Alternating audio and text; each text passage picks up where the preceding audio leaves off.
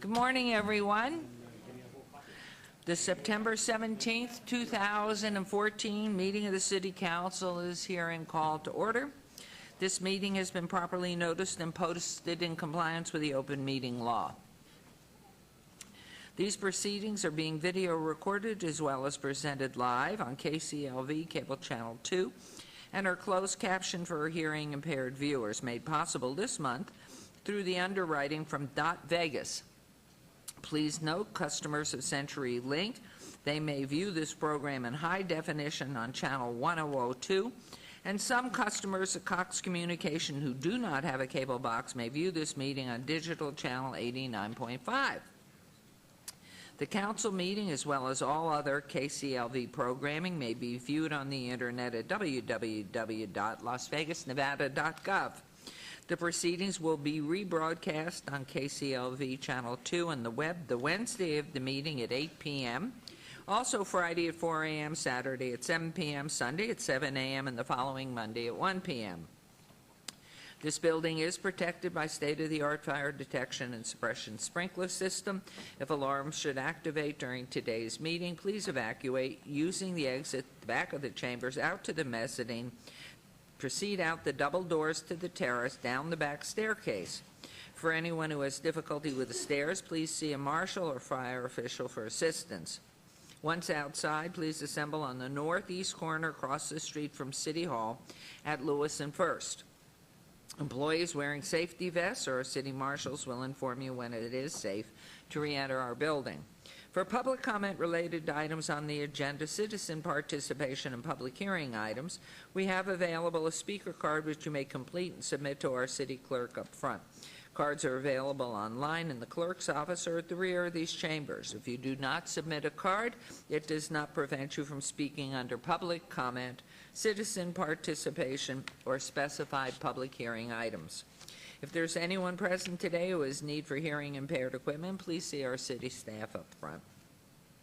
If you parked in the parking garage across the street, did not receive a validation ticket as you entered chambers, please exit to your right and then seek security personnel at the entrance. Before we proceed with the agenda, would everyone please rise for our invocation given by Sanford Sandy Marks Tree of Life Ministry and remain standing for our pledge. Good morning. Good morning.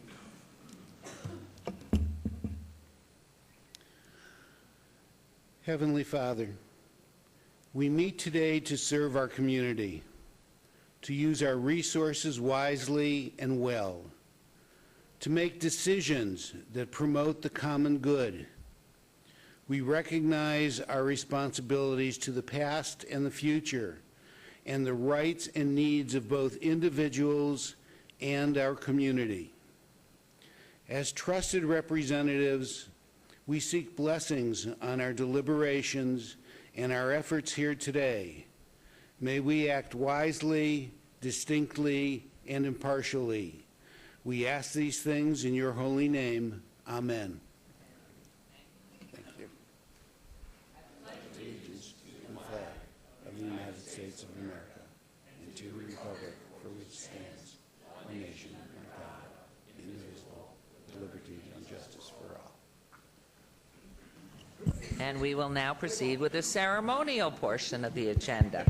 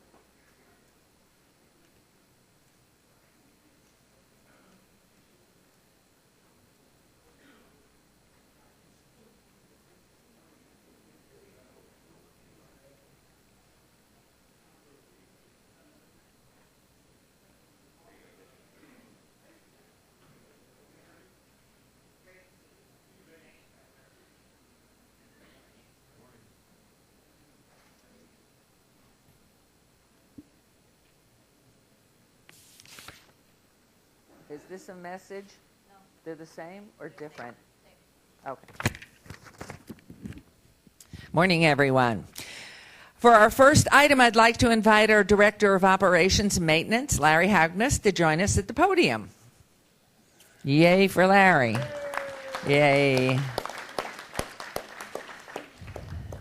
Our employees, as you know, strive to be superheroes in the workplace, meeting our values of ACTION, which stands for achievement, creativity, teamwork, integrity, and ownership now.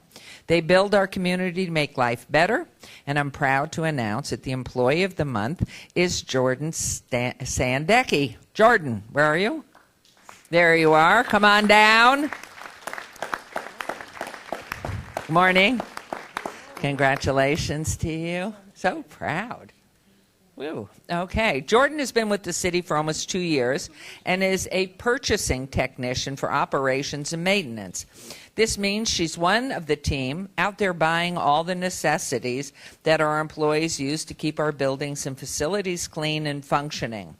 They say, don't sweat the small stuff, but Jordan really does. She scours contracts for the smallest details to ensure that the taxpayers are getting their money's worth on goods and services that the city buys. She works on dozens of contracts and purchase orders with hundreds of individual line items, but she is ever vigilant for even the smallest discrepancy. Recently, Jordan corrected an invoice from a supplier that resulted in a credit for the city of $100 on a $2,000 purchase. While this may be a relatively small amount when it's compared to the city's budget, each dollar, each cent, as we tell our own children, adds up. And we want to thank Jordan for helping us to be responsible stewards of our constituents' tax dollars. Jordan takes ownership in her job and is relentless in making sure things at the city are done well and correctly. On behalf of the entire City Council, it's a pleasure to name Jordan the Employee of the Month. Along with this award, she has received a $100 Visa gift card, compliments of the Clark County Credit Union, a $100 gift card from Mundo Restaurant. In addition, a donation of $100 will be made to the charity of her choice by Superpawn. Jordan has also received various other awards from the City and Council to recognize her great work. And finally, to our left, you will see a street sign with Jordan's name on it. That will be posted in front of City Hall on Main Street. And so, Larry, I know you want to take this time to speak about Jordan. Thank you and good morning. The microphone's yours. Dennis, yours. Thank you, Mayor. First, we want to thank the council and the mayor and the city manager's office for providing this program. It's a great way to acknowledge some of our great employees. I want to thank Steve Kessler for making the nomination. It's always great when somebody in another department makes a nomination for one of your employees. Most of all, I want to thank Jordan, though, for being the great employee that she is. She really approaches her work with enthusiasm and energy that's just hard to keep under control almost at times. But we really enjoy having her around. And plus, I understand she got to buy a new dress because of this, so she's very happy. So. So, all right, with that, Jordan, I'll let you say a few words. Thank you very much. Thank you, Larry. First, I want to thank Steve Kessler for nominating me. It's a complete honor to be recognized, especially so early on in my career with the city. I can't wait to spend the rest of the next 28 years here and doing such good work. I want to thank my husband for having the good sense to move to such a great city that's afforded us such amazing opportunities. And I want to thank Steve Kessler, Operations and Maintenance, and the entire Facilities Management Department for giving me such a wonderful environment in which I've been able to excel and in which I've been able to serve my community to such great lengths. So thank you so much, City Council, for having the program, and thank you for acknowledging me today, Mayor Goodman. Thank you so much. We're so proud. And we look to the future. You would let money go through your fingers very quickly. You spent the $100, bought a beautiful dress. You look wonderful. I can imagine in years to come what a wardrobe you're going to have from the city of Las Vegas. It's grand. And so we do have the Employee of the Month. Jordan, it has your name, has exhibited outstanding performance through achievement, creativity, teamwork, integrity, ownership, and is engaged now. Has exhibited assistance to her fellow employees, department, in the city of Las Vegas. Congratulations, and let's have a picture. You'll be front and center.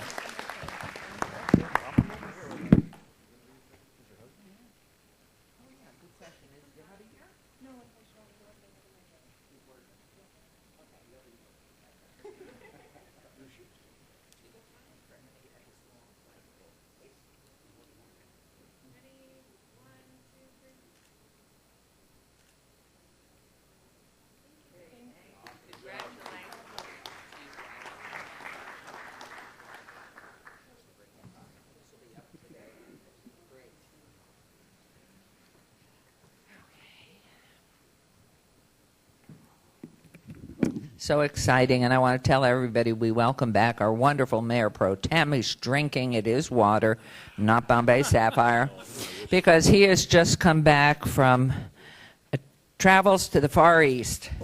Got in at what time? Okay, just very quickly come forward. This is not part of ceremonials, but you got to hear what he's been doing. Well, I went with a city employee and the president of the Korean Asian Chamber of Commerce to South Korea. Went to Seoul and Changwon to meet with the governor out there and develop good relationships between South Korea and Las Vegas to promote Las Vegas and promote South Korea and create jobs out here. So it was a good trip. It was 4 days from here to South Korea and back, so I'm tired. I'm going to go to sleep, so thank you. I'm going to watch you every second. I used to stick a fork in somebody I won't mention, you know. Wake up, wake up. Okay, for our next item, we have Councilman Coffin, not coughing. Councilman Coffin is going to give some really wonderful information about Mexican Independence Day, and we are so proud to see some very wonderful people in our audience. It's yours. Good morning. Thank you, Your Honor. You would have made a wonderful Mexican lady. You may still, you know, in your next life. We are proud today because officially, actually yesterday opened the beginning of Hispanic Heritage Month across this United States. It's been for 40 years a national, really, a recognition of our partnership with Mexico, and also, in a sense, it becomes then a co-celebration with them of their independence. You know, it was hard fought, hard won. No question that it took years to do it. Their independence was brought forth by domination of the old European powers, just like ours, where it really became very, very difficult to do business, that everything was handled by bureaucracy in Spain, and then, particularly after Napoleon took over most of the continent. You can imagine how difficult it was for people in Mexico to live, much less operate. And so, in 1810, the great cry went forward by Father Hidalgo to announce the cry of freedom, El Grito. And our consul, our guest, Julio Hadem, is here today to visit with us and to express to us his feelings about how we work together. Our two countries truly are married now permanently, forever. It is a question, well, 30% of our population now is Latino, of which the vast majority is Mexican. I am of Mexican descent, as many of you know, but my family's been in this country I am the 5th generation. So they walked up before California was even a state. But I can tell you that I still have pride in my heritage and my belief that these two countries will continue forever as partners. And in fact, we count more than ever now on the friendship of Mexico for the security of the United States. Let it not be forgotten. Consul, would you please come forward?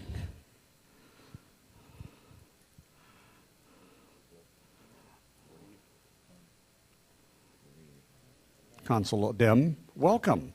Please say a few words if you would like.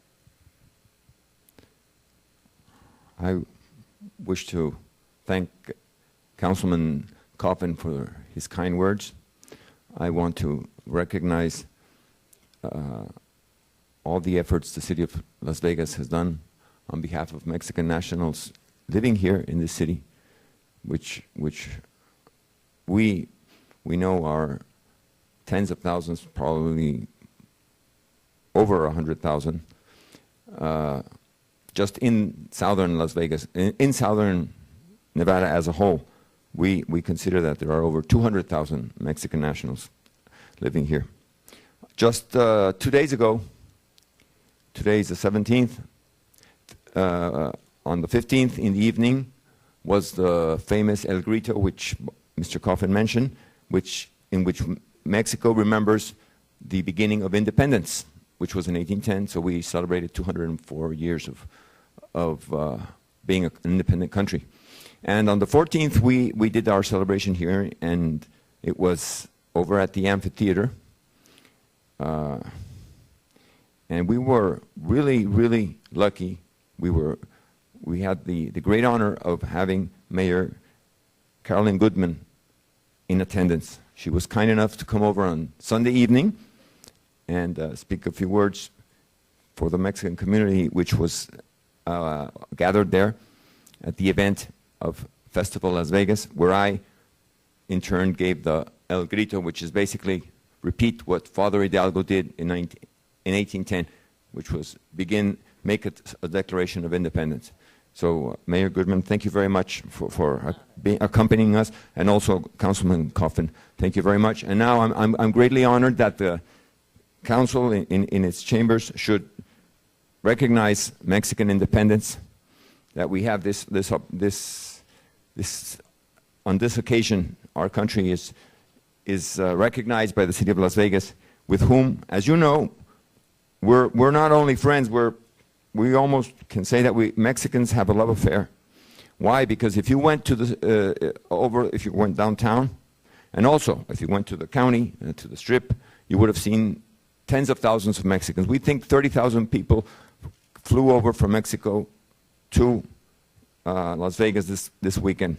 We had the most important singers in the country, Alejandro Fernandez, Luis Miguel, Emmanuel.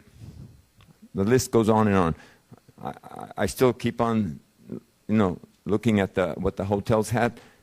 They all had the most important Mexican singers and entertainers, and it was Mexican tourists bringing in those dollars for the local economy. So Mexicans love Las Vegas, and if the city keeps on developing its own hotels here in the Fremont area, we'll have more tourists here, and we won't have so many concentrated in the Strip. That's what we're looking forward to. So this is all I want to say. I'm very glad to work here in Las Vegas as a consul. I'm permanently posted here. My offices are a few blocks from here. I'm at 6th Street at the corner of Hoover, 823rd 6th Street. You can find me every day from more or less 9 to 6 p.m. So that's it. Thank you very much, and have a great day. Consul, stay here. There's more. We are very proud to present today a proclamation which, summing up, essentially says how important your countrymen are and how important you are to the survival of our community. Without the Mexican Americans here, I don't think you could have built Las Vegas as inexpensively as it has been done. And in fact, it's not arguable. It is a truth. Ask any contractor. Inspired by the concepts of liberty, equality, and democracy, coupled with the fear that the Spanish were invading, the War of Mexican Independence began on the morning of September 16th, 1810, in the town of Dolores, Mexico. And the famous speech given by Father Miguel Hidalgo, known as El Grito de Dolores, or the Cry of Dolores, was the first call to fight for liberty. And whereas September 16th, 2014 marks 203 years of independence from Spanish rule, and whereas on Mexican Independence Day, Mexicans commemorate El Grito de Dolores within every plaza of Mexico, ringing bells and reciting the speech. And whereas in Mexico, festivals are held with an array of food and entertainment, including authentic cuisine, mariachi performances, Mexican flags, and art, whereas Mexican Independence Day is an opportunity to celebrate the thousands of Mexican Americans in Las Vegas whose abilities and contributions strengthen Las Vegas economy, enrich Las Vegas diverse culture, and invigorate the Las Vegas community. And therefore, the mayor and the Las Vegas City Council do hereby proclaim in the city of Las Vegas Mexican Independence Day, 16th of December, 2014. Congratulations to you.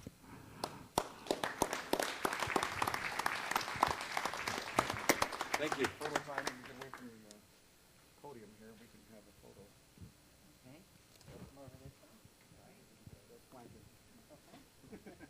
Okay, we'll come over to the left. All right, everybody smile. I'm fine. I'm right here. I'm checking that.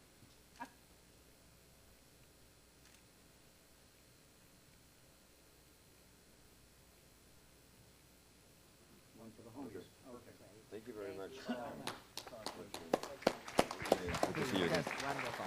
Thank you. And I want you to know that 44% of the Clark County School District is Spanish-speaking, Latino. And so 44% of the Clark County School District.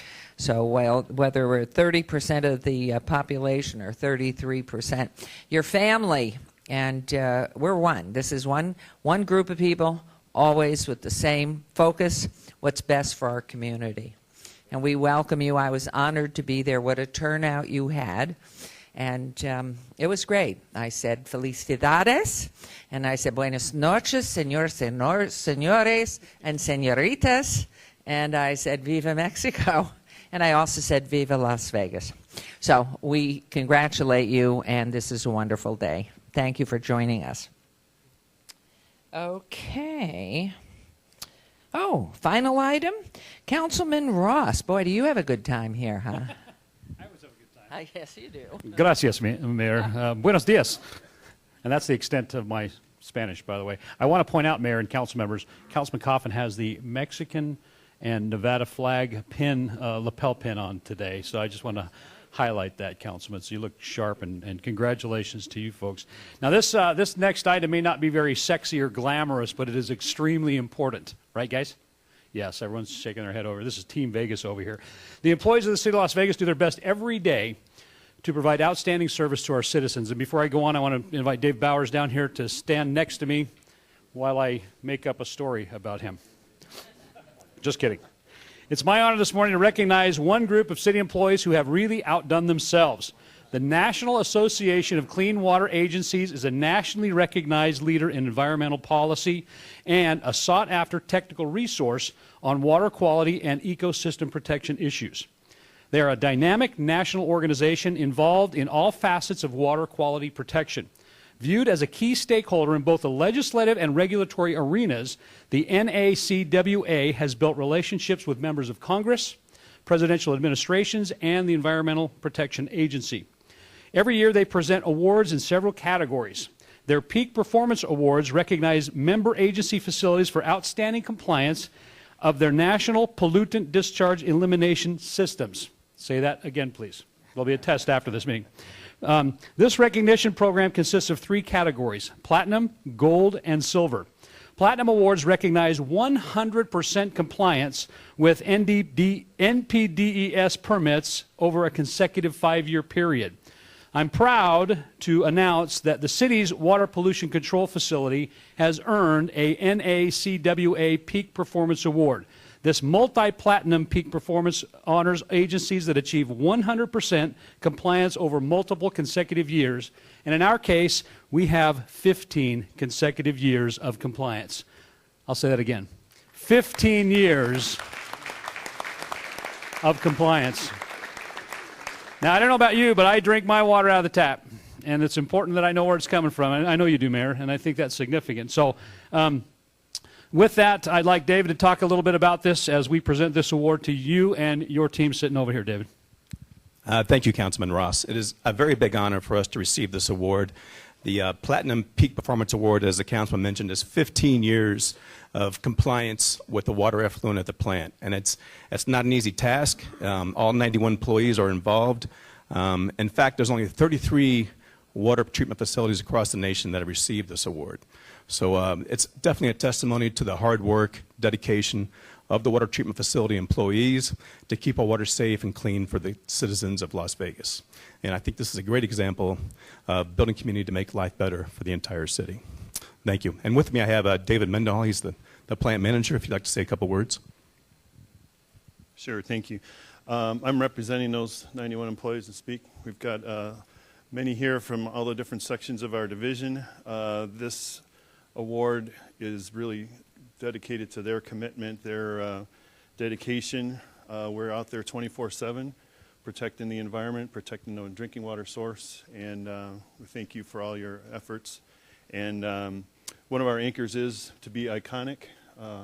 You may not think of a treatment plant as iconic, but we're one of the best, and so we're very iconic for the city of Las Vegas. So thank you. Thank you very much. Now, do you mind if I bring the team up here? Why don't you all come up here and come up here and stand with the mayor and the city council, and I'll push this out of the way. And I'm going to hand you the microphone, and each of you just hand it down and introduce yourselves. Robert, you first. Robert Levesque. I'm a maintenance mechanic at the plant. Lee Jaskowski, Senior Maintenance Mechanic.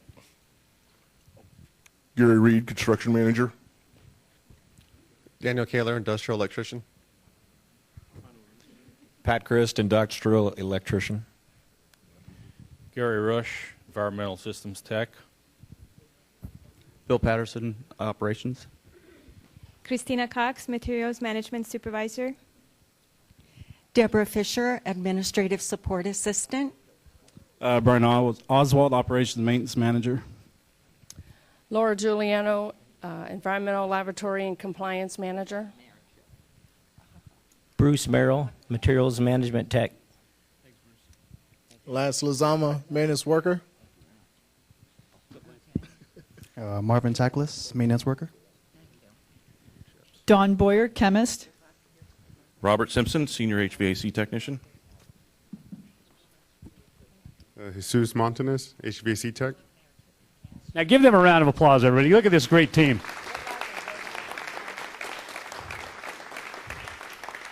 This is the team that keeps our water clean. Am I right? You're right. All right. Thank you guys so very much for what you do. Having grown up here, my mother always say, the water is just better out of the tap. And now I understand what she meant by that, because Mayor, both of us and probably all of us enjoy that wonderful clean water that comes out of our tap. So thank you very much for your dedication to the city of Las Vegas and to our residents. And how about a picture of good luck?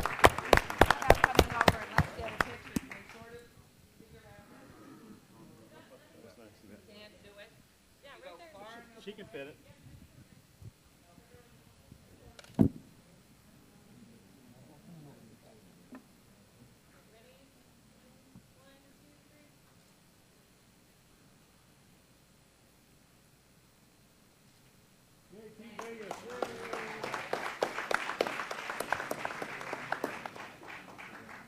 Thanks, everybody.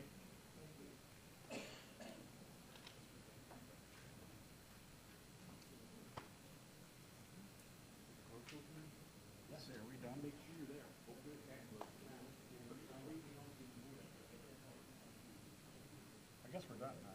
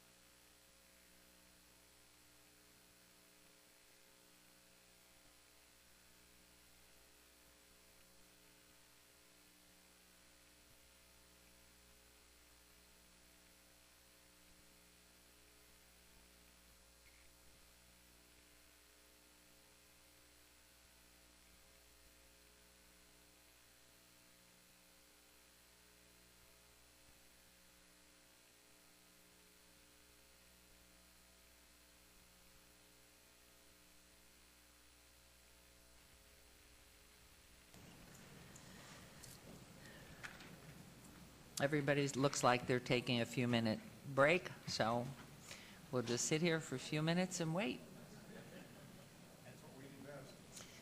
We do wait. We do know how to do that.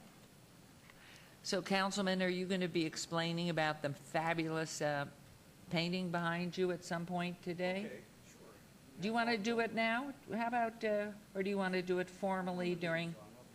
Pardon? Slow point in the meeting, maybe during the. It's magnificent. It's magnificent.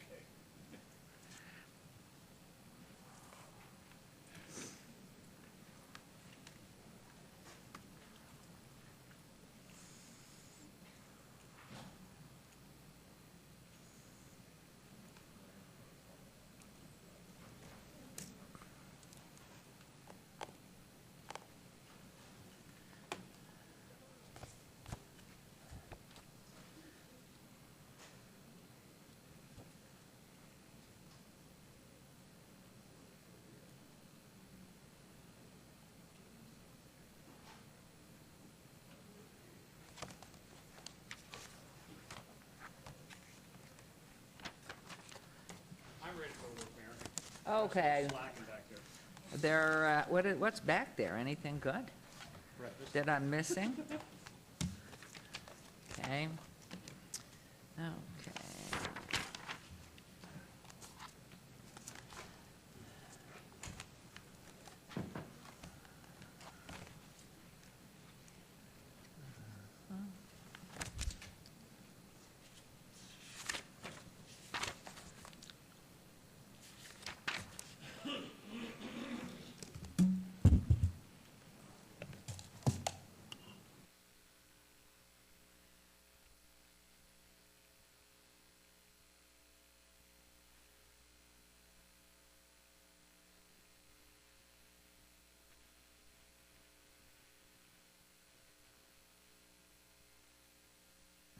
And Mayor, while we're waiting, Alan?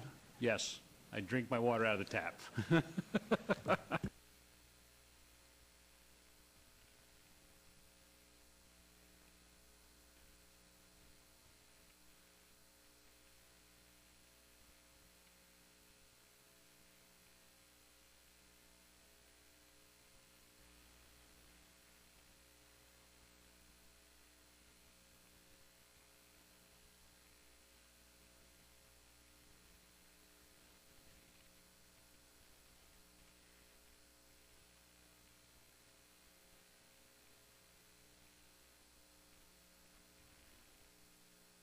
Okay, here we go, everyone. Agenda item 8.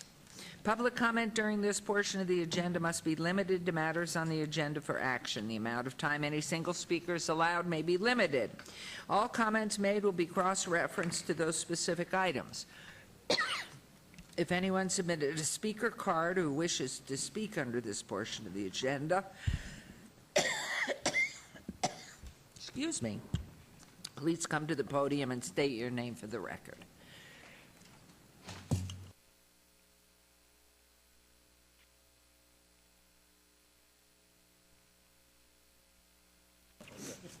Good morning. Yes, please, and be sure to state your name. My name is James Thompson. Excuse the glasses. I would like to be heard on the topic of last night's meeting in Ward 6. Will you hear me? Well, if you want to speak now, but you can speak again at the time that we have our presentation this morning. Well, frankly, there are a couple of different issues, and I thought perhaps I could cover one basic issue now, Okay. which is really quite germane to the ceremonies this morning.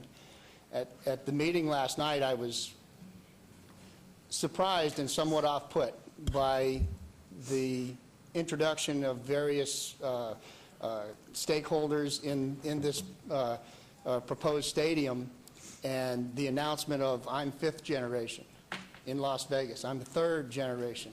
Elected officials, been here 50 years. I found that a little off-putting, and here's my reason why. I'm second generation in this country. My grandparents came here from Ireland. I learned descent at their knee. And descent, Mr. Councilman Barlow was kind enough to express his respect for that descent. And I want to point out that while I am second generation in this country, my bona fides are that my family have served in every conflict war since 1917. We've done our part. So I feel as though while people felt it important to establish their plank ownership of the city, I have done my share. My family is well acquainted with the necessity to serve this country. And I just wanted to make that point, and I would like to speak later Wonderful. on the item. Thank you so much. We appreciate it and appreciate your comments. And we appreciate everybody. If they even came to our town yesterday, we just love it. So anyone else, please come forward and state your name. Okay, I'm hearing and seeing no one. We will move on to agenda item number 9. For possible business items, for possible action, any items the council staff and/or applicant wish to be stricken, table, withdrawn, held in advance to a future meeting may be brought forward and acted upon this time.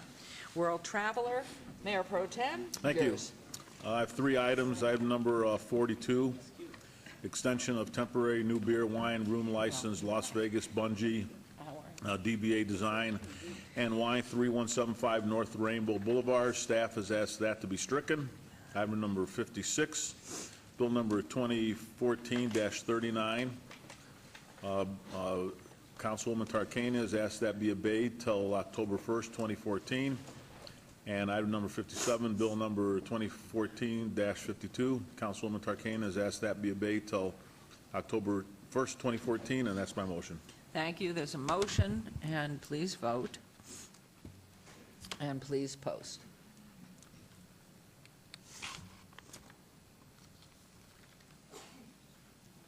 Councilman Barlow, thank you.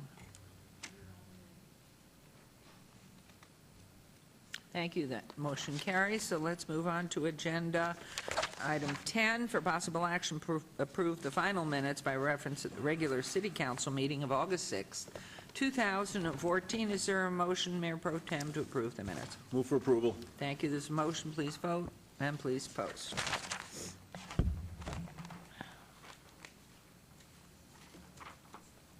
Motion carries. Thank you very much. All right.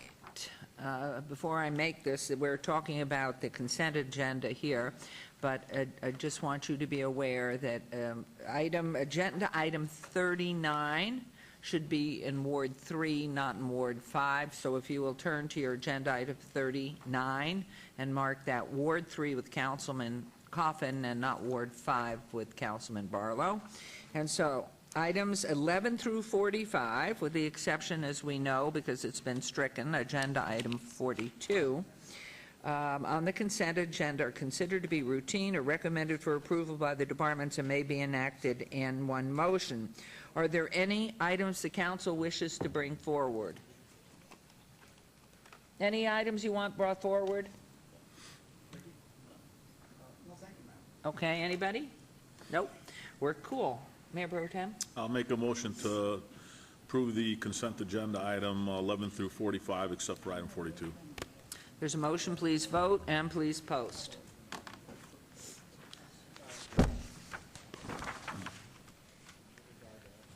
That motion carries. Thank you very much. Move on to agenda item 46. This is administrative abeyance item. Report by Tom Perigo, City of Las Vegas, Chief Sustainability Officer on the city's sustainability initiative in reference to all wards. Good morning. Good morning. Thank you, Mayor, Council. Good morning. So we're going to cover two of our... You have to repeat your name. I'm sorry, Tom Perigo, Acting Planning Director and Chief Sustainability Officer, City of Las Vegas. Previous presentations, we've talked about some of our recognition we received. We've talked about our waste and recycling program. Today, we're going to talk about water and energy. And I have with me to start off talking about our progress with water conservation, Mr. Doug Bennett, who is the Conservation Manager for the Southern Nevada Water Authority. What I'd like to do is turn it over to Doug so he can give you a perspective community-wide. I think it's very important that we understand the progress we've made and kind of where we are in terms of water in our desert community. And then I will talk specifically about the actions the city's taken and the progress we've made on your sustainability initiative. So at this time, I'd like to turn over to Doug. Thank you. Good morning. Thank you, And Tom. please, if you would, repeat your name and your affiliation, too. Good morning, Mayor Goodman, members of the council. I'm Doug Bennett. I'm the Conservation Manager for the Southern Nevada Water Authority. I thought it was appropriate that you had your water reclamation team up here this morning, as you did at the last meeting I attended when we were obeyed. They're an important part of the Southern Nevada Water Authority's strategy for managing water valley-wide, and we've enjoyed a very successful partnership with the city of Las Vegas and achieved a great deal of success in water conservation. As you can see from this long list that I'm not going to go through, we have an enormously successful water conservation program with many, many elements in it. We are probably the premier city in North America in terms of our water conservation efforts, and our citizens are responding very positively to these programs. Our flagship program, as Councilman Coffin knows, is our Water Smart Landscapes program, where we pay people an incentive to convert their lawns, their ornamental lawns, to desert-appropriate landscaping. And since about 2001, we've invested more than $200 million in that program. That program has saved more than 78 billion gallons of water, most of which has been banked for Southern Nevada's future use. We've converted more than 170 million square feet of turf grass through the efforts of the citizens throughout the city of Las Vegas and the other communities, and that has saved, through the avoidance of pumping that water, more than 508 million kilowatt hours of electricity's production and use. To give you an idea of how much grass that is, if you put all that grass into one single 18-inch wide strip of sod, it would reach nearly 90% of the Earth's circumference. So we're going to have a big celebration when we get to 100%, I'm sure. This is an example of some of the work that's been done. So that we're looking at a portion of Angel Park Golf Course. This is one of the city's facilities. They are really one of the jewels in terms of the golf industry's response to water conservation. So we're looking at it, an aerial photo in 2002, and I want you to see the kinds of changes that they've made. It's leaner, it's greener, and if you're not a great golfer, maybe it's a little meaner. I don't know. But it's hundreds of millions of gallons in savings. And in fact, you'll be entertaining an agenda item for an additional agreement to finish up the work on this golf course to finally get everything done that they hope to achieve through this conversion program. Mayor, if I may, Mayor, would you go back to the previous slide, the 2002 slide? Sure. The one prior, yeah, right there. Do you want to see the transition again, Councilman? Yeah, there we go. So really, this is happening all over the valley. The golf courses are saying, where do our golfers play the ball and what's purely decorative? And let's change what's decorative, and that's made a huge difference. You know, through the efforts that your planning department is making and the planning departments of your peer agencies throughout the valley, we've come a long way also in how Las Vegas grows. We were often criticized for our fast rate of growth and water scarcity, but you can see here that the Las Vegas metropolitan statistical area has the highest population density of any interior western city. And so while people like to tout the policies of Portland and Seattle and some of the other communities, we are growing a very water efficient city here in this region. To give you an idea of what that means on the household level, this is the water use pattern of a home that was built in the early 1990s. And so we know that a lot of good things happened in water policy in the 90s. We changed the way toilets and shower heads and washing machines and other devices work. So we would expect the homes we built in the early 2000s to perform better than this, right? That's the homes we built in the early 2000s. We weren't making a lot of progress, to be frank. But let's look at what happened after we implemented the policy regulating the way landscape was designed in this valley. We did that in 2003. This is how those new homes perform. So we certainly are a water smart community, and many people are interested in what we're doing here. And we also have a class of homes that are labeled homes that go to a higher standard through a voluntary program called Water Smart Homes, and they perform like that. And so Las Vegas really is a national leader in terms of smart development as far as reducing our water footprint. I wanted to point out that through the efforts of your team that you had up here being recognized, we reuse about 40%, we reuse every gallon of water that comes back to one of our water reclamation plants. And we either directly reuse it or we indirectly reuse it by returning it to the Colorado River, as Councilman Ross pointed out. So for every gallon of water resources we have available to us, we actually get 1.7 gallons of use.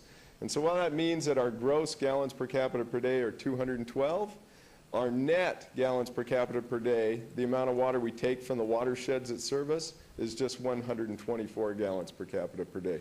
So we've made tremendous progress both in conservation, reuse, and general protection of the resource.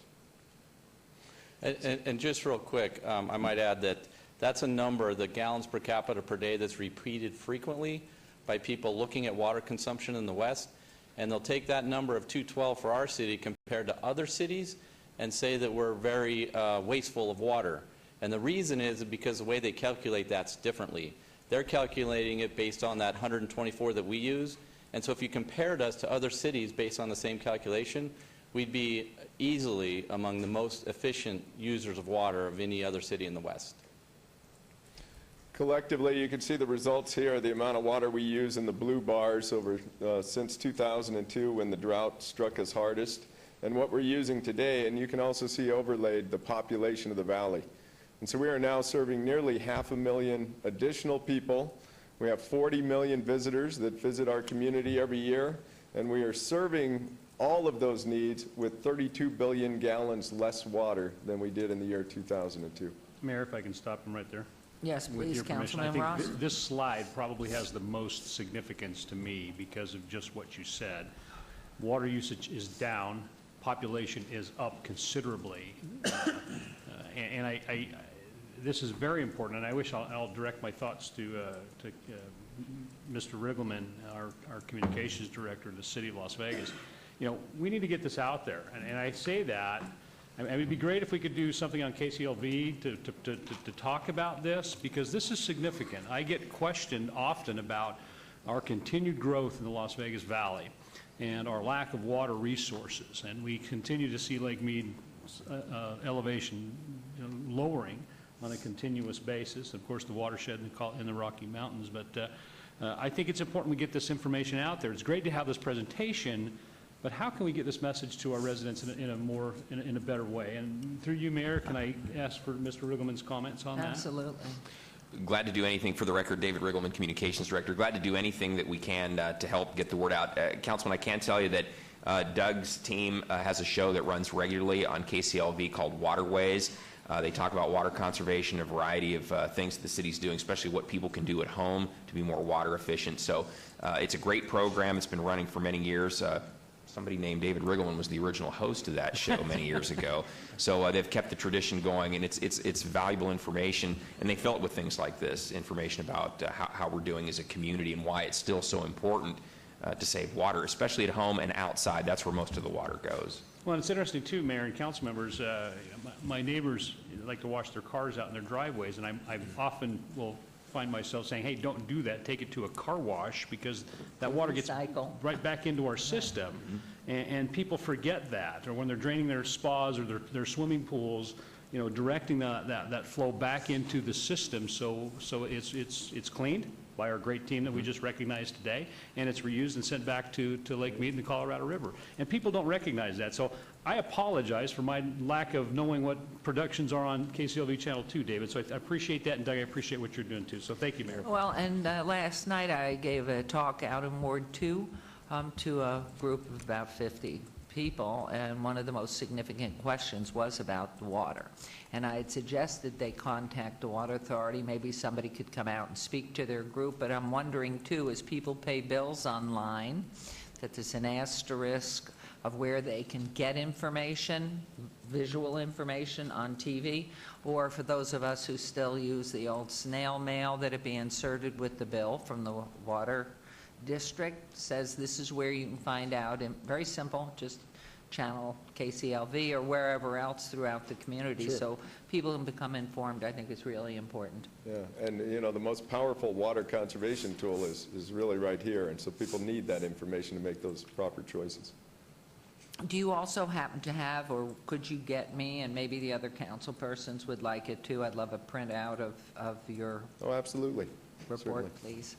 Thank you. I have it right here, Mayor. Oh, I can great. hand it Thank out. you. One other point I'd like to make before I talk about the city efforts is that this is a really important slide because it shows that we've been able to accommodate growth with fewer resources and maintain our quality of life and our economic viability and so on.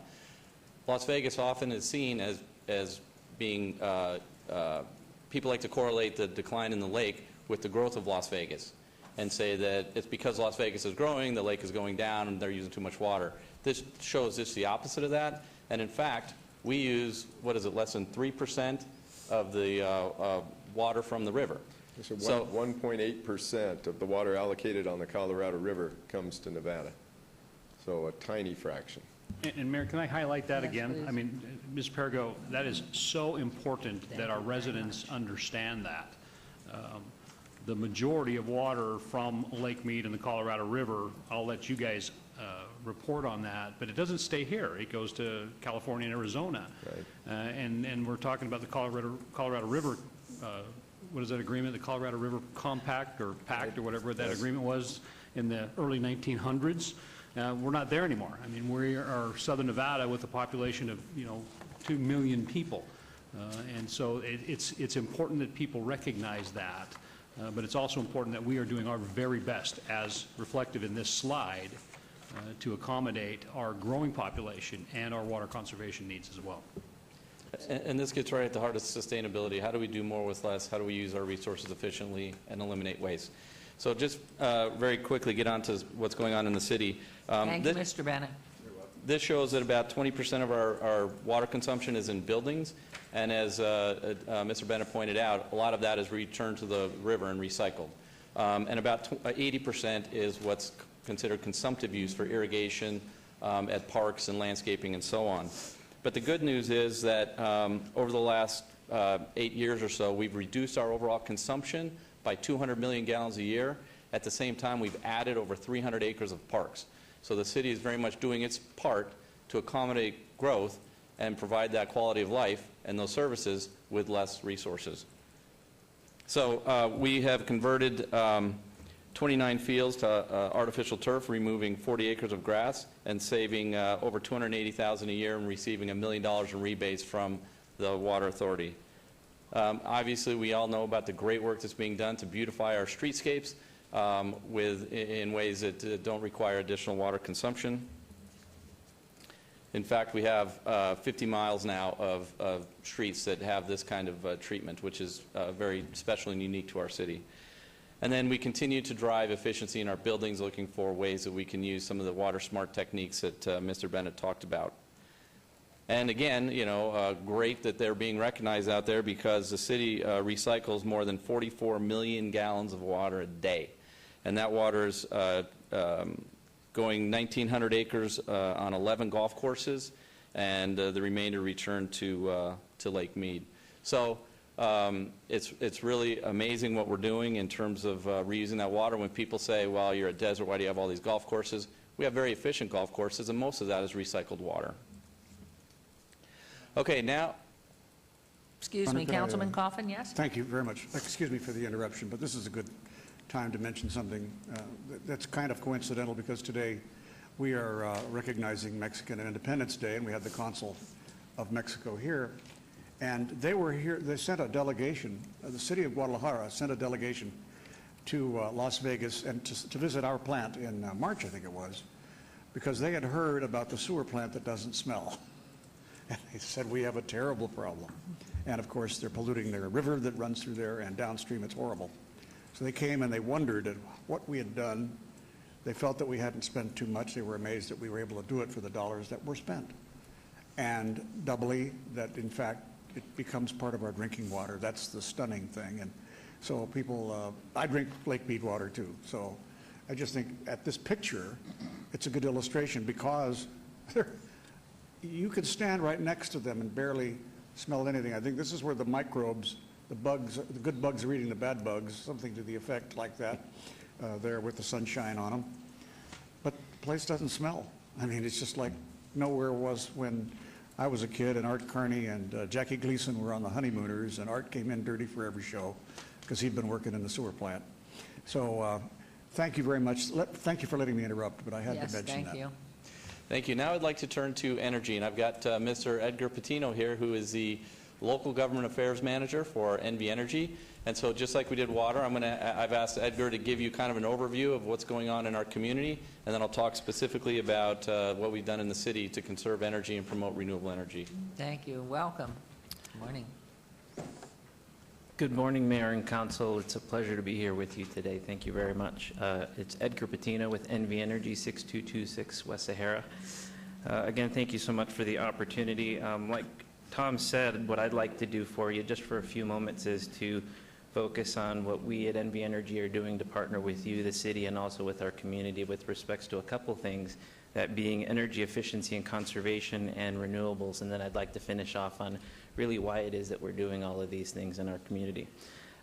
If you look at the first slide, I'd like to first just describe quickly to you the Sherbet program. The Sherbet program is an NV Energy program that offers cash incentives and technical assistance to commercial customers to help them improve energy efficiency and save money on their utility bills.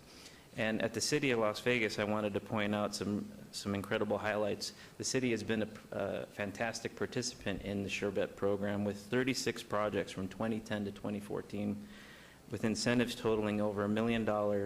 And this is a great number. Those are basically accruing for savings in your annual electricity bill at the city of about $4 million a year.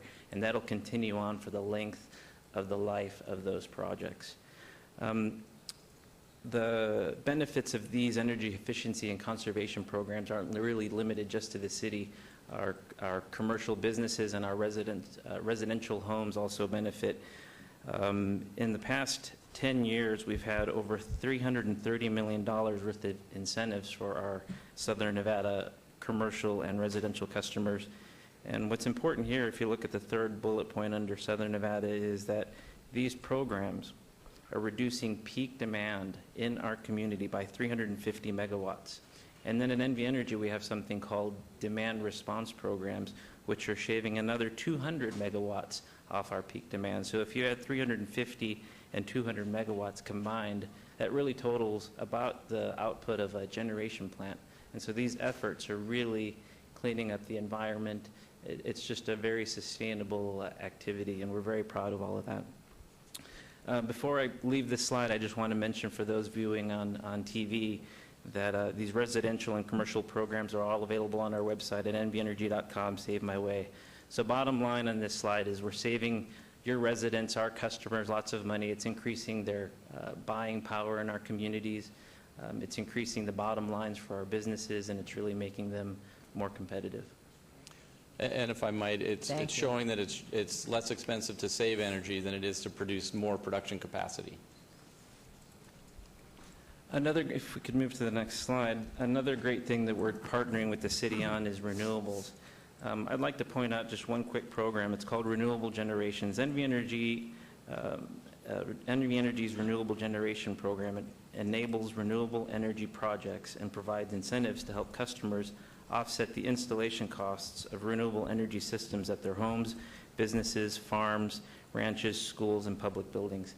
Again, here the city has been an absolute leader, a great participant in the program. You've participated in 31 projects. The solar trees just outside is a very large program that you participated in. And those incentives have totaled $8.5 million, and you've reached a capacity of generating 2.1 megawatts. Just incredible. And again, these programs are also offered to our residential customers. And so in the past decade, we've provided incentives for this program over $90 million to our community. And that is generating about 25 megawatts of energy in our community. And again, these programs are available to our residential customers. They're open currently.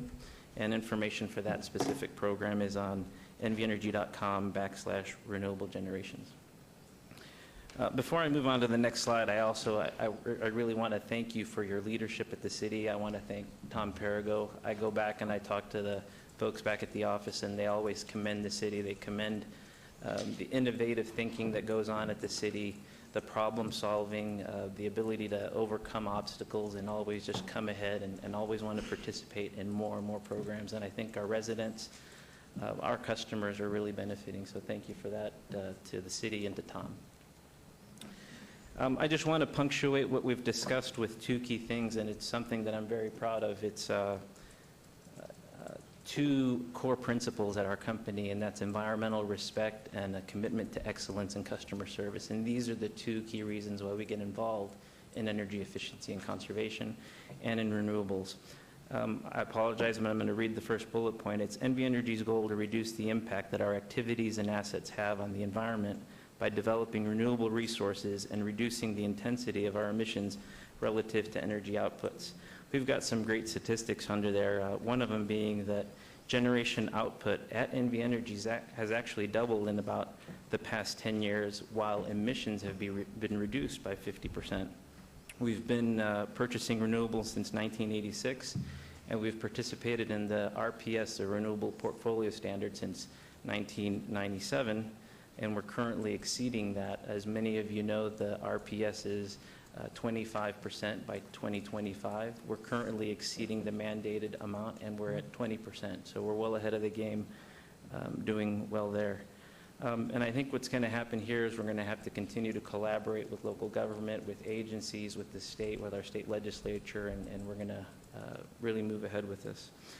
And bottom line for this slide is we're moving towards, NV Energy is moving towards a more sustainable and less carbon-intense portfolio, while at the same time creating an economic benefit to the state.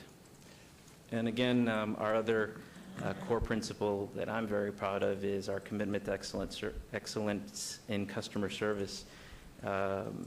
We're doing a lot of things with customer service, including improving call center and web experience, increasing our customer engagement and services. You'll see that by the end of the year, in 2014, we will double the locations where our customers can make payments across the city, whether it's with kiosks or shop and pay locations. And we're very interested in keeping prices as low as possible. You may have noticed in the media and the news that we recently filed our smallest general rate case before the Public Utilities Commission in more than a decade. And in the coming days, it is our hope that that general rate case will basically be stipulated to a $0 increase, which would be fantastic. And as we've been discussing, it's our goal to help our customers control their energy use and cost. Oh, sorry about that. And for our customers to really access a lot of these different programs, the key is just basically going to be to have them go to our website and sign up for My Account. And then finally, I just wanted to highlight another customer service event that happened just this past weekend. We had over 2,000 of our customers show up to the Cashman Center, and we helped out literally thousands of our seniors, and we provided, I believe it was about $150,000 plus in energy assistance, and so that was a fantastic program, great showing. Great, thank you very much. Appreciate the report. Before we go off of the regional, there's a couple things I wanted to highlight on this slide. That first bullet, all generation added since 2005 in Southern Nevada employ dry cooling units and are zero water discharge to the environment. The nexus between water and energy is a huge issue, particularly in the West. There's a lot of research and a lot of work being done to try to solve that, because generating energy is very, very water intensive, but we've solved that. We are a model for that, because obviously the less water we use to generate energy, the better off we are in our environment. That is a huge thing. And then this other one, generation output has doubled, and emissions have been reduced by more than 50%. Again, doing more with less, more efficiently, eliminating waste. We really are a model community and a leader in many ways. Okay, here at the city, since we started implementing the Sustainable Energy Strategy, a resolution that you adopted in 2008, we've invested $67 million in energy conservation, renewable energy. It's a bit staggering to stand back and think of what we've done over the last 6 years. This has helped us to save money, reduce our emissions, and create economic activity. And we've done it by leveraging $17 million in grants and rebates, some financing, low interest rate financing. These investments overall will be paid off in about 12 to 14 years, but the payback on just the portion that the city's invested outside of the grants and rebates is just under 10 years. So we've cut our costs by about $5 million annually. And here's just kind of shows our energy consumption over time, going back to July of 2005. You can see how we continue to reduce our consumption over time and save money. I threw this slide in there because another part of this program is we've become a lot more sophisticated in how we look at our energy consumption. If you look at these three charts, each one of them shows energy consumption at one of our major parks. The shaded areas are peak pricing, so that what we're trying to do here is understand when can we generate energy using solar, and when do we use energy, and how does that compare to the cost of energy. And so all I wanted to point out is we're getting much more sophisticated about how we do that. So if you look at that very top one, Ed Fountain Park, that sort of larger shading in the middle area there, that's the peak price. That's when energy is its most expensive. And if you look at the part of the graph underneath that red curve there, just a small sliver of that salmon color, we'll call it, that can account for 40 to 50% of our total energy costs just because we're into that peak period for maybe 5 minutes, 10 minutes. And so we're starting to understand that, incorporate that into our pricing and how we operate our facilities. I just wanted to highlight that as another benefit of all the attention we've been placing on energy conservation. This just shows our energy production since 2012, and you can see we've increased our total solar generation quite substantially. So here's a look at the targets we set in 2008, the resolution that you adopted, the Sustainable Energy Strategy. Renewable energy, we set a target of 3 megawatts by 2011 and 7 megawatts by 2015. Today we're at 6.2 megawatts, and we have more projects coming online. I'm pretty optimistic we're going to hit that 7 megawatts by the end of 2015. Renewable energy portfolio standard, that's just sort of how we described what portion of our energy comes from renewable resources. You can see our targets, 2020 to hit 20%. Today we're in 2014, we're at 26%. So we've gone past that target already. Carbon footprint reduction, that's our CO2 emissions. We set a target of a 20% reduction by 2020. Today we're at 32.6% reduction. And this is quite substantial. This takes us back to about the amount of emissions that we had in 1997 or 1996. So when you think about all the growth and activity that's occurred over that time, again, doing more with less, more efficiency, less waste. That's what the sustainability program is delivering to the city. The other way of thinking about this is elimination of waste. If you think of carbon emissions as a measure of productivity and waste, we're able to do the same productivity with fewer emissions. We've eliminated all that waste. We've gotten some national recognition. We have pages and pages of recognition, but here are just some of the top ones. Of course, the U.S. Conference of Mayors Climate Protection Award. That was an amazing award to be the #1 in the entire country when you consider we beat out some of the largest top cities in our nation. In 2012, the United States Chamber of Commerce, along with Siemens, recognized us as a finalist for Sustainable Community, which is significant because Ted Olivas went to Atlanta to receive that award at a banquet that had some of the world's largest corporate leaders in attendance, as well as some government leaders from around the world. So they're seeing this message of Las Vegas being a very innovative, very sustainable place, a great place for investment. American Public Works Association gave City Hall a Project of the Year. The Association of Energy Engineers recognized our solar program. Crown Community Awards for leadership and sustainability. And recently, the League of American Bicyclists recognized us as a bronze bicycle-friendly business. And there's been a lot of partnerships. You know, when we had the retreat and Bruce Katz talked about innovative cities and what it takes in that network of leaders coming together from the public and private sector to really promote and create an innovative place and a great economy. And that's what's happening around this whole idea of sustainability. Through an organization that the mayor sits on their board of directors, Green Chips, we have all of the largest resorts, the utilities, local governments coming together trying to understand how we can do more with less, create a more efficient economy, and ultimately make us a more sustainable community going forward. And so those kinds of interactions are really making a difference. People, I talked to Cindy Ortega from MGM Resorts, and she goes around the country meeting with people on sustainability, talking about what's happening because she knows what's going on because we work together. Gwen Magita from Caesars. I mean, the list goes on and on. We share this information about what's happening in our community around the country and indeed around the world, and that makes a difference in terms of a perception about the kind of community we are. And of course, NV Energy, I can't say enough about our partnership with NV Energy and the Southern Nevada Water Authority, Las Vegas Valley Water District, in terms of participating in these programs and bringing these resources to help us get this work done. That's really been fantastic. So, where do we go from here? This chart shows on our energy pillar. If you think about how you increase conservation, increase renewable energy, you start to squeeze out that middle part and you start to get close to what you would call a net zero city when it comes to energy, right? So you can see at 2015 we've got a little bit of a ways to go, but believe it or not, with an investment close to what we've already invested, we could get to a point in 2025 through conservation and additional renewables where 80 or 90% of our energy is coming from renewable resources. When you look at water consumption over the last 6 years, you can see that top light blue shaded part is what's consumed in buildings, and then everything below is what's consumed in parks and irrigation. That bottom band there, the darker blue, that's coming from groundwater. We have about, let me make sure I get my numbers right. We have about 1,900 acre feet that we can draw every year, and that's what's represented in that blue band. I'm sorry, what's represented in that blue band is about 750 acre feet that we're currently drawing from groundwater. We have the capacity to draw about 1,900 acre feet, so more than doubling that portion of our park and irrigation coming from groundwater. So but that takes tremendous investment. So we're looking at the best ways to use that resource.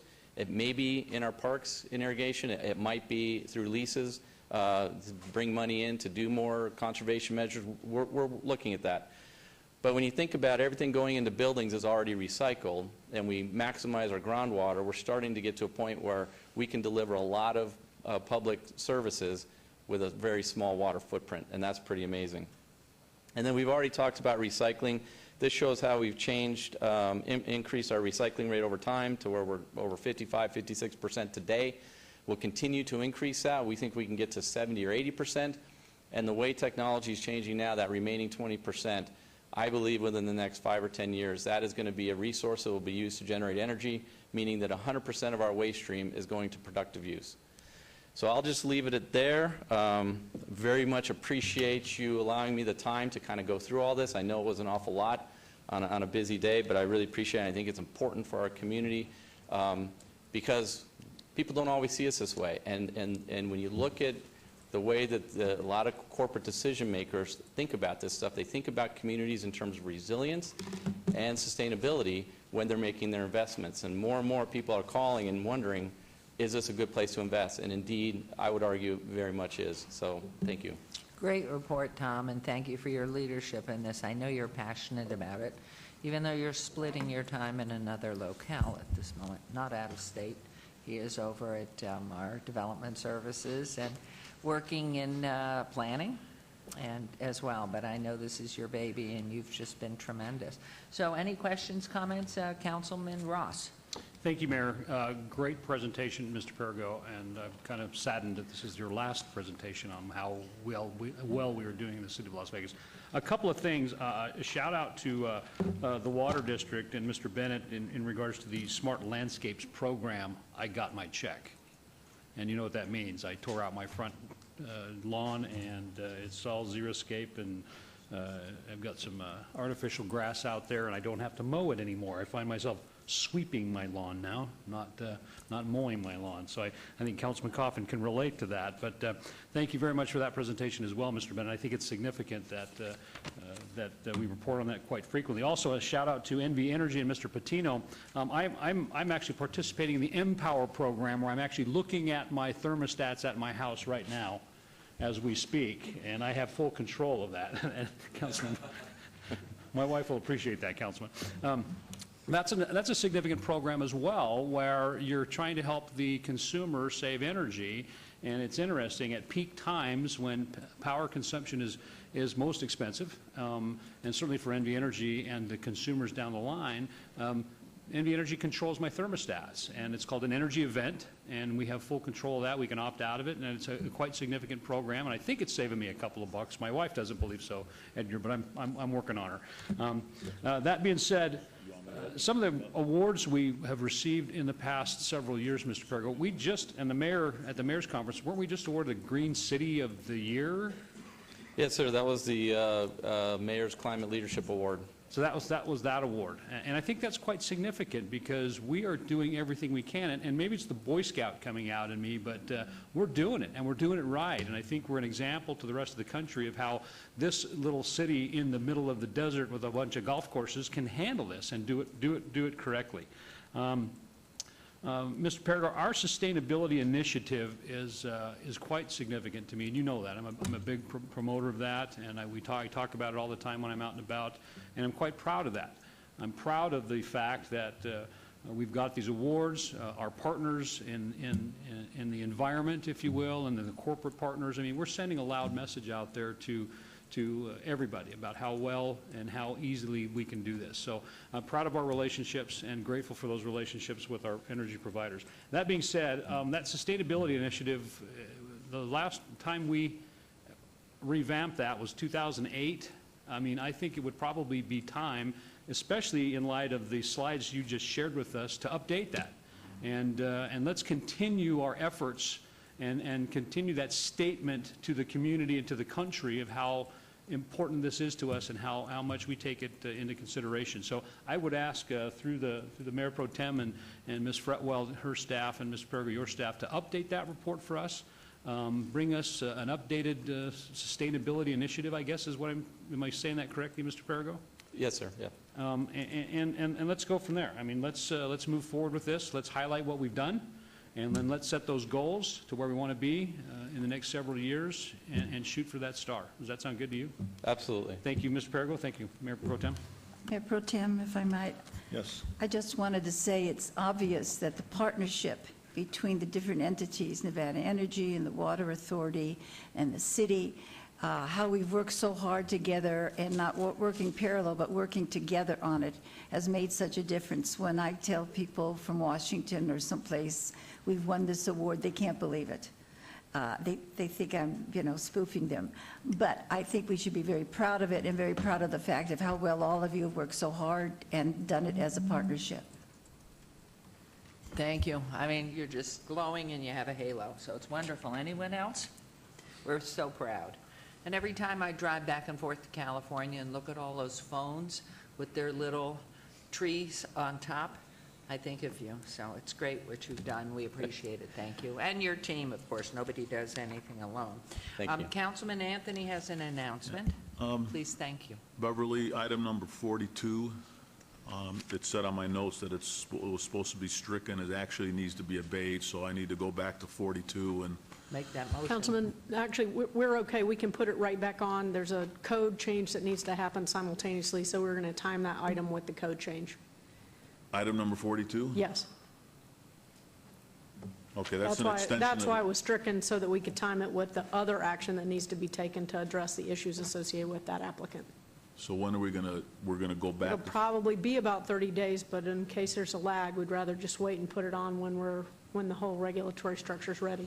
So we don't. Well, Councilman Barlow wanted it abate for 30 days, so. That's fine. It's up to you, Councilman Barlow. I'm slightly confused because I didn't understand about the issue. Is there an additional issue attached to this item? Maybe Mr. Cervantes can come forward and explain what's going on with the item, but I would suggest that you rescind your action, recall it, and then we can talk about it and then go from there. Okay, so let's, Beverly, if we go to item number 42, and I'll make a motion to rescind the previous action, which was to strike the item. Okay, there's a motion. Once we find it, there will be a motion to rescind and open it back up. Agenda item 42, for those of you that was in the consent agenda, there's motion. This is to bring it back, so please vote and please post. That motion carries. Councilman? Okay, item number 42 is open. Let me just read that into the record so everybody knows what we're talking about. Item number 42 for possible action to approve an extension of a temporary new beer, wine, room license, Las Vegas Bungee Design and Wine, 3175 North Rainbow. It's in Councilman Barlow's ward. So item 42 is open. Okay, Councilman Barlow, do you want to come, may we hear from Mr. Cervantes first? Yeah, yes, that's fine. And also, Okay. Betsy, if there was something additional than what we discussed yesterday, I Councilman, need to hear that as well. Jorge and I miscommunicated. I thought there was a required code adjustment. Apparently, it's related to the neon signage. 30-day abatement is perfect. Sorry, we had a miscommunication. Okay. So okay. 30 days is great. Okay, then my motion will be to move this item for 30-day abeyance. Okay, there's a motion made by Councilman Barlow. That's October the 15th? Okay. Obey to October 15th council meeting. Please vote and please post.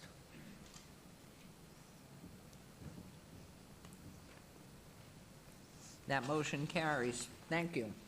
We will move on to agenda item 47. Report regarding an update on the status and negotiations between the City of Las Vegas and the Las Vegas City Employees Association. This is in reference to all awards. Good morning, Mr. Mayor, council members, Michael Scalzi, Human Resources, Employee Relations. We're here to give you a quick update on the status of our negotiations with our city employees. Before I start, I want to tell you that this information has been reviewed with and provided to the CEA Bargaining Committee, so they do have it. In addition, when the information was provided, we did extend the invitation for them, all of them, or any of them, to join us here in making this presentation to you. And since I still see some here in the audience, that invitation still stands in the event they do want to come up. Thank you. All right, we have had 21 full bargaining sessions since the start of negotiations. We opened negotiations in January of 2014. The CEA declared an impasse at the 20th bargaining session, which was on August the 25th. They had declared a prior impasse back in June, but we worked our way through that. That was on the economics, and we've resolved those issues. We are now obligated to have 2 more meetings since the declaration of the last impasse. One of those meetings has already occurred, and the next and final meeting is scheduled for September 22nd, which will be this coming Monday. After that, if we do not settle this agreement, then we would proceed to mediation, to fact-finding, and to arbitration on the remaining articles that we have not yet tentatively approved. Want to let you know that the economic provisions of this agreement have already been tentatively agreed to. The remaining 5 items that are open are all language articles. We have also already agreed that any financial adjustments, like hours restoration, base wage adjustments, will be effective with the successful execution of this agreement, which means after it is ratified by the membership and approved by the City Council. This is a chart that basically shows those items that have been approved and those that are outstanding. So anything that you see in green has already been tentatively approved. The ones in the yellow are the language articles that are still outstanding. So of the 35 articles, 30 have been tentatively approved and 3 remain open. These are the 5 language articles that are currently in dispute. I've summarized them for there for you, but I'd like to expand on them so there's a little bit better understanding of what's still in dispute.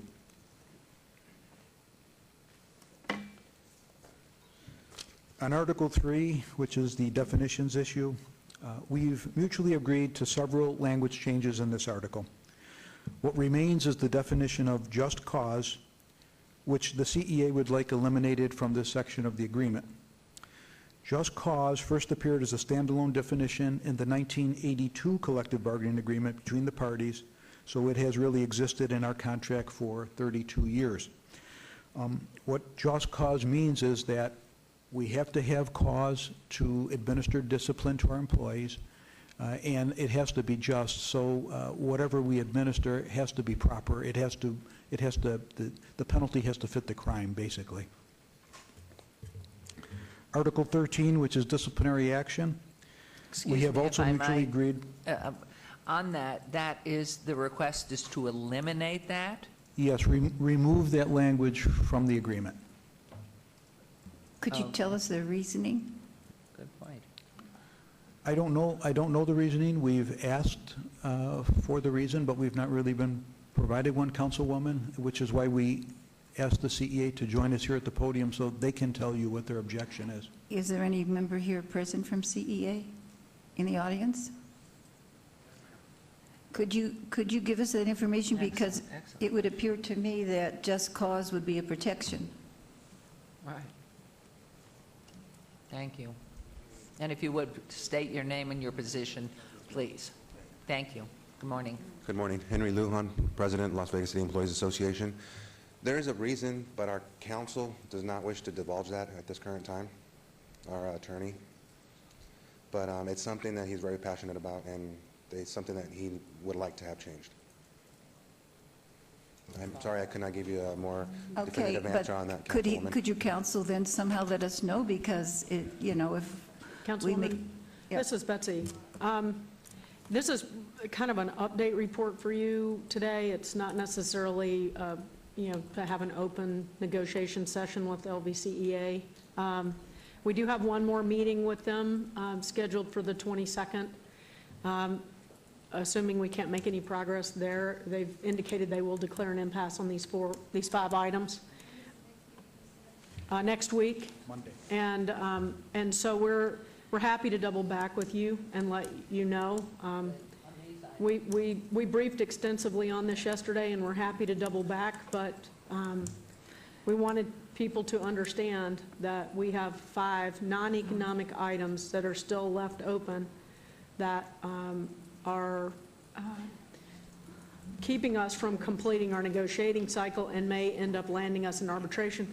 This is a standard presentation that your city staff gives to you, so that if we go to arbitration, you, the general public, and whoever else is interested has an opportunity to understand what the issues are before we get an arbitrator's ruling that then may bind the city in that final contract based on that ruling. So I wanted to kind of put that in light of where we are in this process. So it's more right now, these are the 5 issues that have not been agreed to. It doesn't mean that there Correct. won't be agreement going forward. So Councilwoman's Correct. question, I would absolutely agree with it, if in fact that remains out there. So this is just a report, get it? And so thank you. Well, Good. particularly since he said that the legal counsel was passionate about this and felt very strongly about it. It's just that if this information does come out, certainly if we're going to vote on anything or do anything later on, we would just need the information as to the thinking. We would Thank love you. to have that information too. Thank you. Thank you. Thank you, sir. Thank you. Okay, we'll move on to Article 13, which is disciplinary action. We have also mutually agreed to several language changes in this article. The CEA is insistent that the just cause references be eliminated from this section as well.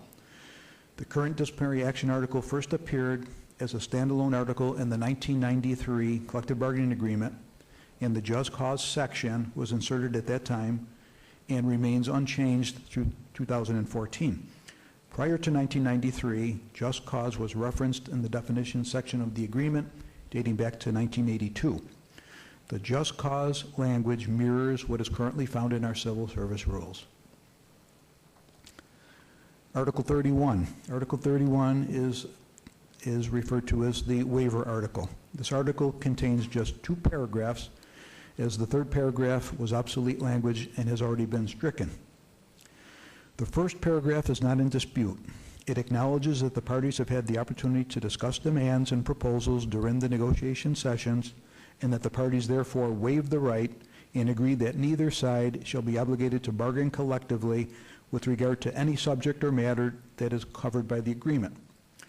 The second paragraph, commonly referred to as the zipper clause, states that any subject or matter not covered during negotiations is not subject to mandatory bargaining until the next negotiation section.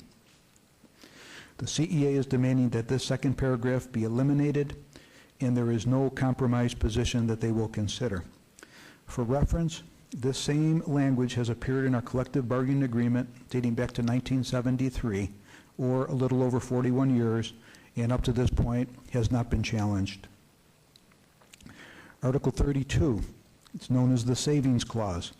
This is similar to the waiver clause, This article is just a single paragraph that states that if any provisions of the collectively bargained agreement is subsequently declared by legislative or judicial authority to be unlawful, unenforceable, or not in accordance with applicable statutes, all other provisions of the agreement will remain in force, and the parties will meet to agree on a substitute article.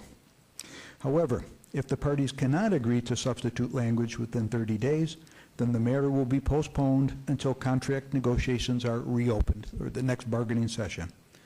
The CEA is demanding that the 30-day provision be eliminated and that the parties be forced to bargain a substitute provision. The savings clause has been part of our collective bargaining agreement dating back to 1973. The 30-day provision was added to the 1987 agreement. The last of the open articles is Article 35. It's on duration. This article stipulates the effective date and the duration of the agreement, how long it will last. We are very close to agreement on this one. The current agreement expired on June the 22nd, 2014, and a new agreement has not yet been approved by the union membership or by the City Council. The CEA would like to have an effective date of June 23rd, 2014, the day after the prior agreement expired. Our preference would be to make the effective date of the agreement the date that it is fully executed by the City Council.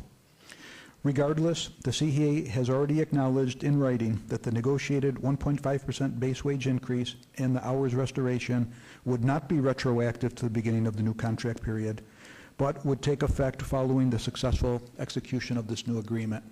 So we're just really arguing over the words. So those are the 5 sections that are in dispute. Thank you. This is the projected cost of the agreement. These are the economics that we have already tentatively agreed to. The large ticket item obviously is the hours restoration. The restoration of those 2 hours over the life of this agreement will cost us $11 million. The wages that we've agreed to in year 1, which is a 1.5% base wage adjustment, will be another $1.5 million. The wages in year 2, which we are going to have as a $3 million lump sum pool. The value of that item is $3 million. Step increases have continued. They've not been negotiated out, so they continue right now, even though we're between agreements. And those are going to be valued at 5% in this current year. They will reduce to 4% in year 2. The value of that item is $2 million. Longevity will continue for those still eligible. That's evergreen language. That's valued at $1 million. However, anyone hired after January 1st, 2011 is no longer eligible for longevity. The sick leave bonus was also negotiated. This will continue at $350 annually for those who qualify. Last year, I believe, approximately 22% of the membership qualified. That's a small value item at $100,000. So the total value of this contract, what we're looking at right now, is about $18.6 million. So it's a very lucrative contract. These are the projected savings that the city will experience, as we've tried to do in the other contracts, and at the City Council's recommendation. We have lowered the annual leave cap, so that's been reduced from 2.5 times the annual accrual to 250 hours. We've lowered the sick leave cap for new hires. That's reduced from 840 to 420 hours for new hires. Longevity, as I already mentioned, has been eliminated for those hired after January 2011. Workers' comp payments, this is salary continuation. We've limited this to 80 hours. The RIF recall list, this was a very important item for us. We've agreed that that list would only exist for 18 more months. Up to this point, it's been a perpetual list that would exist forever. And then LWOP, leave without pay, we've limited that to 3 months. Up to this point, it's been a year. So after the 3 months, we can, in effect, separate an affected employee. So that's what I have for you today. Are there any questions I can try to answer? Thank you. I think they've been asked. So we appreciate what you're doing, what the CEA is doing, and hopefully everything will be resolved. We'll look forward to hearing your next report. Thank you very much. Appreciate it. Okay, agenda item 48. Report by staff on the City of Las Vegas social media efforts, reference all wards. And this will be done by our wonderful Mr. David Riggleman. Thank you, Mayor. Council members, for the record, I'm Communications Director David Riggleman. As the Mayor said, I'm here this morning to give you a brief update on where we are with our social media efforts here at the City of Las Vegas. I last reported to you about a year ago, and I think you're going to be happy to see where we've come in the last 12 months or so, especially in the area of social media, obviously. Social media, very important to us. Around the world, billions of people right now use social media as a way to communicate every day. And we knew that if we were going to be a viable government entity, we needed to be part of that conversation. We needed to be part of what people were talking about. So about 15 months ago, we created a social media team. That team is led by Public Affairs Manager Diana Paul.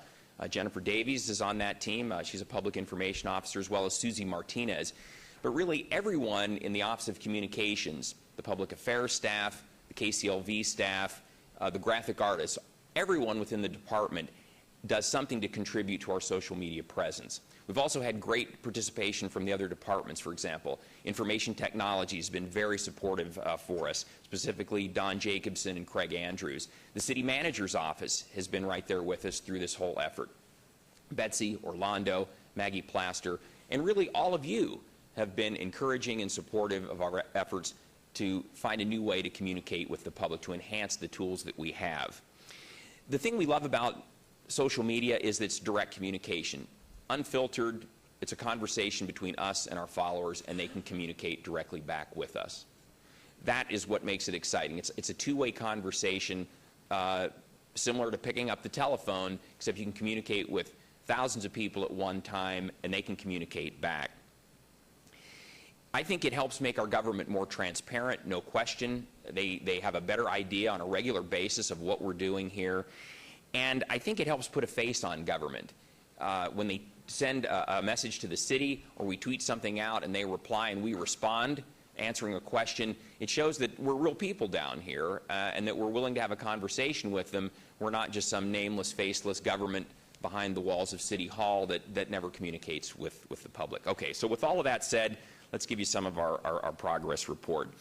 Since I communicated with you last year, we've added some sites that were present, that we have a presence on in social media. Of course, Facebook and Twitter are two of the biggest, but we're also on LinkedIn now.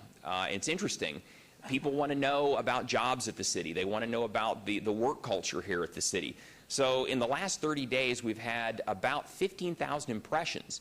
That's a potential audience of about 15,000 interested in jobs, positions, what's going on with employment specifically here at the City of Las Vegas. We're on Instagram. We were last year as well. We've posted about 310 photos. Instagram, as you know, is mostly a photo-based social media site. We've joined Nextdoor. We did that here. The mayor helped kick that off a couple, 3 weeks ago. Nextdoor is a website and app that helps specific neighborhoods communicate. And they can share information about crime, maybe a lost pet, maybe it's about who knows a good babysitter, whatever it may be, but it's specific to each individual neighborhood. And the great thing about it is that about 4,000 people, actually closer to 5,000 people now in Las Vegas, are already communicating in Nextdoor in about 105 neighborhoods. So we want to be part of that conversation. If there are issues within the neighborhoods that are going on that we could help fix, we want to be aware of those conversations. Of course, we're on YouTube. Our YouTube presence in the last year dramatically increased.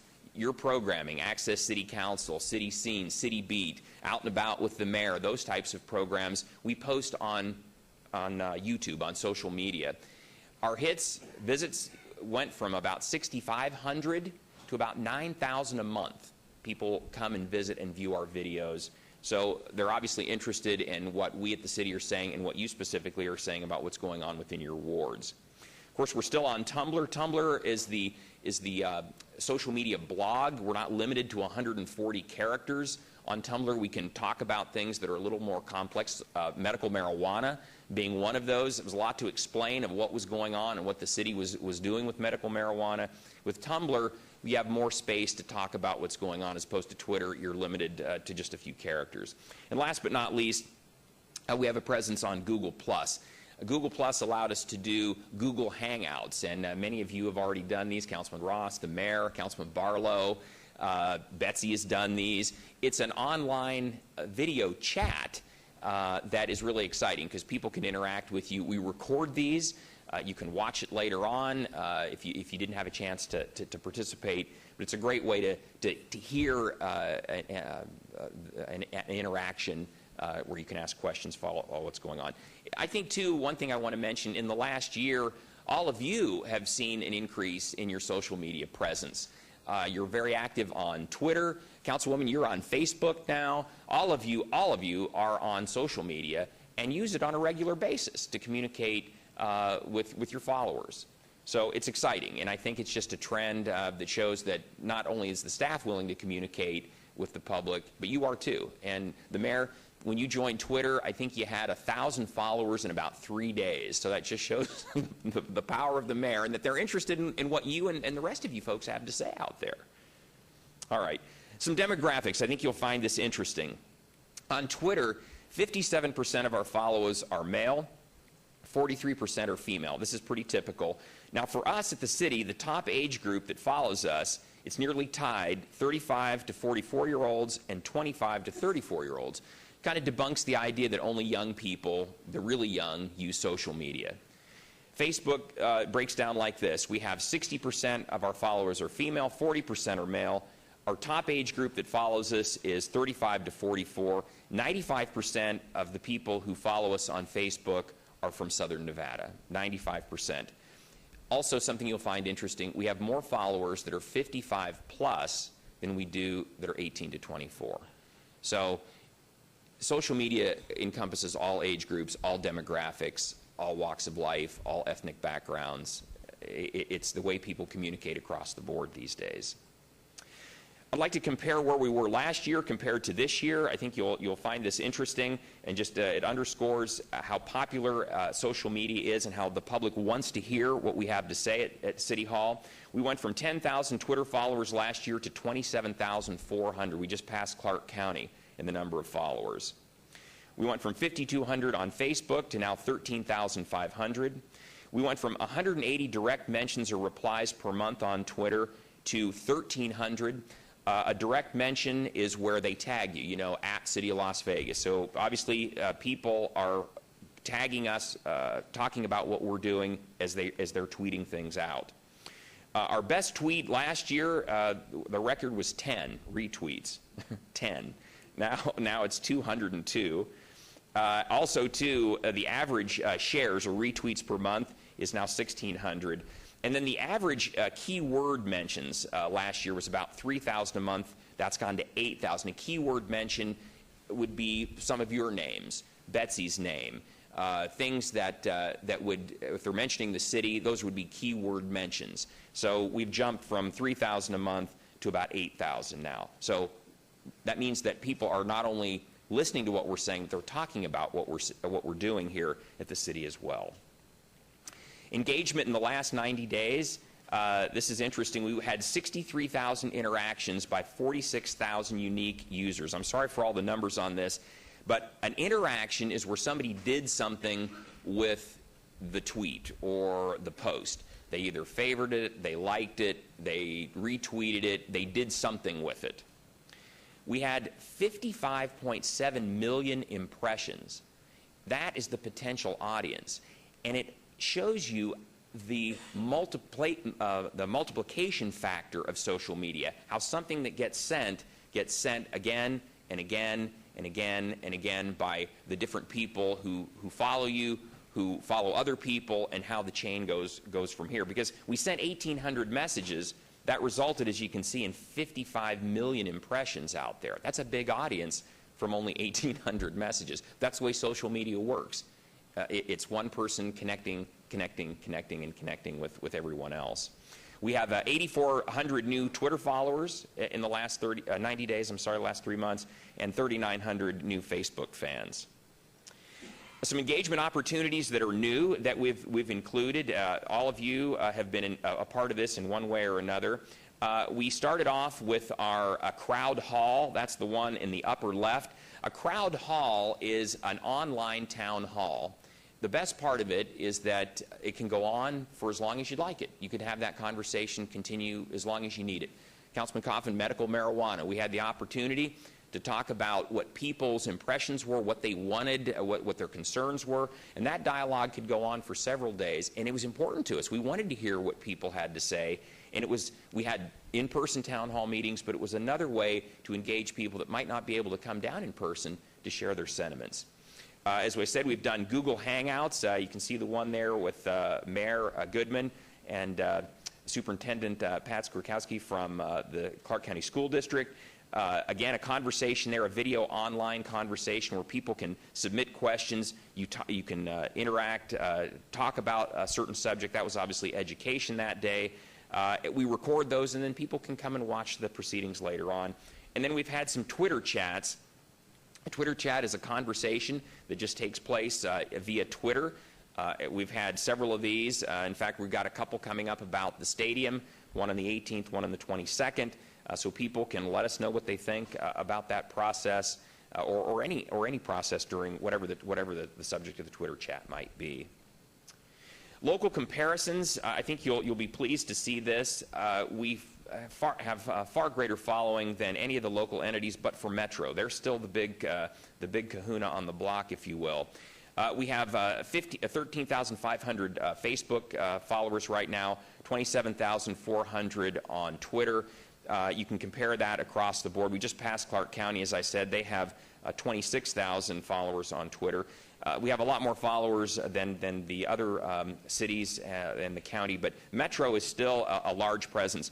We're gaining on them as far as Twitter followers. Again, we're at 27,400. They're at 29,800, so we're catching them there, but still they have almost 40,000 followers on Facebook compared to our 13,500. So Metro is still a prominent force in the social media world here in Las Vegas, along with the city of Las Vegas, and you can see how everybody else breaks down as well. Our growth comparison, since I spoke to you last, it's been phenomenal. Our growth in social media, the number of followers has gone to 167%. That compares to New York, 85%, Boston, 78%, on down to Oklahoma City at 37%. Something also very interesting to note is that cities like New York have six-figure followers on Twitter, for example, but it's a city of 8 million. We have almost 30,000 followers in a city of 600,000. So per capita, our presence on Twitter, Facebook, is even greater than cities like New York. Some case studies over the last year we wanted to share with you. I think you all may be familiar with this, but to give you some perspective on what a big deal this was. Last January, during the Mayor's State of the City address, we had a live Twitter chat that took place. People had an opportunity to comment during the State of the City. It was the first time anyone locally wanted to get feedback, live feedback, while an event was going on. We were the first ones to try something like this, understanding we didn't know what people might say. We had 900 tweets that took place in the time that the mayor gave the speech, and that exceeded any of the conversation going on during CES, which was taking place at that same time. So it was a phenomenal night. We were trending on Twitter. That's a big deal. That means a lot of people were talking about it. And again, it just underscores the fact people are interested in what we have to say here at the city, especially you elected officials. Another one I wanted to bring up to you, this other case study related to the shootings of Officers Alan Beck and Igor Soldo back in June. It was interesting how social media was used here.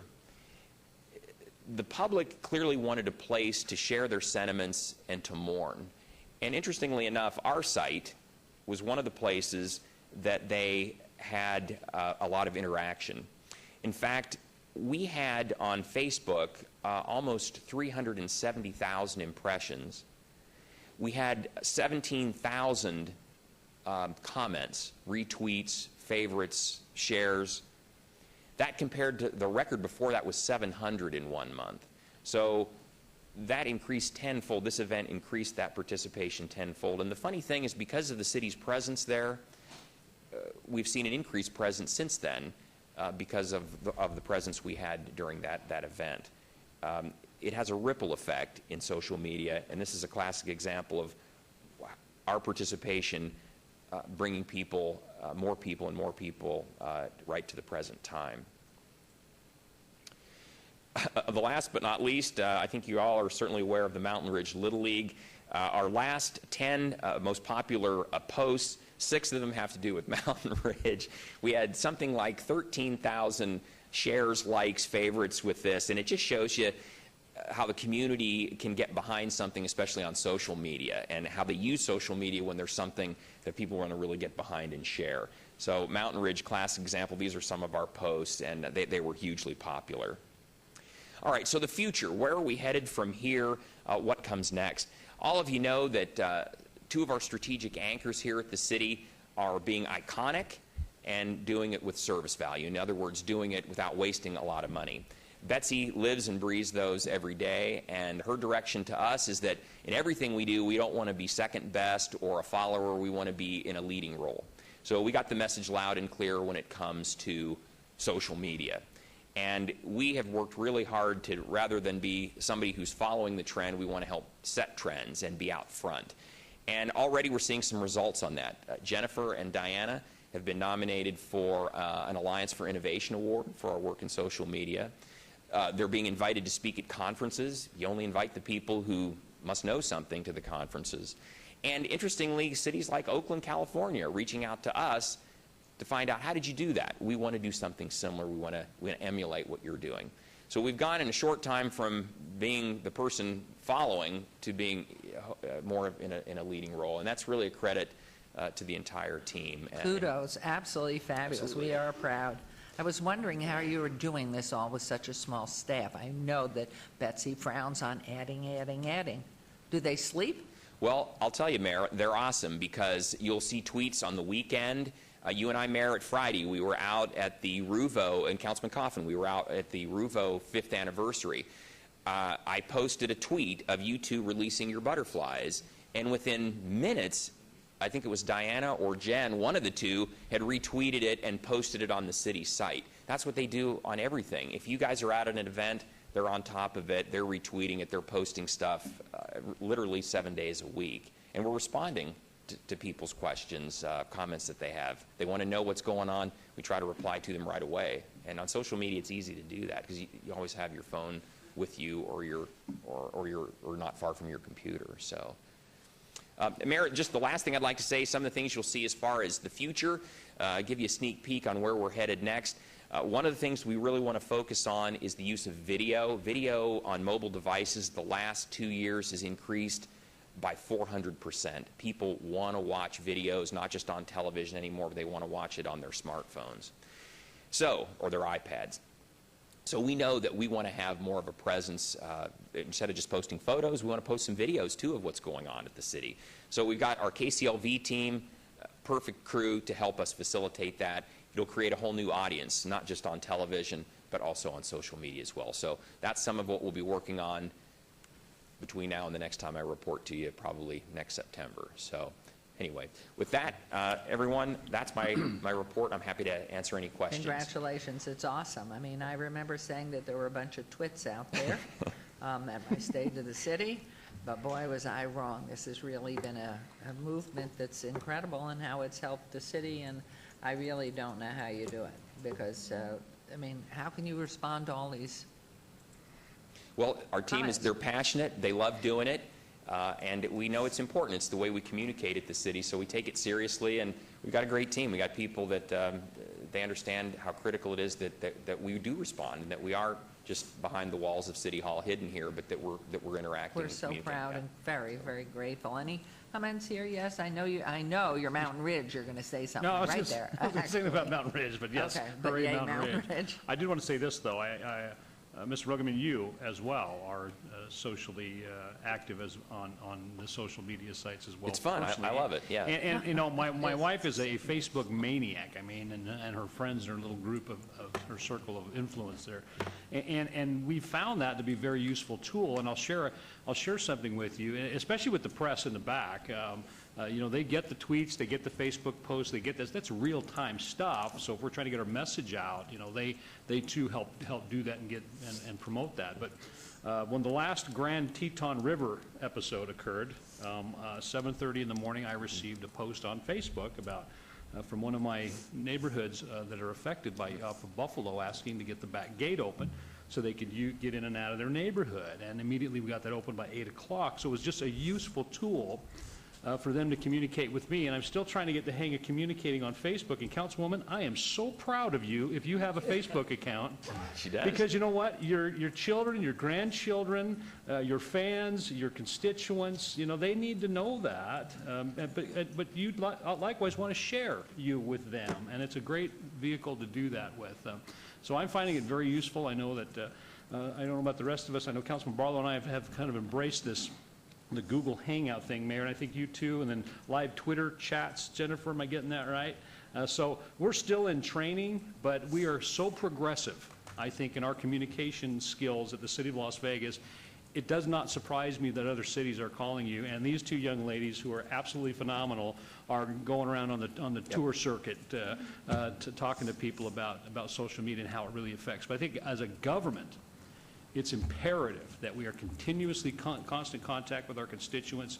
Challenges out there, real time. You know, the Regional Flood Control District has an app called Spotty that you can actually, if there's something going on out there, you can take a picture of it. It does GPS right where you are. We've got a similar application as well. If there's graffiti or another problem in the City of Las Vegas through our IT department, that's another app I have certainly on my phone. This is just the way of the future. And I think for a government to communicate with its people the way we do is just a positive thing.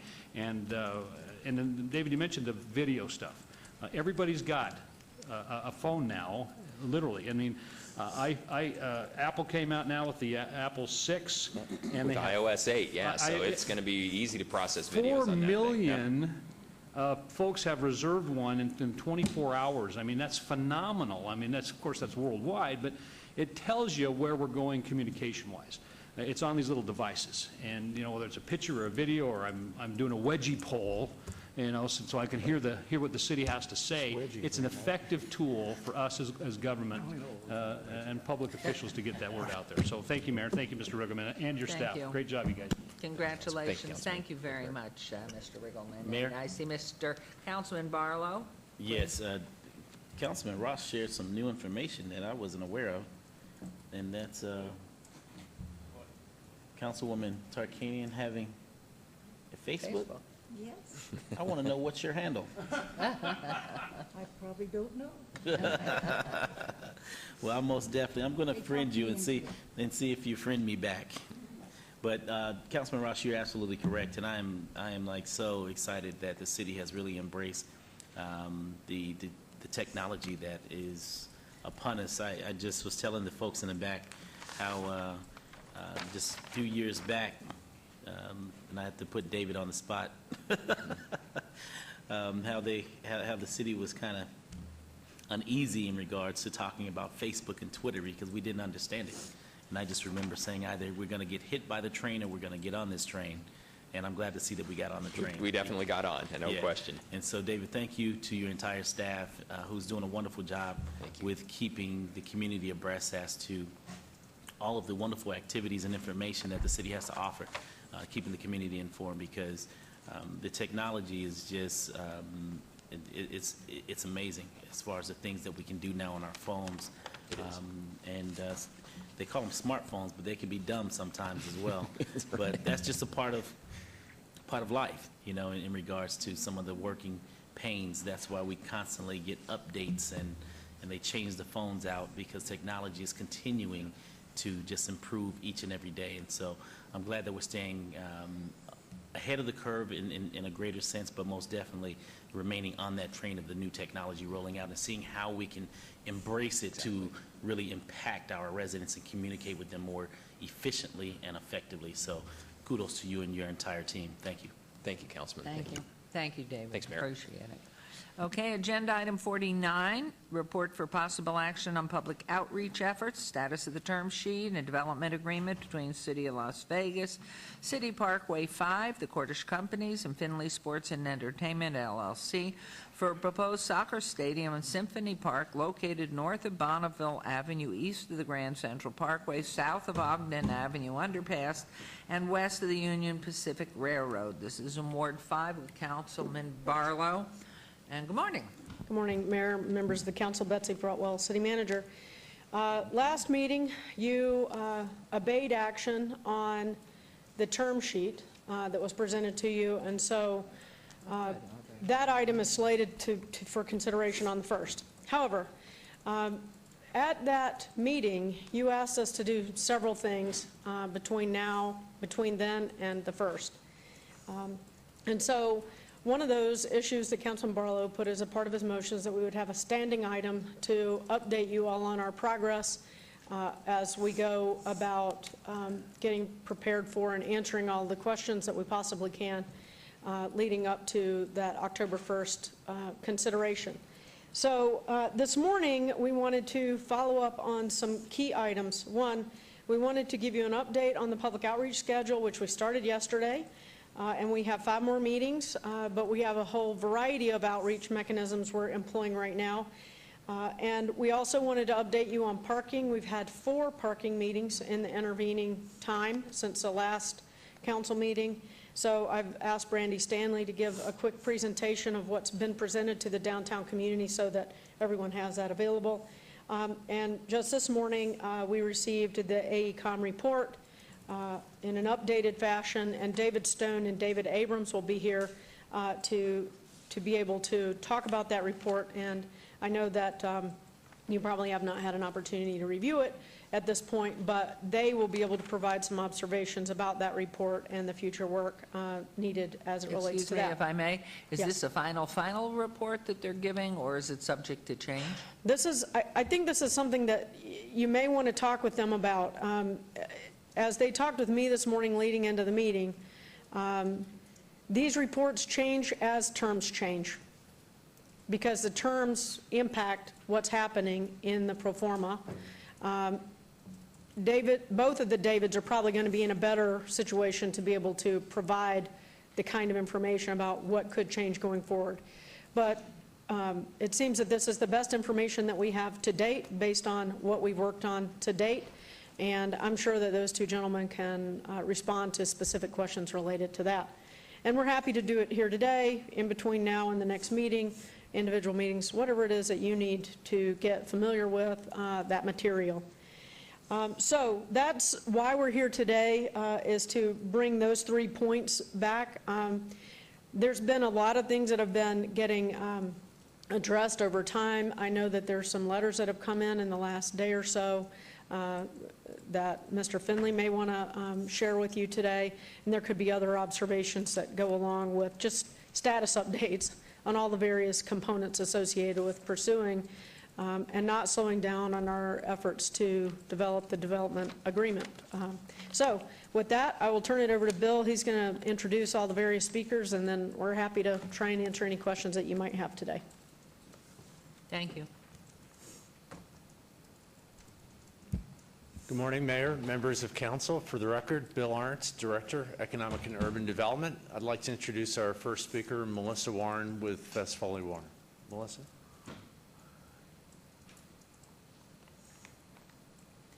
Good morning, Mayor, members of City Council. Melissa Warren, Fess Foley Warren Public Relations, a consultant on downtown marketing to the City of Las Vegas. As you can see from the slide, we kicked off the first of 6 town hall meetings last night in Ward 6 at the Centennial Hills Community Center. We had about 50 people in attendance, and tonight we moved to Doolittle, Ward 5. I don't need to read the schedule. You can see there. But of note is our town hall meeting on Wednesday, September 24th for Ward 3. It will be held right here in City Hall chambers, and it will be televised live on KCLV. So another great opportunity to get the word out to even more folks. I also want to point out that at these town hall meetings, we're giving attendees many opportunities to provide comment, to get answers to their questions. When they come in, they're handed a question card. If they care to ask a question, they write that out, and those are gathered and presented to David, who is moderating each one of these town hall meetings. And then there's also an opportunity for them to leave comments. There is a separate card where they can write their opinion, provide feedback, and again, those are collected. There's also an opportunity to text their vote, if you will, at the conclusion of each one of those meetings. And we'll get into a little bit more of the social media channels of communication in a second here, but we are trying to provide a number of different avenues of communication so that everyone, if they're not online, if they're not comfortable, if they're not tech savvy per se, that they too have many opportunities to be heard. Moving on to the next slide, we have a number of meetings planned next week with the business community. Actually, if you can back up, please. There you go. On the 23rd, a presentation will be given to members of the Downtown Las Vegas Alliance.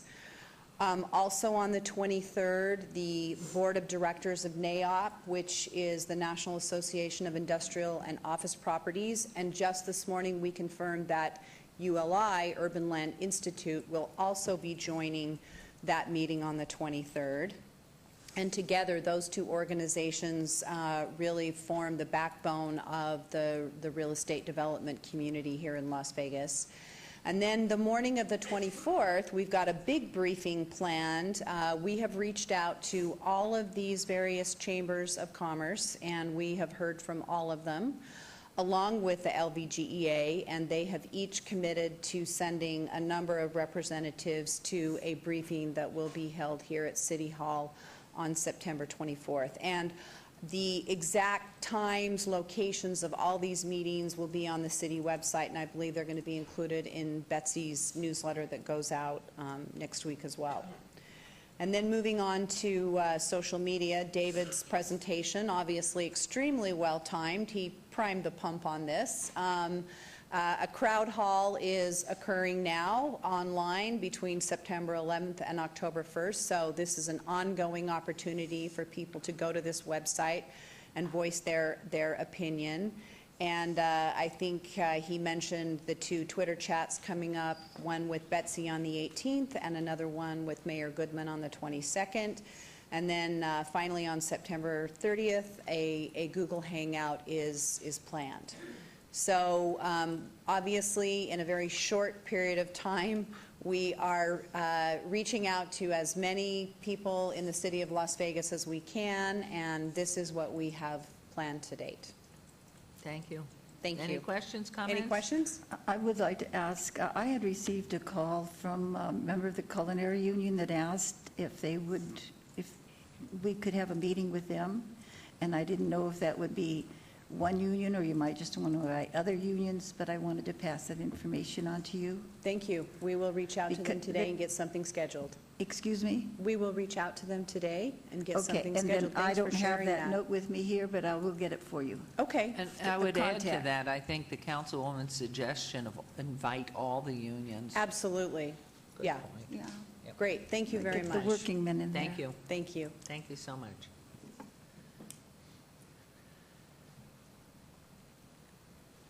Thank you, Melissa. Next, I'd like to invite Brandy Stanley, our Parking Services Manager, who met with a lot of stakeholders downtown to talk about parking. Brandy also touched on connectivity. How are attendees of the stadium going to get into the stadium if they park at locations not immediately next to the stadium? So with that, I'll turn it over to Brandy. Good morning. Good morning. For the record, Brandy Stanley, Parking Services Manager for the City of Las Vegas. So what we did was we set up two general meetings, one for property owners in the Symphony Park area on the west side of the railroad tracks, and we had another meeting for Fremont Street Experience, casino owners, and stakeholders on the west side of the tracks because we knew that they were going to have different sets of concerns. So those two meetings were held last week. We had a couple of follow-up conference calls for property owners that were out of town and weren't unable to make the meetings. So I will go over briefly, sort of quickly, what we gave to them, and then just sort of give you some of the feedback that we received. So the first thing is the general stadium overview. We think that it's going to need between 7,500 and 7,600 parking spaces to support the stadium, including all of the operations that go with it. So what we did was we looked at the mapping around, took an aerial image, figured out how much structured parking there was, how much open land there was, figured out if the stadium was there today, how many spaces could be provided. And then knowing that all of the parcels around the stadium site are up for future development, we took a look at how much is available in structured parking and how much is available in flat land that will likely be developed. One of the things we want to stress, though, is that it is very unlikely that every single piece of vacant land will be developed without any parking. So we think that as development happens, and because the city does own a lot of that property, we can help shape that development, that the stadium will always be self-contained on the east side of the railroad tracks based on what it needs in terms of parking. So then we looked at traffic flow. The site actually has pretty good highway access. For those of you who don't know, during market weeks, they have a robust traffic management plan, but on a daily basis during a market, they will take in and move out over 5,000 vehicles for every day. So that's a lot of traffic that we already know this particular site can handle because it doesn't spill over into downtown and it doesn't really affect too much that's off-site. So this is a lot more, but we already know the site can handle a lot of traffic and a lot of vehicles. So then what we did was we put together a traffic flow plan based on what's already in place with Life is Beautiful, with the World Market Center, just to sort of test how it would work with a stadium. One of the things that we knew from the stakeholders on the east side of the railroad tracks is they already have parking issues and they don't want a whole lot of parkers from the stadium to park on the east side of the railroad tracks because they simply don't have the room. So we designed the traffic flow to keep them away from the east side of the railroad tracks, and connectivity would come through pedestrians going from west to east rather than parking on the east and walking west. That was really important. So there's a number of routes, and I can't draw a straight line, so please forgive me. You can see how we're routing the different exits from the vehicles into Symphony Park, and for the most part are keeping it away from the core of downtown. Just because it can't, number one, it can't handle the traffic, and number two, there's not enough parking as it is right now.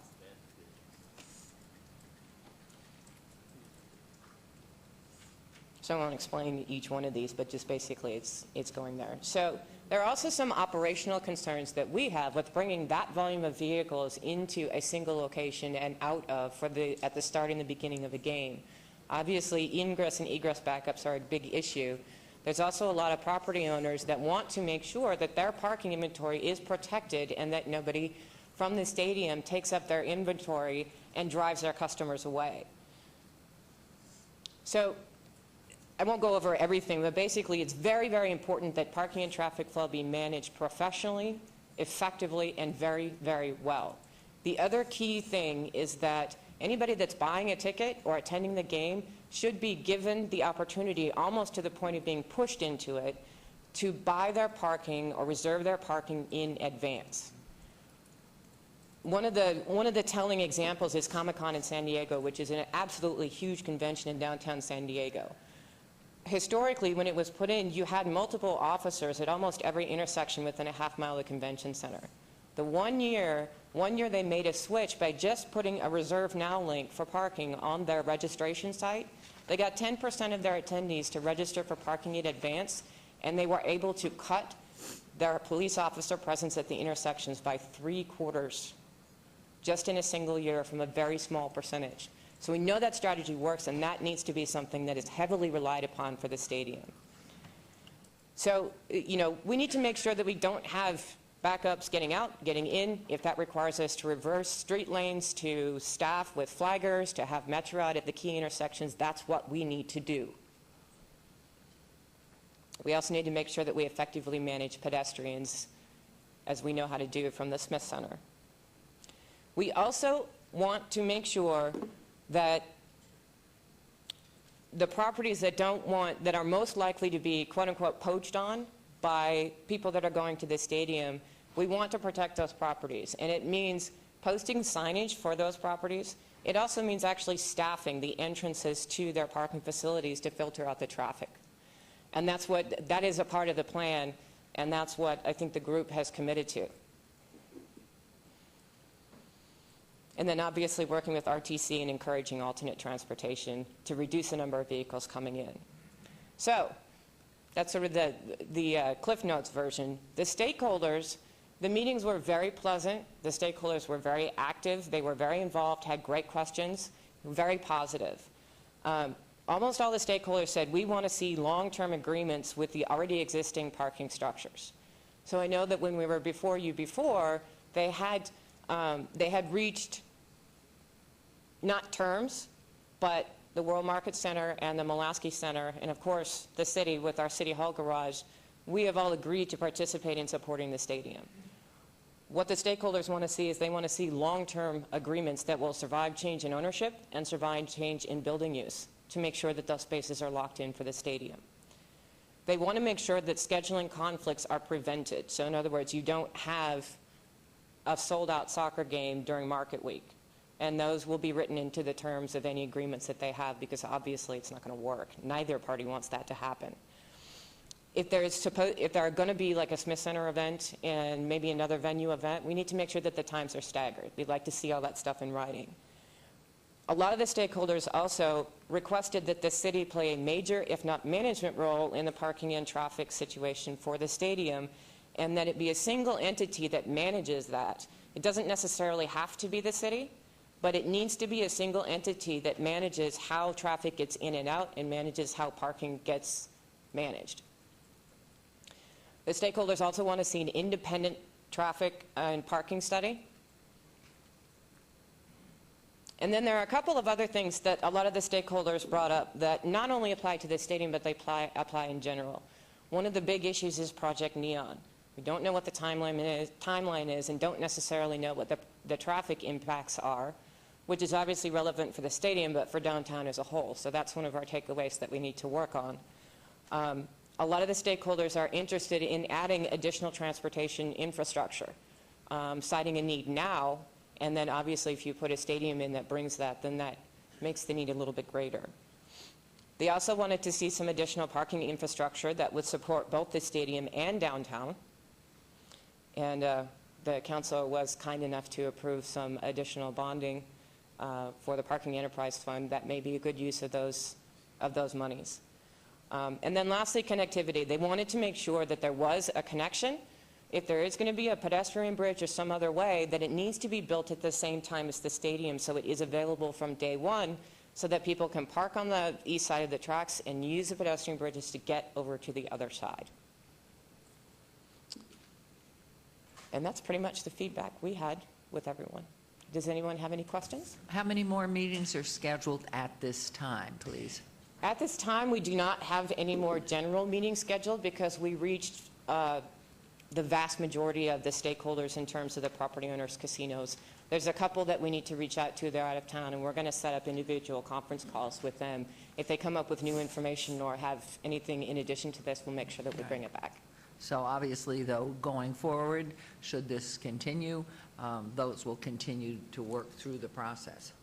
Yes. It's an evolution. Yes, correct? Absolutely. Thank you very, very much. Any questions for Ms. Stanley? I do. I Councilman Barlow? have a statement and a question. The statement is, if you go back to the previous slide where the traffic flow. Yes. In your presentation, keeping everything on the west side of the tracks. You know,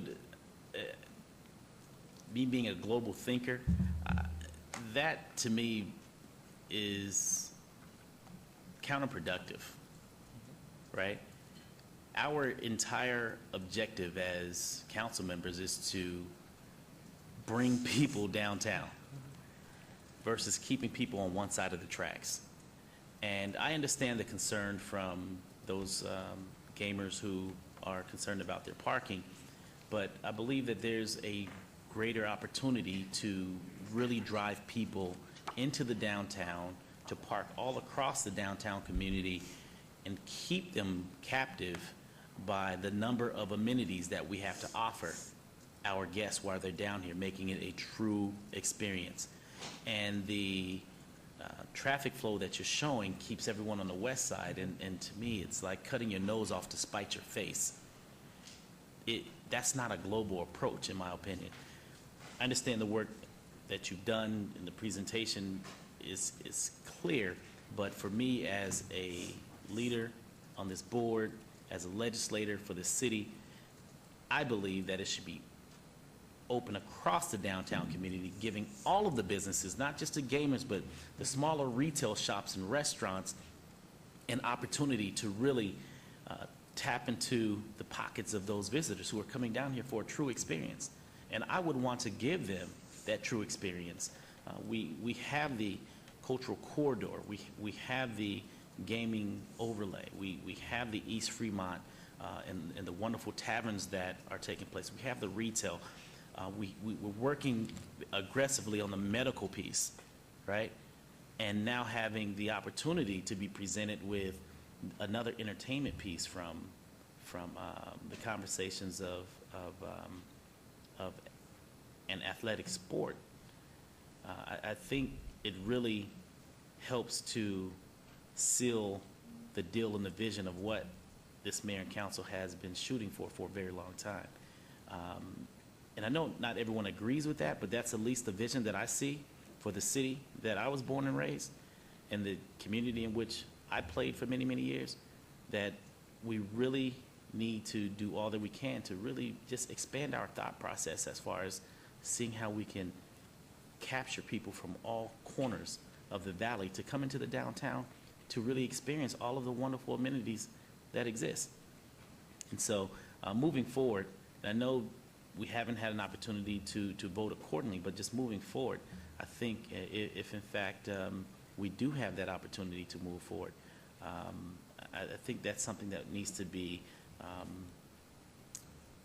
washed out a little bit more in regards to communicating with those on the east side of the track to see how we can be more engaging and work more collectively so that it's not forcing me, who's coming from the east, for example, to get to west and not having an ability to park on the east. Because what if I want to, after the game, go and cross the bridge or take that surface rail system across back to the east side and hang out, whether it's, go to the sports book or go to the gaming tables, go get something to eat, go to a tavern, go shopping. That's how I see our downtown, really being a vibrant, one-stop destination that you can do all those wonderful things that you want to do and even possibly live in the downtown. That's how I see our downtown. I don't want to be short-sighted in our approach as a council, as leaders and visionaries for what we see as the future. And that's how I see the future of downtown.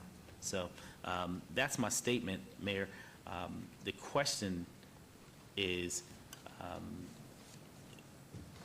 I would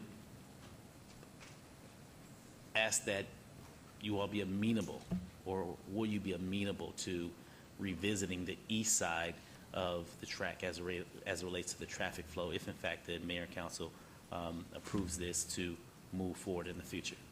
That's the question. Councilman, what I can tell you is that almost without exception, all of the major parking inventory owners on that side of the tracks were very adamant in their position that their parking be protected. So if there is going to be a parking and feasibility traffic flow study, maybe the firm that's conducting this study can come up with a number of traffic flow options that would give us some tools to work with stakeholders on both sides of the tracks in terms of what you're talking about. And I think, too, what I'm hearing, and maybe I'm incorrect, it's not only about the parking, it's about moving people, really, getting the people from one part of the community to in and out, back and forth, so that everybody's mixed together, as much as it is parking. I'll just remind council that the other thing that was a part of the motion at the last meeting was to put together connectivity workforce, task force, to be able to work on those accessibility things. And I think some of that kind of conversation, Councilman, paired up with the kind of work that Brandy's talking about may need to happen, could address some of that connectivity that you're describing. So there's a lot more work to be done on that. That is not, something that we can do overnight, but it is something that is a very high priority as we continue to explore this project downtown, and we'll continue to do so. Thank you, Ms. If you don't Fretwell. mind, that does bring another point to my thought, and thank you, Betsy, for bringing that forward, because you're and reminding me about my request from the last meeting. But in addition to that, making sure that we work very closely with the RTC and the intermodal systems that in those discussions that have been going on. And I know that we have members of the board, in particular Councilman Ross, who sits on the RTC. I believe in the mayor, you as well, Councilwoman, and the councilwoman sits on the RTC board. And so having those conversations with NDOT and RTC, and of course, our public works and parking enforcement will help us move that more seamlessly, because they may see something or have something in play that we're not aware of. And so I want to make sure that everyone is engaged in this process if in fact this is the direction in which we're going to go. Thank you. Thank you. And Councilman Coffin had comments or questions? Thank you, please. Mayor. Yeah, I do have a question of our staff. I'm just curious if in the last 9 months since Cordish asked for its 6-month extension in January, had there been any discussion with you about a traffic study? Had there been a request for your assistance in doing one or creating one, so that we might know today, or may have known when we first considered this, what the results of that study would be? Honestly, Councilman, I've been in a few meetings and we've talked about parking, but I've not been, I haven't been intimately involved with this project until fairly recently, because everything was a little bit preliminary until that point. I had been involved in some capacity, but certainly more now within the last 2 or 3 weeks. The reason I ask is because when this was brought to us in an appeal for an additional 6 months on the exclusive negotiating agreement, when we saw the design and we were told, and of course at that time, that day, I believe it was for an NBA, NHL possibility, which of course, is pretty big. But when we saw the design, somebody, and I don't remember who on the council asked the question, but the response from Cordish was it was purposely underparked. I had never heard that term before, underparked. I've heard, now I don't know if I've ever heard of overparked. I suppose I've seen places that had too much parking, but I think there was an excessive reliance on mass transportation or perhaps the downtown parking availabilities, but they hadn't talked to us about that. And so maybe rather than saying anything that would get them in trouble, they said underparked. Well, I'd never heard the term. Maybe that's a developer term when you're in a major metropolitan area and you have nowhere else to go. But so I'm thinking that they knew all along there wasn't enough parking, and I'm just not going to put motives into their minds. It just seems like there wasn't enough preparation for this in any event. Well, no and of matter course, what the it's a game thing was. of the past, too, right now, because we have a whole different program going forward, and I know it's a point of Bill, have you ever heard of that information. term, underparked? I hadn't either. Moving forward. I think, Bill Arntz, for the record, I have heard that term in urban development. So sometimes developers will look at shared parking where you're building in the middle of the city and pieces of land aren't as ample as they are in the suburbs. I just wanted to mention that for this morning, while we don't have this queued up for discussion, we do have Justin Finley with Finley Sports and Entertainment, as well as Portellis of the Cordish companies. So certainly questions about the project in general, parking representations that have been made at prior meetings or prior discussions. They're here today. Glad to invite him up to the podium. We do have one final speaker with one slide. So The way it's with your posted. indulgence, I'd like We can talk about any subject related to the stadium, so. Yes, we can. Even if it isn't so-called teed up, we in Yes. fact, could talk on anything, so, or ask questions about anything. Correct. So we can handle those questions now, or I could turn it over to our final speaker, whatever your pleasure, I Councilman. don't want to interrupt the flow of your presentation, Mayor.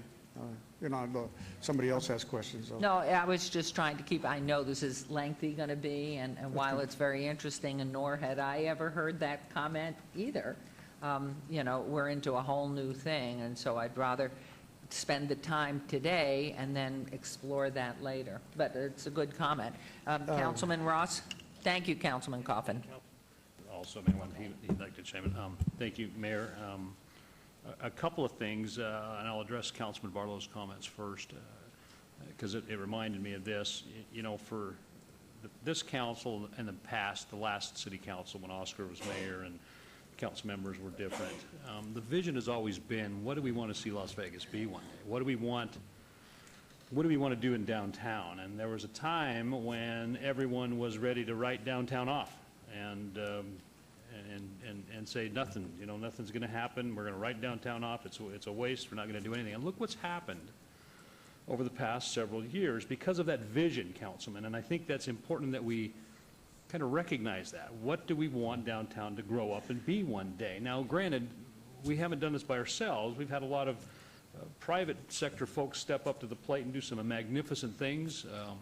But the advent of the Smith Center, the Louisville Brain Institute on Health, this building that we're in, I mean, it's just amazing what's happened, not to mention, the investment by Tony Hsieh and Zappos relocating their headquarters to downtown Las Vegas. And I think that's significant that we keep that in mind, Councilman. So you made me think of that. And I want to share a couple of things with Councilman Coffin, too, in regards to this parking thing.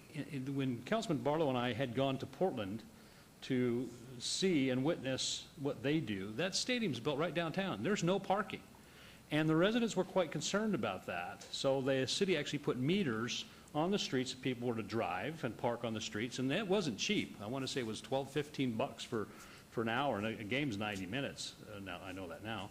But, so they addressed it that way. But Councilman Coffin, 40% of those attendees came on public transportation, 40% came on bicycles or walked, and literally they had a city block length bicycle rack, and it was stuffed. I mean, it was packed.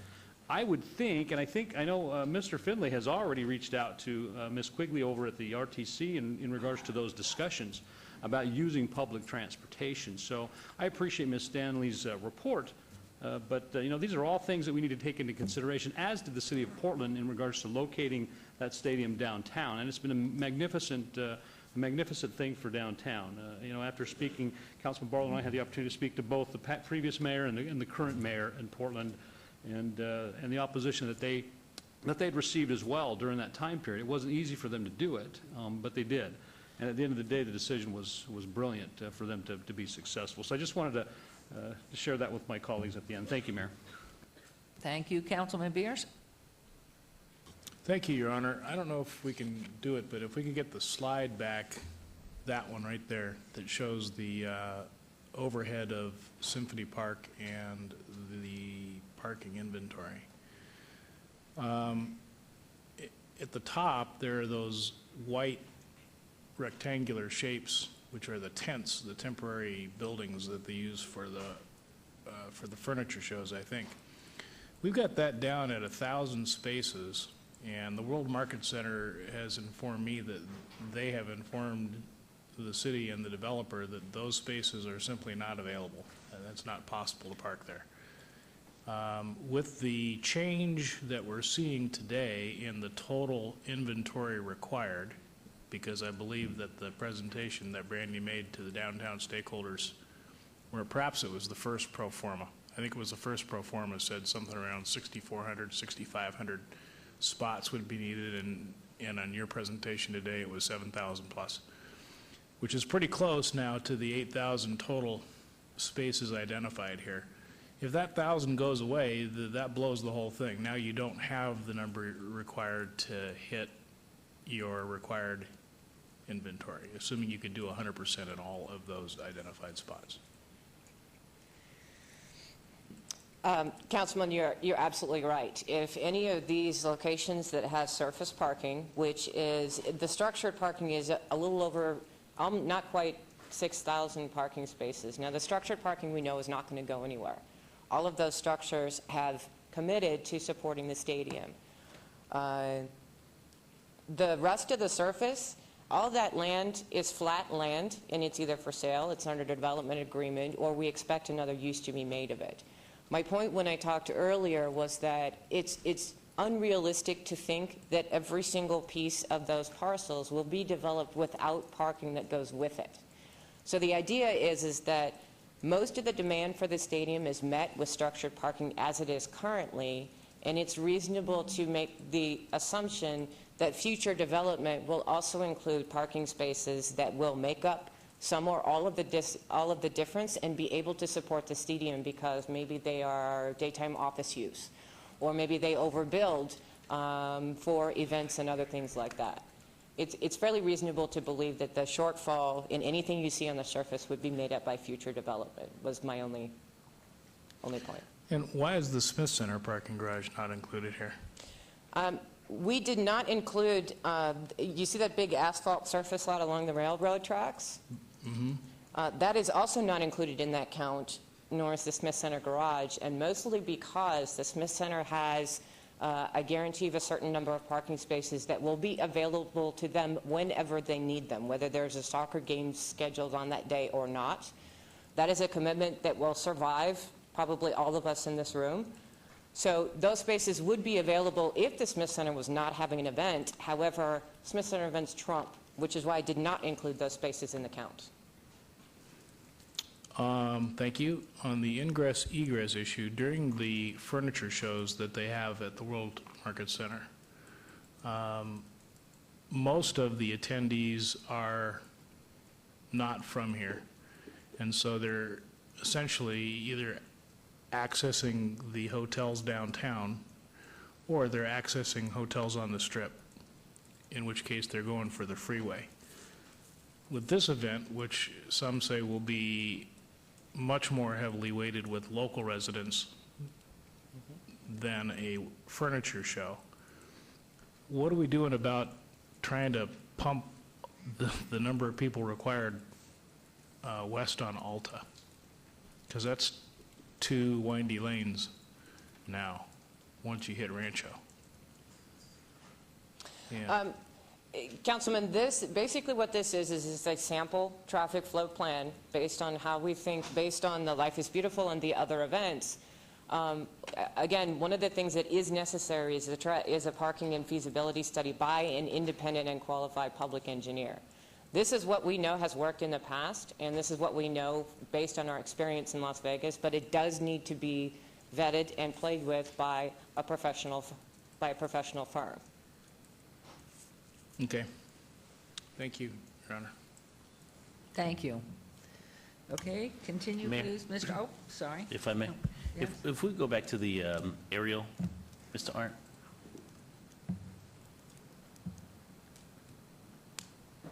The other way, sorry. Keep going. One more, right there. If you look at the top of the screen, which is, that would be north of US 95. The city of Las Vegas owns land right up against between the US 95 and Bonanza, Mr. Arndt. That's about 2 acres. How many acres is that that's suspected vacant today? Councilman, we have about 5 acres, but it's bisected by a rail spur, so your memory's correct. It's about 2.5 acres on each side of the rail spur. Okay. And just west of that, we have the steel engineers that have moved out currently. And that will be another option in regards to the amount of acreage that the steel engineers houses in regards to possibly an opportunity of communicating with them as well in regards to possibly surface parking as far as auxiliary parking as well. And I believe that parcel should be a little bit under 10 acres if memory serves me correctly, if not more. That's probably about correct. And so moving forward, as Brandy continues to work with various landowners around this specific geographic area, if in fact those parcels and owners of those parcels participate in what we're looking at doing from a parking standpoint, there could very well be an opportunity to have more parking than what we currently have, or if in fact there's, in Councilman Beer's point, if in fact 1,000 parking spots were taken away, there's still other opportunities where there can be individuals who own the parcels to participate by leasing those spaces out during game days, such as what other cities do today when in fact there's game days, such as in California. Individuals open up their office parking and charge $25 to park or $40 to park, or whatever the case may be, for that game day, correct? That's correct. And in addition to that, I believe that even, for example, the Union Plaza, with the amount of parking space that currently exists today, they could even possibly be a player in regards to either building a garage on the parcel right here on Main, should they choose, or allow parking to be there at a fee that could possibly assist them as well. So I see a number of individuals that could possibly engage us in assisting with the parking concerns that have arisen as of late. Absolutely, and Ms. Stanley touched on this, but to echo her comments, we do not have a full-blown parking and traffic study today. We will have one before this project moves forward, period. We will have one. So we will have one at the appropriate time. The thinking now is, should the project move forward and the council wish to approve the term sheet at the upcoming council meeting in October, we'll have between October and December to work out final definitive agreements, including requiring of the development team to look at a parking and traffic study. So it's an important issue. It's a legitimate concern, and it's one that we need completely addressed, and we will do so at the appropriate time.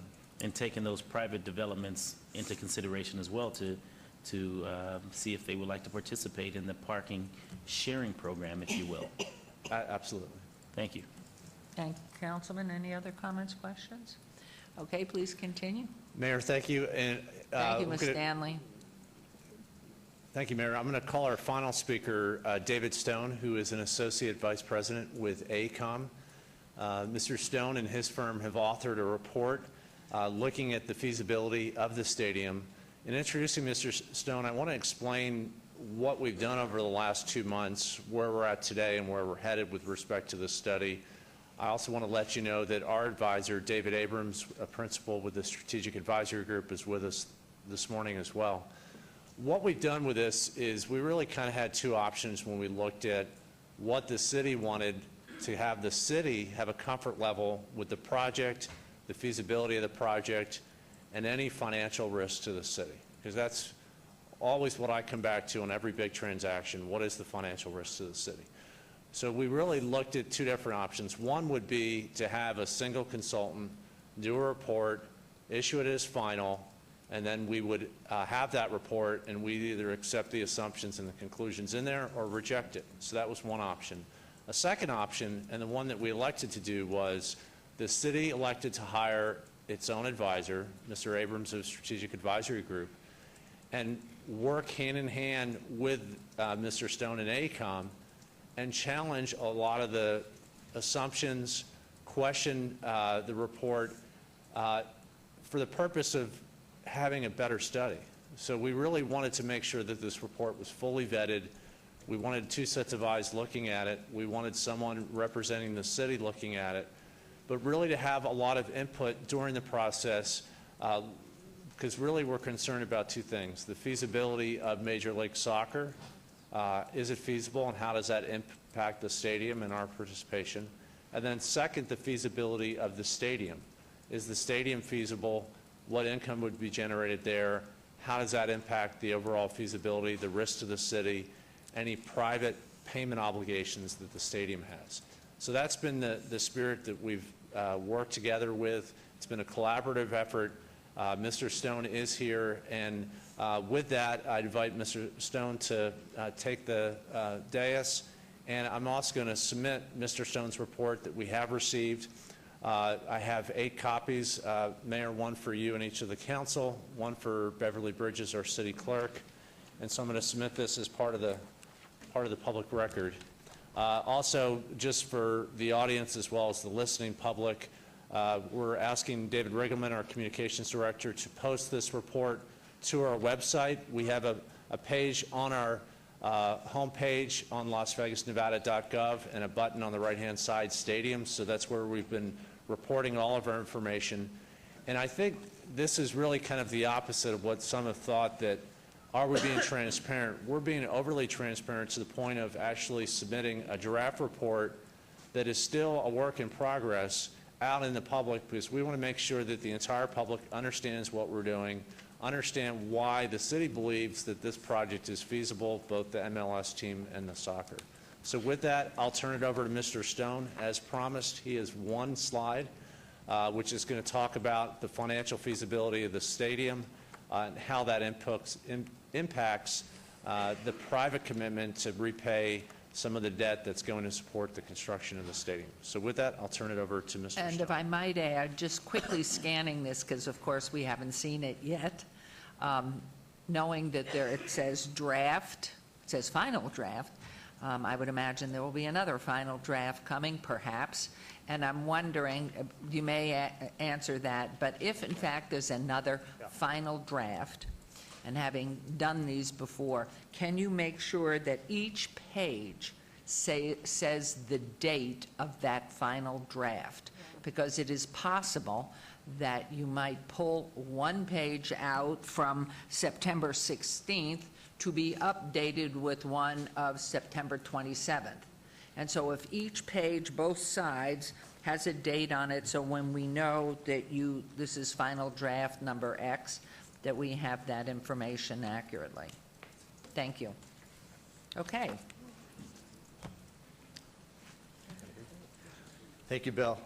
First of all, it's David, not Mr. Stone. But for the record, I'm David Stone. I'm with AECOM. And Mayor, I did want to address the question you had to Betsy first before I forgot. So thank you for reminding me. And I don't know that I can improve upon Betsy's answer very well. I mean, the report you have today is today's version. And, you know, if sometime between now and next week or October 1st or sometime in November or December, someone with the city or Cordish and Finley comes to us and says, hey, let's look at this new scenario. What if we change Y, or from Y to Z? What's the impact on the numbers? Then we're here to respond to that. So there very well may be later versions. There may not be. It depends. But again, we're here, we're available, we're responsive to any of those necessary changes, or just to look at other scenarios. So, but possibly, and especially for those in our viewing audience, that as we go forward from today, what you are seeing and what is already posted by Mr. Riggleman,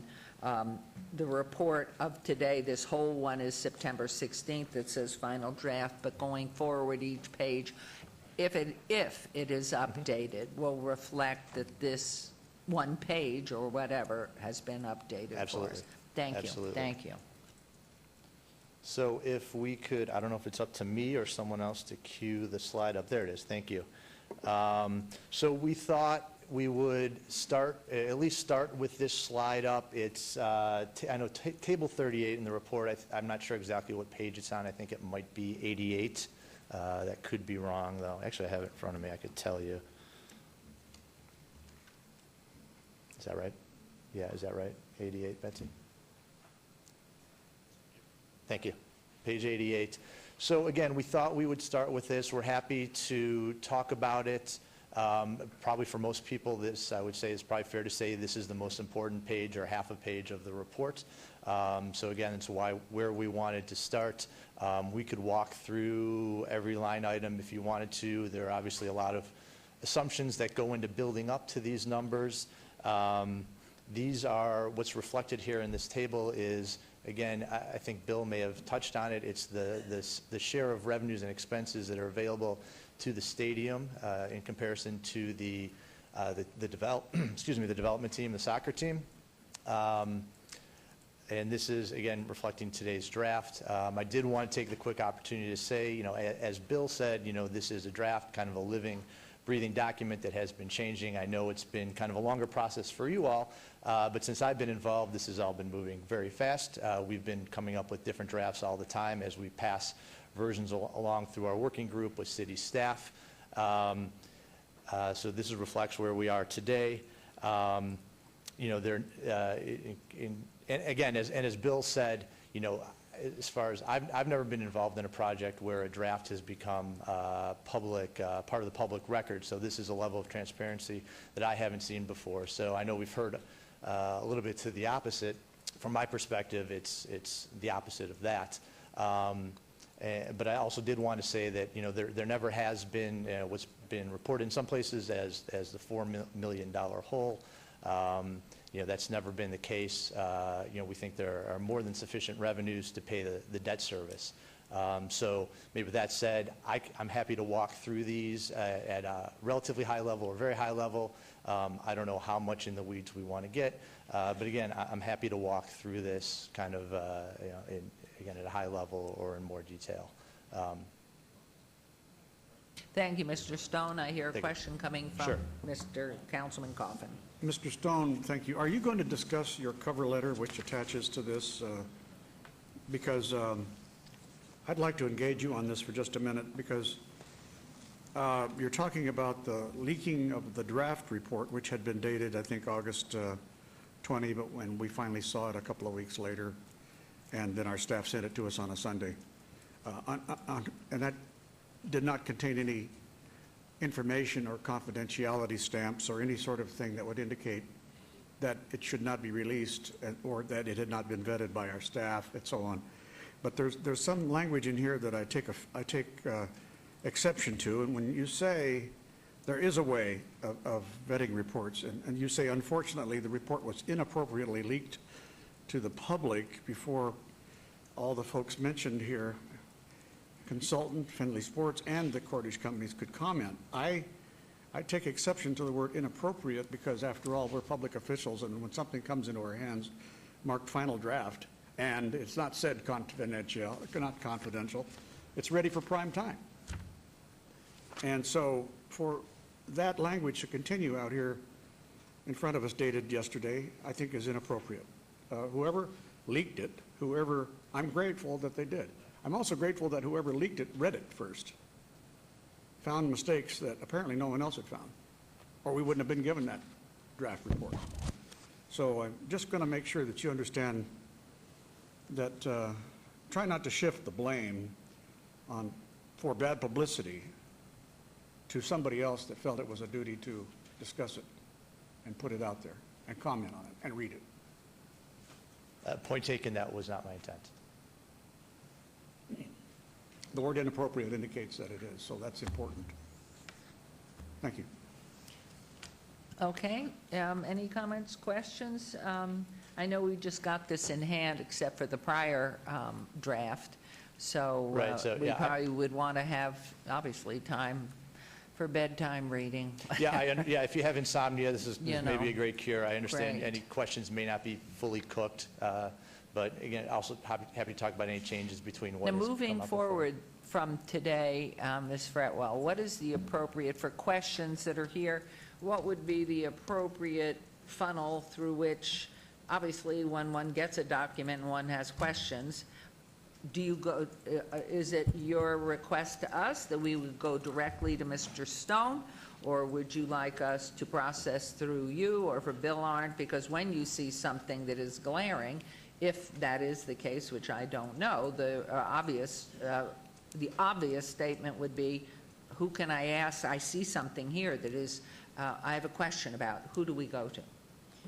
My preference would be that you go through me or Bill Arndt. And the reason why I suggest that is that several of you could have the same question. And that way we can get that answer to that question, get it out to all the members of the council as quickly as possible and as thoroughly as possible.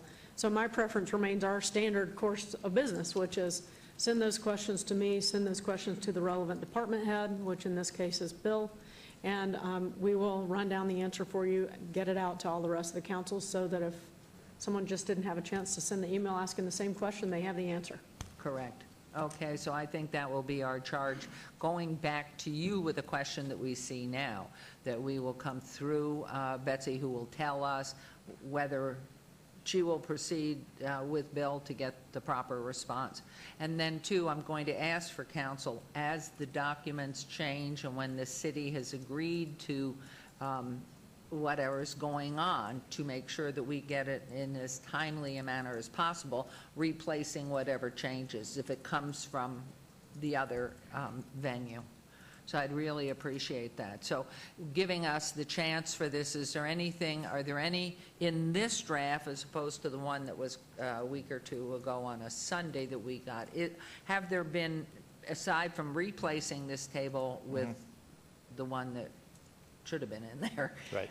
Have there been any major changes to that draft? No, the only real changes are, like you said, replacing the table, and then there's a discussion, a text discussion in the few pages after this table that have, the current numbers. For each line item, we have a brief discussion explaining kind of the logic and the assumptions behind all of these line items. So, as necessary, any numbers have changed to reflect the numbers that are in here.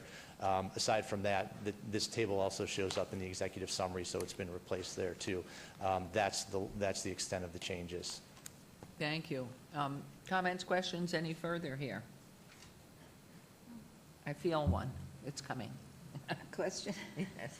I've been trying to communicate with Betsy on these things, and Betsy, you had told me earlier this week that some changes were planned or might be made where we would have less public monies involved, less taxpayer money.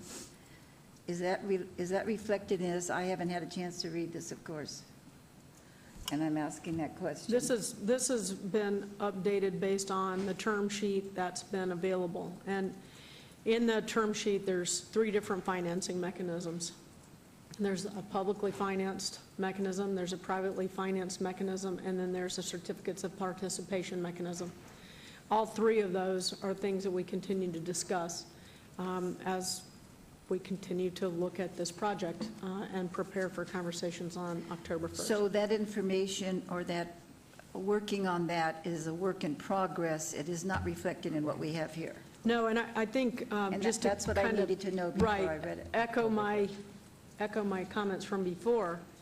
That really shouldn't impact this feasibility study anyway, because the deal terms, although there may be different mechanisms that are utilized, wouldn't necessarily impact the data in this report. But, and Mr. Stone or Mr. Abrams can correct me if I'm wrong, but let's say, for instance, there was a change in the seating. Let's say that through the construction process, it was determined that instead of having a build-out at 24,000, there was only going to be a build-out to 19. That would impact this report, and it would impact most of the numbers in this report, for instance. The financing mechanisms, the rate of the bonds, who sells the bonds, all those things may have some impact on this, but I think we're in the ballpark of what the overall cost is in this report, and that likely would have, some shift. I think what you're talking about, Councilwoman, is really the risk discussion. And the risk discussion is going to be impacted based on whether or not you feel that the attendance numbers, the ticket price numbers, the reliability of the revenue sources are reasonable given the risk. So if the city were to issue the bonds, do these numbers support it? Does it give you confidence that there's enough people, enough other income to be able to pay the bonds on? I understand what you're saying there. However, it's been amazing how many people, since I asked for input, have given me input. I think I had 67 calls yesterday just on this to return. But the questions coming up are, people are for the stadium usually, and they're for the soccer team, but it's the public monies, the taxpayers' monies. And so my question was related to that. Some of the, if I could just bring this out, or maybe it's not appropriate to bring it out at this time, but for example, somebody, I think last night perhaps at Mr. Councilman Ross's meeting mentioned it too, why don't they just take a third partner to make up the difference? Why does it have to be the public as a third partner, and things along that line? The big question is the use of taxpayers' monies when we have so many things that we've cut back on the city yet that we haven't taken care of. And this is separate, you're telling me, from the feasibility study. Yeah, I guess they're related because this information is important given whatever deal structure, risk structure would be included in the final agreement.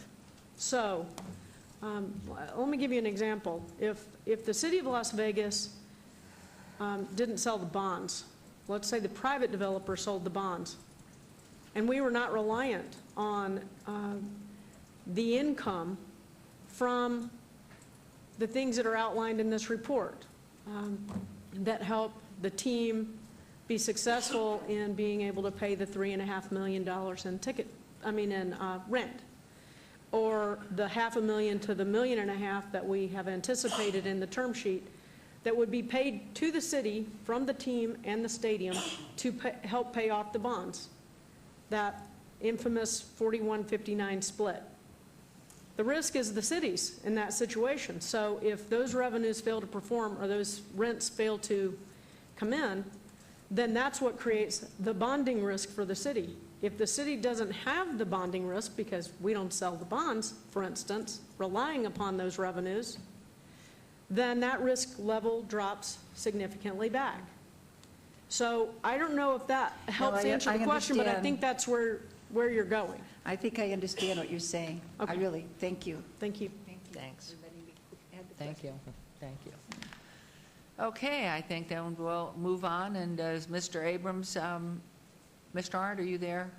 Yeah. And Mr. Abrams, would he in fact make comment to this, or where are we next? And good morning, and thank you, Mr. Stone. Appreciate it. Thank you, Mayor. I'll introduce David Abrams, Strategic Advisory Group. Mr. Abrams can just put a few comments on the record regarding his review of the report. And just to reiterate, and maybe this is redundant with Betsy's earlier comments, we really wanted to get this report on the record so that between now and October 1st, everyone in the community can be looking at the exact same report that we're looking at. So with that, I'll turn it over to David Abrams. Good morning, Mayor and City Council. For the record, David Abrams with Strategic Advisory Group. I'm advising the city on the possibility of entering into an agreement for a Major League Soccer stadium. So I would, as a point of introduction, I would say that I've reviewed the AECOM report. I've reviewed all the drafts that I've seen since I've been working with the city, and that goes back to June 27th. It is, as Mr. Stone indicated, it's unusual to see a multitude of drafts circulate among a public body and certainly to the press. It's happened, but it is unusual because this is a negotiation process. And so my job at first is to see, is there a business deal? Is there a business deal which minimizes risk for both parties and allows the city to enter into an agreement with the developer where both sides get what they need, for the most part? That's what a negotiation is.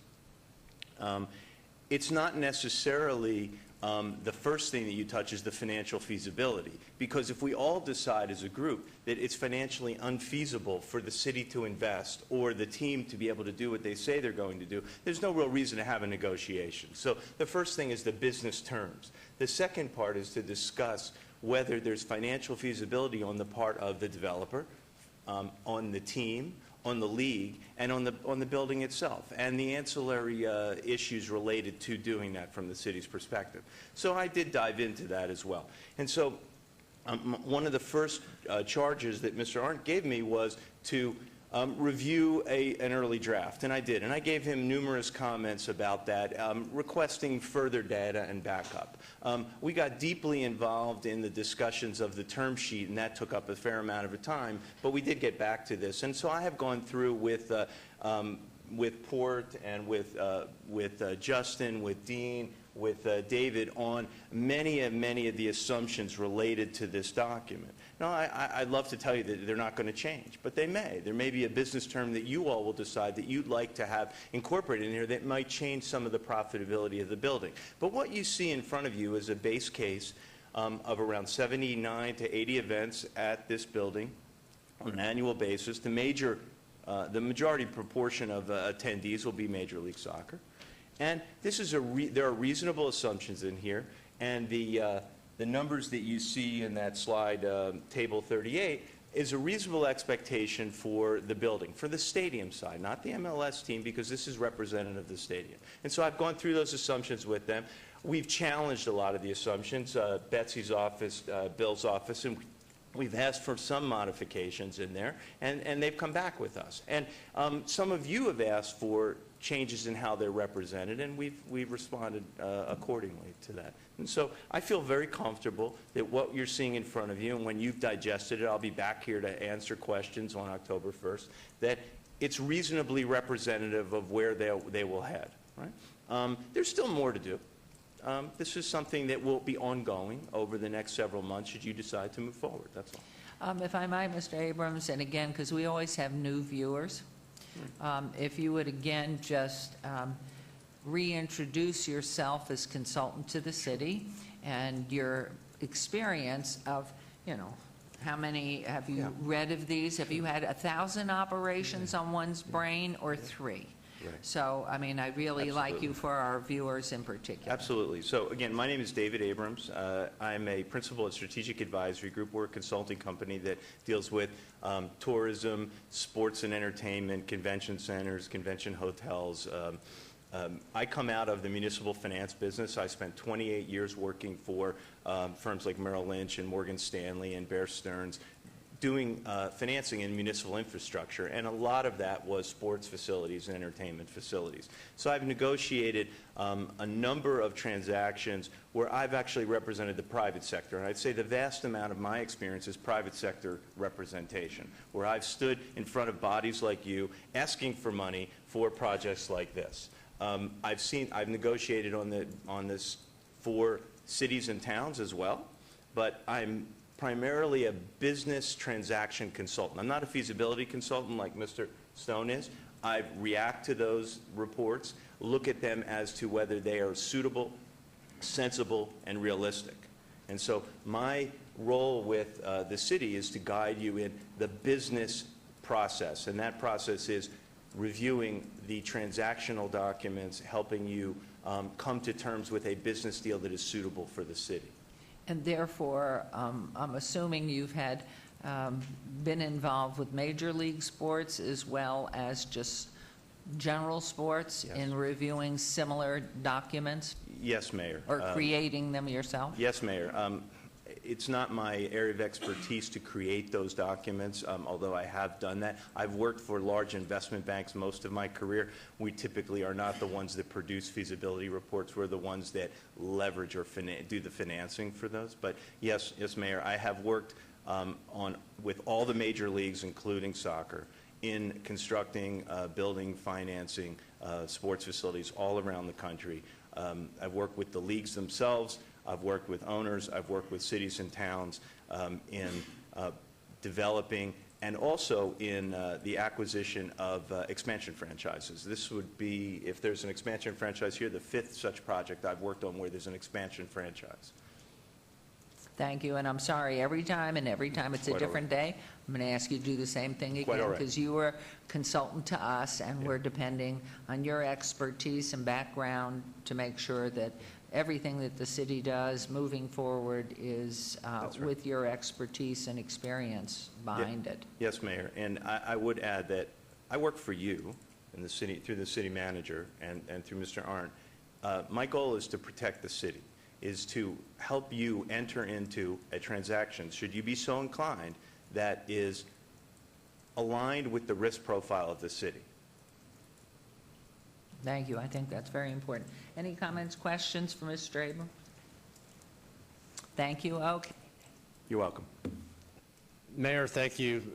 Council, thank you for the time. That concludes our formal remarks. I'd be glad to answer any questions. Again, we do have representatives of our development team who have been here. I don't know if any of them wish to make any remarks, but we're here to answer any questions. Again, reminding not only you but the listening audience that we are having all those outreach meetings that were outlined earlier, and we are not taking final action today on any agreement or term sheet. That item was held in abeyance to October 1st, so we will have that discussion on October 1st. Now, that's my question. Come October 1st, now we're in outreach and having the meetings that Mrs. Stanley's been having and doing everything we're supposed to be doing here. On October 1st, we will have, between the private sector and the public sector, an agreed-to term sheet. On the 1st of October, it will be the final term sheet. No more drafts. Or yes, still a draft. Well, the term sheet is what guides the negotiations to the development agreement. So. Correct. I'm not sure that final is necessarily the right way to describe it, Mayor. What it is it is a term sheet that would be approved by the council or disapproved by the council, that, if it's approved, would basically lay out the parameters of the deal terms, not all of them, by the way, because there are Okay. many more that would be addressed in a development agreement, Right. or in an operating agreement, or a lease agreement. But it would lay out many, if not all, of the major topics that would be included in a final development agreement should we go forward. So the final development agreement, which, as I understand, is December, is the detailed specific. This is more, this The is the development- larger piece, not The- the detailed piece. Right, it's the higher level piece that gives instruction to staff on what ought to be included in the development agreement. And then the development agreement would come back to the mayor and council along with some ancillary related agreements for approval. Those are the binding agreements for going forward with the project. Okay. So this term sheet component is a key decision-making point in whether or not you want the project to go forward or whether you want to stop. And if you want to stop, then you would decline to approve the term sheet. If you wanted to go forward, you would approve the term sheet, and then staff would begin in working directly with the developer and the developer's team to complete the final development agreement documents. And the way we have envisioned that, should you go forward, would be that we would have a master development agreement. Some of the agreements that would be attachments to that would come back for subsequent action through the course of the spring. So the idea, though, is that there would be a firm commitment to the project should we go forward through a development agreement that would be considered by council in December. Okay, and it was my understanding, and I may be incorrect here, but I'm pretty sure that when the league representatives were here a month ago, they had indicated, and I'm going to ask Mr. Finley and Representative Portelis, that they know, the league knows, that we would have to have a commitment by the league to having the franchise in order to move beyond December. And if that commitment, for the best that we could expect, to have a franchise, they know our timeline, is what I'm trying to say directly. So I'd like that, and then I wanted to mention, I did speak to Mr. Abbott this morning, so there was a couple of things that I was very concerned about. Good morning. Or Is it no, still morning? good afternoon. Good afternoon, Mayor and Council. Justin Finley, for the record. Finley Sports and Entertainment, Managing Partner. Yes, we did speak clearly, and you asked the question, and Mr. Abbott was clear that he was aware of our timeline and knew that we would have to have a commitment before the December vote to really build a stadium. So yes, it's been very clear with the league. And that has remained so? That has remained so, Okay. yes. Because my concern was, first of all, because we read the newspapers and we hear about other potential developers in the community. And knowing, in fact, that anybody can approach anybody for anything, I was assuming perhaps the league had been approached by other investors, others who want a franchise in southern Nevada.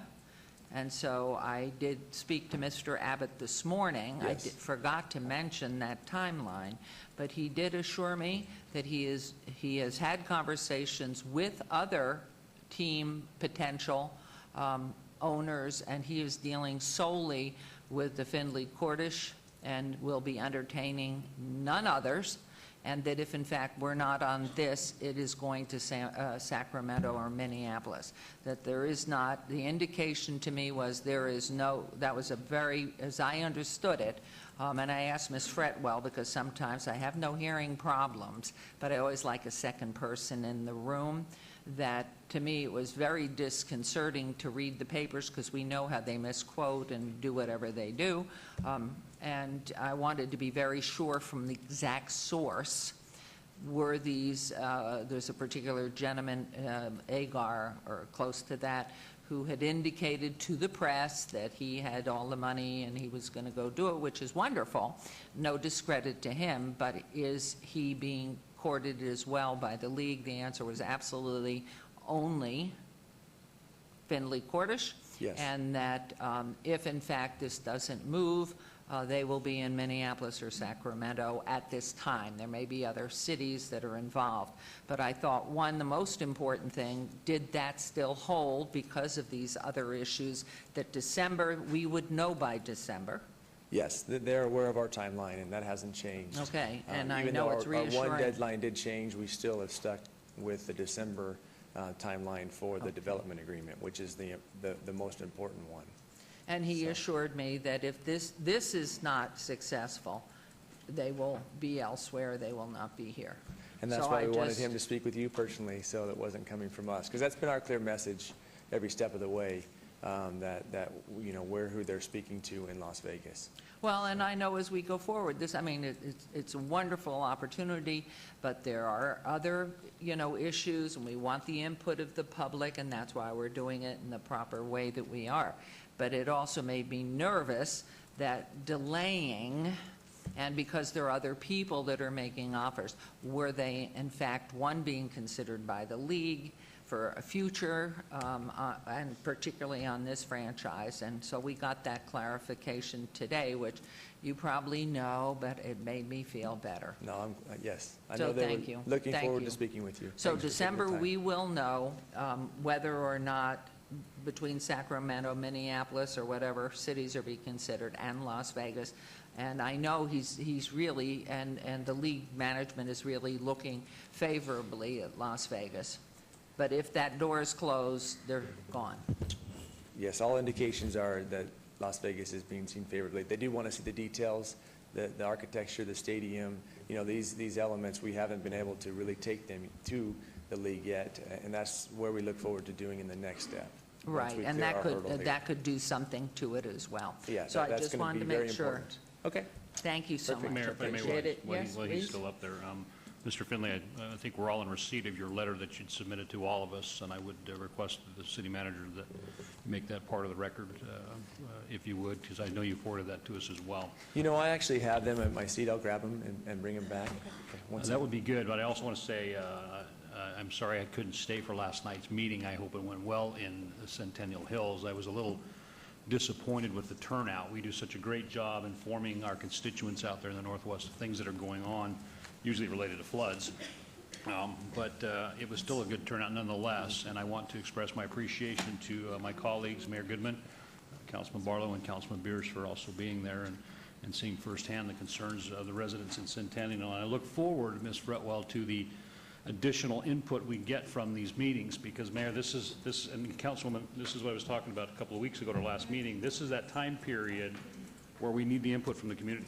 We want to know if this is something that they want. I certainly want to know that, even though I support this, because I think it's a game-changing opportunity for the city of Las Vegas to land an MLS team. I mean, that's just phenomenal. I appreciate Mr. Snell's quotes in the paper this morning in regards to, you know, my comments last night. We're the largest city without a professional team. And, that time needs to change, and it kind of fits into that vision I talked about, the city of Las Vegas growing up to be one day. What do the residents want to see? It was kind of challenging when we went to Portland. They have 2 stadiums there, and we don't have any. And I'm not that concerned about a stadium, so to speak, but I am really excited about the opportunity to land a professional team. That's what I'm after here, I'm most excited about. The rest of that stuff just comes with it. But that being said, I do want to make that part of the record, Mayor. And what, if I might add, thank you very much. Do you know you slighted me? We've got Mayor, 2 Anthonys. I apologize. Ugh. Anyway, what is this, please? There should be 2 of everyone, but yes, Mayor, yours is, I think Betsy has an email with yours. We just No, didn't I'm have a now copy. Councilman Anthony. It's fine, and Okay. Councilman Anthony has his own. Mayor, What do we I'll have here? forward yours electronically to your Okay, staff. thank you very much. It was our intention to really identify our roles at the last meeting, and it just didn't happen. And I think it's important for the council because we've been asked to really identify what our roles are. And it's just important that everyone What do you mean knows by we have been With our asked? partnership on the developer side. Okay. We feel it's important that everyone knows that, really Cordish is going to do what they're best at, which is developing this piece, and they're going to be the managing partner for that piece. And then we're going to do the local, we're the hometown people that are going to be here every day running this team and managing this team. And so it was just important that we identified that to everyone, and that's what that letter really is, making sure that you guys understand our roles through our partnership. Okay, I Mayor, want to turn this over to I just want the to clarify clerk. because Clerk, you have? we have a whole set for the clerk. Councilman Tarkanian asked me this, I think, late last week. Who's going to be running the stadium? Are we going to have a local owner? How committed are we on the local owner? So I made a request of Finley Cordish to outline the roles and responsibilities of each development partner. And so that's my understanding of what's included in this letter. Yeah.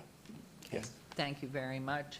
And if I everybody could does make a it. quick comment while I'm up here, I do just want to say, kudos to you guys because you really have made downtown Las Vegas, and I know Councilman Ross has touched on this a couple of times. You made it into a place where we feel this is really the best place in Las Vegas for the stadium. And when Councilman Barlow talks about connecting both sides of the tracks and making it one downtown, I know there are maybe some conflicting business conflicts with that, and hopefully we can overcome that because I think everyone's better off if there's enough parking to where people can come down freely and park where they want to park, walk where they want to walk, and really enjoy all of downtown and not just one side of the tracks. And that's been our vision since day one. And when we talk about marching to the meeting, it would be my hope that we can create a situation where all the business owners down here see those people as assets to their business and not necessarily a liability because they're taking up a parking spot. So hopefully there'll be enough parking down here where, and in addition to that, speaking with the RTC and different modes of transportation, we can get people down here that maybe they aren't parking because they aren't driving their car.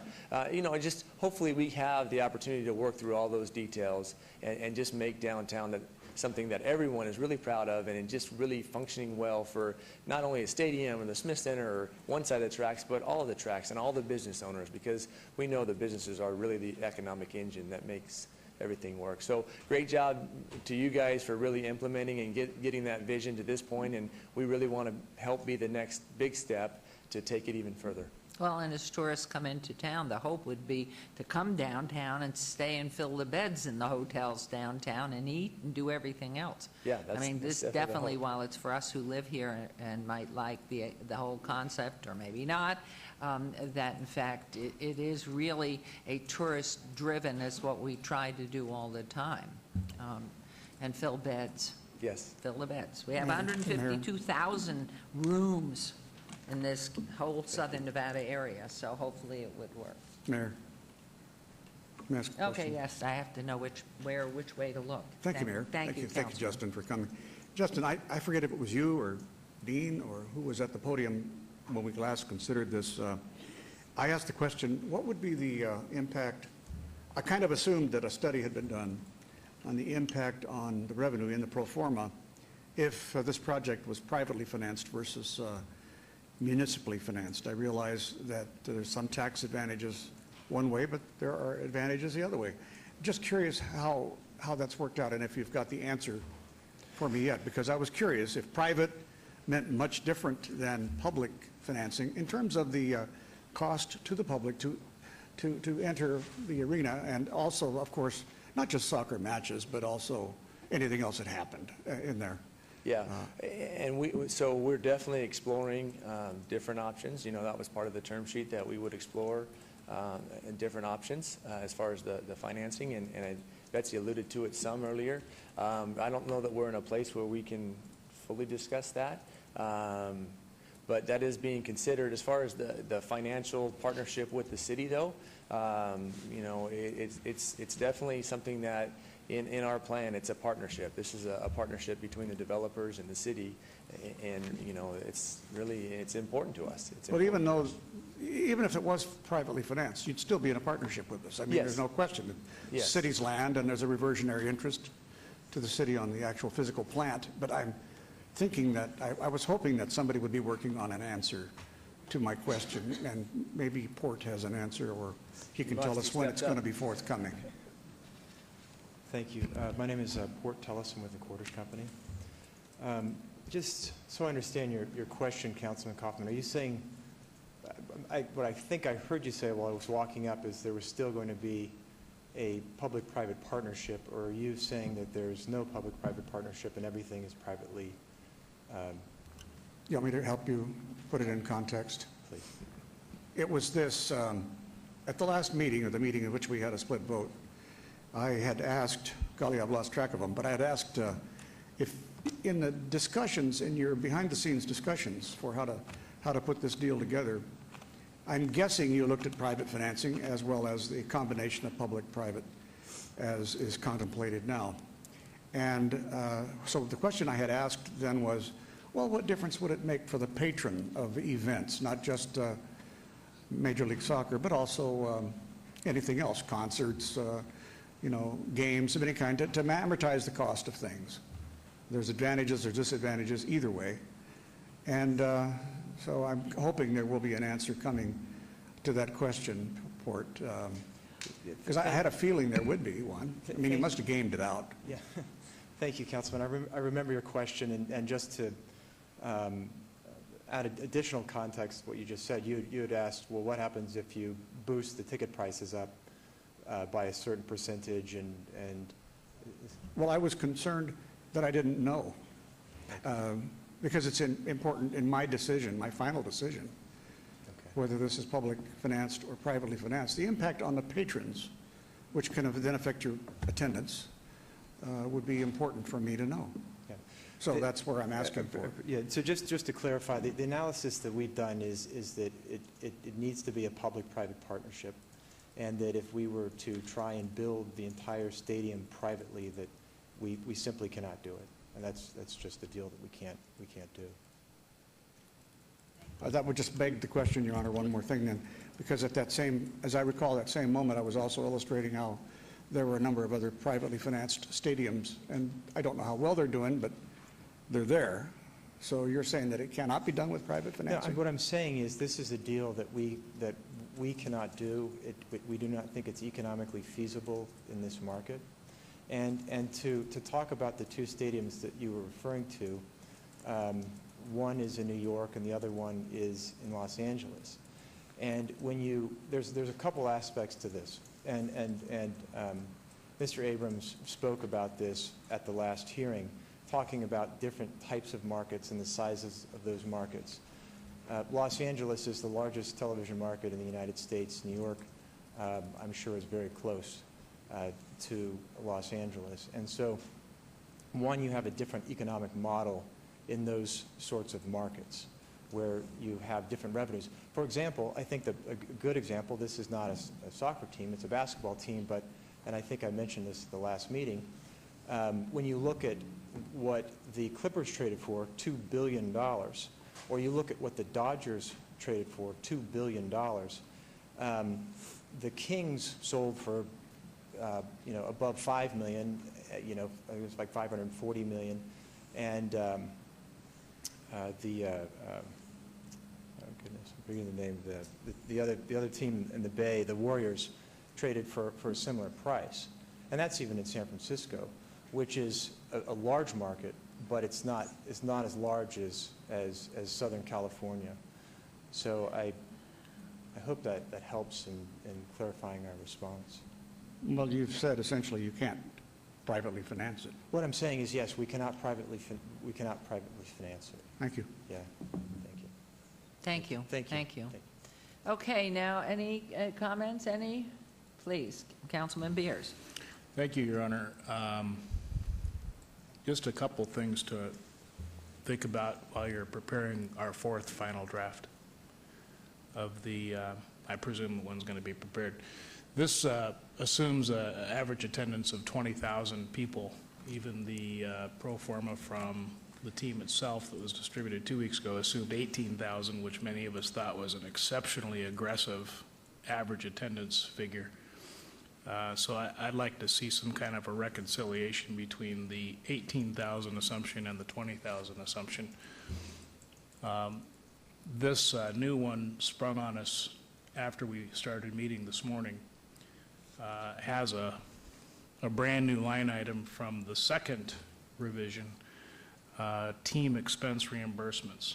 So that means that in addition to the highest rent in MLS, we're expecting this team to almost double that in putting revenue into the arena. So it would be almost impossible for us to make a decision on this without seeing a detailed pro forma on the team side by side with a detailed pro forma on the arena.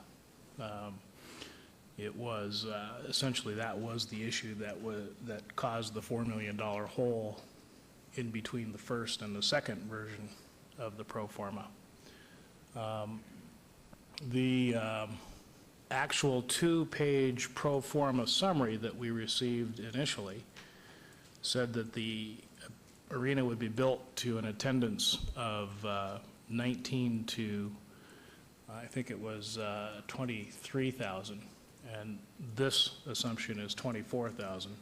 So I'm kind of looking for that kind of a reconciliation if one can be done. The very scarce capital reserve in the second and third versions of the pro forma is of concern and would be of concern to any lender that would be looking at this, as would, frankly, the lack of any operating reserve. That would just flat be required. So I would assume that in the fourth version, if one is prepared of the final draft, that we would have that addressed. Probably the biggest problem I have is having attended the meeting in Ward 6 last night from the beginning to the end and spoken to the Las Vegas residents afterwards.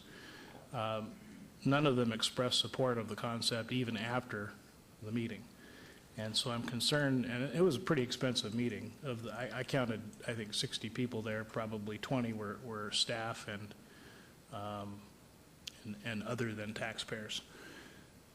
35 or 40 were local residents. None of them changed their mind. And so I'm pretty concerned that we're spending a lot of money on outreach and we're really not convincing people, it seems to me. The comments and the social media and the world are almost universally negative outside the building. So those are things I guess we'd have to see addressed. If there's any way we can, I guess we're agendized in such a manner that we could take a vote on whether we want to not accept this term sheet, which would stop the process now, and we would be able to stop putting all the money and effort into the next 2 weeks of what appear initially to be fruitless activity. If I might, and then I'm ask you to continue, please, with the path. Last night, people followed me out after the meeting, and perhaps you were hearing those who were holding with the firm that they were not in favor of where we're headed. I had several people follow me out that they had changed their minds from the information that was given. And one in particular who had said that she was absolutely convinced that it was not going, from her perspective, not to go forward, that has entirely changed, and she and other people that were with her changed in the affirmative. So while I think, and when you talk about the expense, I know that when Councilman Barlow was on the phone, one of the biggest issues with which we needed to deal, and especially with listening to Councilwoman, was we need to be out and talk with our constituents. So I think, you know, certainly knowing my position, obviously those who are for it are going to gravitate towards me, although occasionally I get those that are adamantly opposed to it. But I did get a considerable number, certainly not the 35 that may have been in attendance, but coming up and just had changed their minds and didn't realize what was brought up, and I did not attend the whole meeting. So to go back and give you the floor back to proceed with what you were saying, I just wanted you to know that I did get very positive feedback. Madam Mayor and Councilman Beers, if I might just add that I did ask what the cost was for all of the meetings, and I was told about $6,000, and that is because the administrators who were there were on overtime. They're not paid extra money, and that the places we were using were not costing money. And my concern was, well, that's what I was told, yes. And my concern was that we had told our citizens earlier that we were going to have meetings out in the community. And no matter if you feel for it or against it, I think each side should have a chance to say, and that's why I felt strongly about the community input. I Well, may not go the way that, you know, I just don't know, but I do know I felt strongly about the community And I'm input. very grateful that you precipitated this burst of transparency in the process. These meetings are not, these meetings are not, having attended the one last night, these meetings are not an attempt to present a balanced perspective. I think someone who attended was quoted in the paper this morning as it was a hard sell, and I watched, it was. It was Well, I wasn't definitely- there, but I do understand. know when I spoke to Betsy, I believe, or it might have been Bill Arndt, I said, please, let's be objective in presenting the information and present facts. And you can't have a lot of gobbledygook, just present clear facts so that the people out there can understand it. So I don't know if that happened or not, but that's what I hope these meetings are about, facts. Okay. And Mayor, if I may, just to back that up, we've been keeping tabs in my office on folks calling in or emails, and it's about 50-50 split right now. So, you know, however accurate that may be, but that's we're getting 50-50 out of it, Councilman. And we're drilling down a little further and asking where people who are corresponding with us live, if they live in the city of Las Vegas, and thus bear some of the risk of underperformance, or whether they don't, and they don't bear any risk of underperformance. And we're finding residents of Henderson are nearly 100% in favor of this. We're not finding even close to 50-50 in Ward 2 for Las Vegas residents and taxpayers. And Councilman Beards, if I might add, I saw your memo on that, your email on that, and I also asked Betsy to be sure in whatever way we could to ascertain, because you're absolutely right. Everybody would love it if they don't have to pay taxes. Our people would love it. If we didn't take our money now, that was taxpayers' money, which they feel should go other places, the people are telling me they would love it. You know, Mayor, can I add one more thing to that? Can Mr. Arndt, while he's standing there, explain again to the council and the public where these funds actually would come from, just to have a better understanding? Do you mind, Mayor, through you? No, please go ahead. I'm sorry, Councilman, repeat the question. I'm not sure if I understood it clearly. Through the mayor, Mr. Arndt, how will we pay our portion? Where will those dollars come from to pay our portion of the stadium should it move forward? That's the question I want you to explain to this council and to the public. Certainly, and in answering that question, Councilman, with your indulgence, and Mayor, with your indulgence and the rest of the council, I'd like to address the comment that the information presented last night was not presented objectively or fairly. It was our attempt to do that. We have to explain the proposal before us, so we tried to explain the proposal. I did present one slide outlining what staff believes are the public benefits should you wish to move forward. I also had a slide identifying a lot of the risks associated with the project, including very specific reasons why they would support not moving forward with the project. So we tried to have a balanced view, If we got it wrong, please tell us. That PowerPoint is out on the website, so again, we're trying to be as transparent as we can. But that was my charge, not only from you, but also from Betsy Fretwell, our city manager. We attempted to do that. If we got it wrong, please tell us. We're certainly willing to try to make sure we not only present all the facts, but really present a balanced view of what we're really being asked to look at. With respect to the funding, we tried to keep the conversation last night, and we're going to try to do that should we have the rest of the public meetings. Very simple. We identified what public funding we're looking at. We're looking at $3 million in annual revenue that we currently receive through an interlocal agreement with the Convention Authority, which is room tax revenue. We're looking at Tourism Improvement District dollars, which is essentially taking sales tax generated from new stores built in this immediate area in this district, which is about $3 million annually, and we're putting that back into the project. And then finally, we have $14 million in infrastructure funds that have been budgeted for Symphony Park. We're looking to set aside that for the project. Well, in the comments I did hear, they were factually presented, so it may have been my impassioned plea at the end that tipped the newspaper or something to report about that it has to be factual. You were, in fact, from what I heard, I was not there, the reports that I've received and walking out last night were that it was a thorough presentation. Thank you. Hopefully that will continue. Yes, sir. Well, that's an example. The $3 million that Mr. Arndt mentions as a proceeds from an interlocal convention authority agreement about room tax can also just as accurately be described as $3 million received through an interlocal with Clark County, which the city has long devoted to parks. And so this would be a reduction in our existing parks spending in order to reallocate it to paying the debt.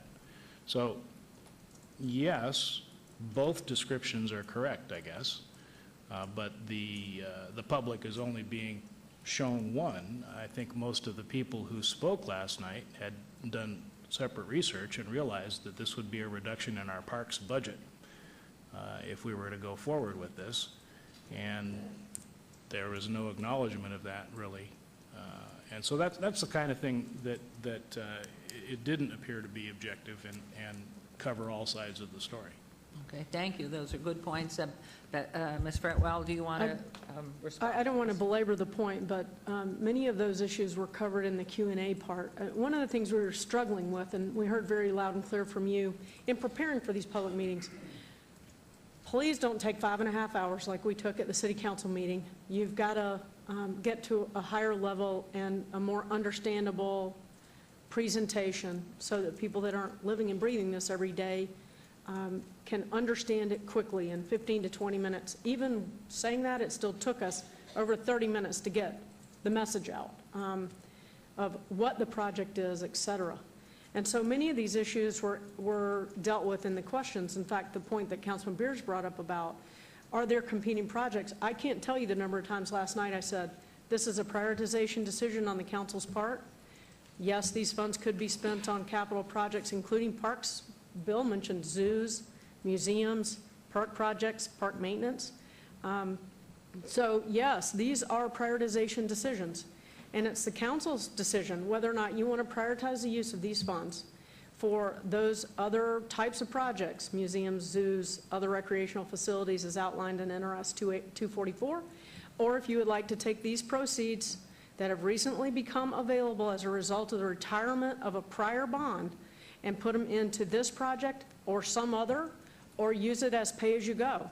And we've been very blunt about that. If we need to add a specific bullet point on the alternatives or considerations, I'm happy to do that. I encourage you all to take a look at that presentation. I'm sure that there are lots of things we could add. The problem is that we're trying to make sure that we can do it in an hour to an hour and a half presentation. I mean, even by about 8 o'clock last night, people were not half, but probably a third of the group had left. And so we want to make sure that we're getting the information out and that we're creating a forum where people can be heard and answer questions that maybe we didn't cover in enough detail to satisfy their query. So we're trying our best.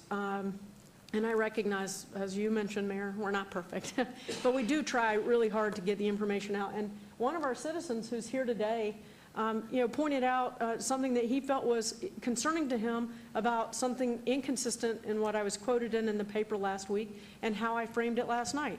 I clarified it at the meeting because I understand that people can take these things out of context, and what I may say or any of you may say in one context, in one setting, may be misinterpreted by having it relayed in a different way in another format. So I actually really appreciated the question because it gave me an opportunity to clarify in front of the whole group. So I think these sessions have been very helpful, and some really good points have come out in some of the comments that I think will help us help create better information as you guys make a very big decision in the coming weeks.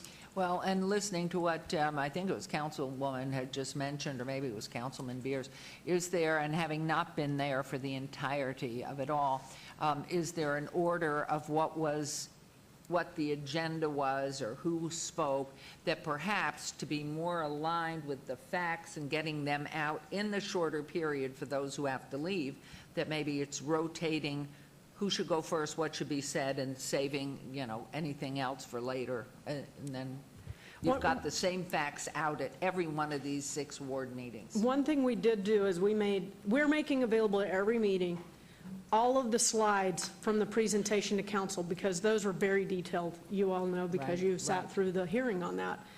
So those are available. We are not going through, I don't know how many slides those were, Bill, 25 slides or so?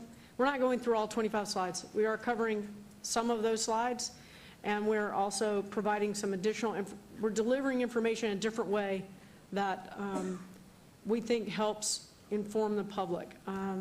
So I don't really know, Mayor, that moving it around might actually make it worse because it may make it more confusing. Well, actually, what happens is we usually get better at getting more concise the further along we get. And I think Councilman Tarkanian's community meeting is the last one, and by then we should have it all down pat. And we'll adapt as we go. I mean, even from last night, we realized there were people who wanted to make comments. We didn't really frame it up in a way that made people feel that they could go to the mic and just say, I hate it, I love it, here are the reasons why.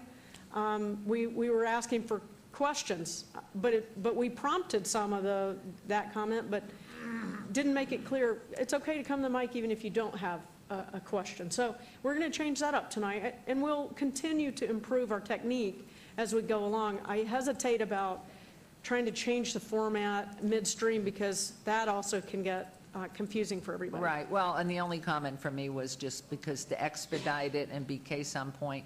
And tonight, for those who are watching that are in another ward that can't get to this scheduled ward meeting, tonight at 6:30, 6:30 is that tonight? At Doolittle. And so just, that will be 6:30 tonight at Doolittle. The rest of the schedule's online. But if in fact you're looking and you can't meet them, you are invited because the information given will be exactly the same at every single meeting. So I think that's very important. And yes, Councilman Beers, Barlow. Thank you. I had the good fortune of attending the meeting last night and listening to the residents ask questions, whether it be through the form of in writing or verbally. They were asking very pointed and direct questions, very thoughtful and provoking questions, and staff answered and responded accordingly. They were concerned as it relates to the financial structure and the term sheet, and staff responded accordingly. The mayor had the opportunity of coming in and speaking and gave a very quite compelling rationale and reason as to why she believed this needs to happen now. And I must say that when she was done, there was a lot of head shaking as far as she has a very good point. And I don't believe it was done in a sales pitch type manner. It was done in a very passionate type manner, which I respected and really thought that it really helped to inform the residents as it relates to the overall perspective and the significance of more than just a stadium. This is more than just a stadium. This is an opportunity to provide some economic vitality and redevelopment of services and other uses to not only support the stadium, but support all of the activities that we're doing in the downtown community. Once again, I truly believe that we can't be so short-sighted to tackle this item before us as if it's on an island by itself. Every decision that we make is based on a more global opportunity and experience. And this only provides for more activity and synergy that the previous administration before us, to include the current administration here today, to carry that ball forward. Allow me to digress just for a moment. I started working here at the city in 1999 as a liaison. And what was in the downtown community in 1999? The job that I had to do as a liaison, working with law enforcement, working with code enforcement to rid the community of a lot of the ills that were taking place. And I don't need to share with you what those ills were because we all know what they were. And to see what downtown looks like today tells me that the previous councils made the right choices and did the right things in order to lay the foundation for what we have today. The developments that are coming into the downtown, the developments that have committed to be in the downtown from a private and public standpoint. And we can't stop now. We can't afford to stop now because the match has been lit. And it is our responsibility to continue to carry this forward. We can't be short-sighted. Because in my opinion, if you want to be short-sighted, then this is not the council for you. And that's no disrespect to anyone. That's just my true innermost personal feeling as it relates to why we've been selected to be the leaders of this city. Now, on Monday, I'll be married 7 years to a very beautiful woman. Do we agree on everything? Have we agreed on everything for the last 7 years? Absolutely not. As a matter of fact, last night we disagreed on some things, right? Just to tell a little bit of my personal business. But at the end of the day, that doesn't mean that we don't love each other, that we don't support the efforts and the mission of what direction our household needs to go in. Today, there's a philosophical difference in relation to what direction we should be going in. But at the same time, we all must understand that we are on a vehicle moving in the right direction because we have a proven track record. There's nothing that this council or previous councils have done that we should be embarrassed about. There's nothing. There's no development that we voted on from this city hall to the Smith Performing Arts Center to the Lou Ruvo, the Mulaski, the premium outlets, everything that we've done on East Fremont, the cultural corridor, the various projects that we've done from the parks all the way down to the structure of our budget here at the city of Las Vegas. There's nothing that we've been embarrassed about because we've made the right move and we're basically moved about it in a very diligent and proficient way. So why get skittish now? Why get scared now? We can't afford to be because we're making the right move. And I believe this is the right opportunity and the timing could not be better. That's just my innermost feeling in relation to this. Now, residents should have a concern. Council members should have a concern in regards to the structure of the term sheet and how we get there. Because I have those same sentiments. But we can't be so short-sighted that we don't give ourselves as a city the best opportunity to move this project forward. And if it comes to December, and it don't work out, then it just don't work out. But at least give us the opportunity to, in fact, exhaust all of our resources, turn over every rock, make sure all I's are dotted and T's are crossed to make that decision. But we can't stop midstream. We can't afford to do that. That's not what we were elected to do. We were elected to make tough decisions. And if that means going out to the public and sharing our position as it relates to this development agreement, that's our job. No different than what we did to move into this building. Mayor Oscar Goodman and I and other council members who were here at that time, we took the show on the road in the same process, in the same capacity. So we're not doing anything different than we've done in the past.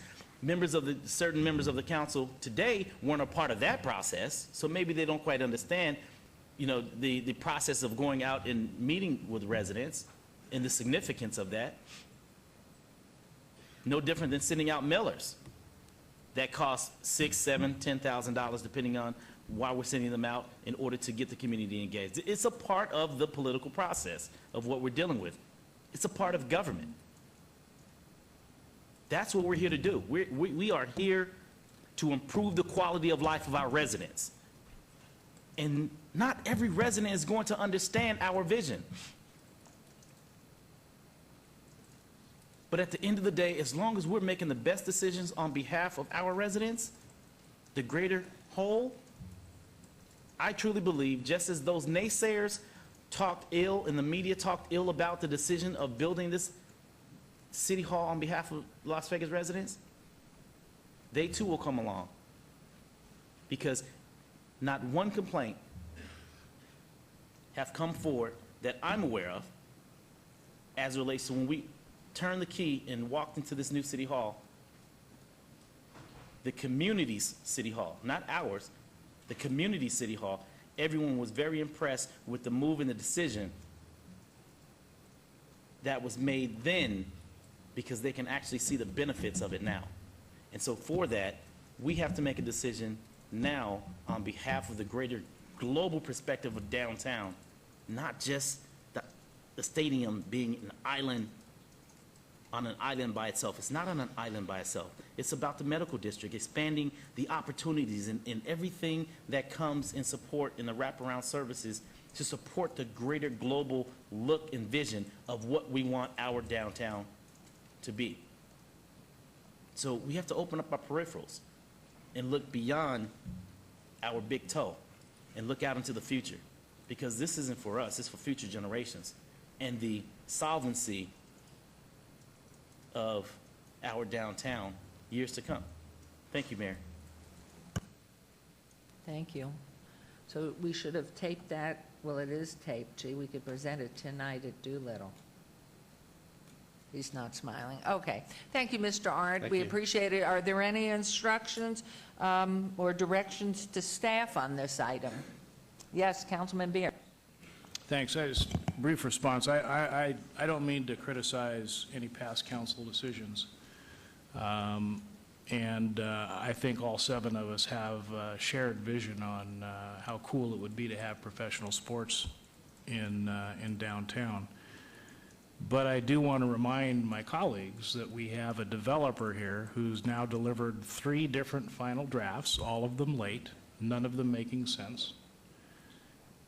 And our developer just told us, no way can this get done with this developer without cutting our parks budget by $3 million a year and guaranteeing their profitability will be great enough that they can pay $4 million a year in the first 10 years and $5 million a year in the subsequent years.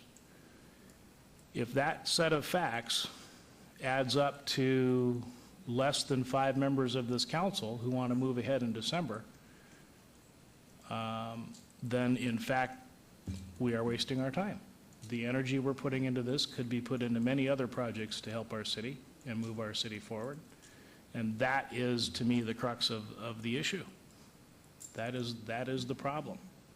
If you don't end up with 5 members wanting to do this deal when you get to December, it stops then, and we've lost the 3 or 4 months between now and then.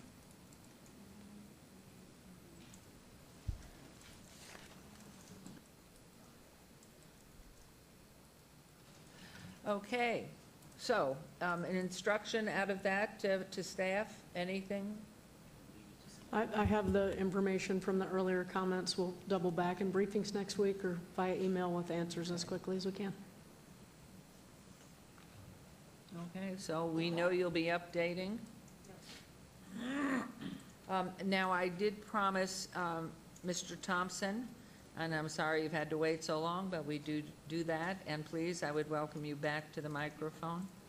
And I see you also will be staying here for 51, 53, 56, and 57. I may not be able And to, could I but trouble I you would take like off to, your glasses? If I could, I'm sorry, they're prescription, and I have a problem with lights. okay, I thank you. apologize. Okay, thank you. If I could, I'd like to preface my comments with a quote.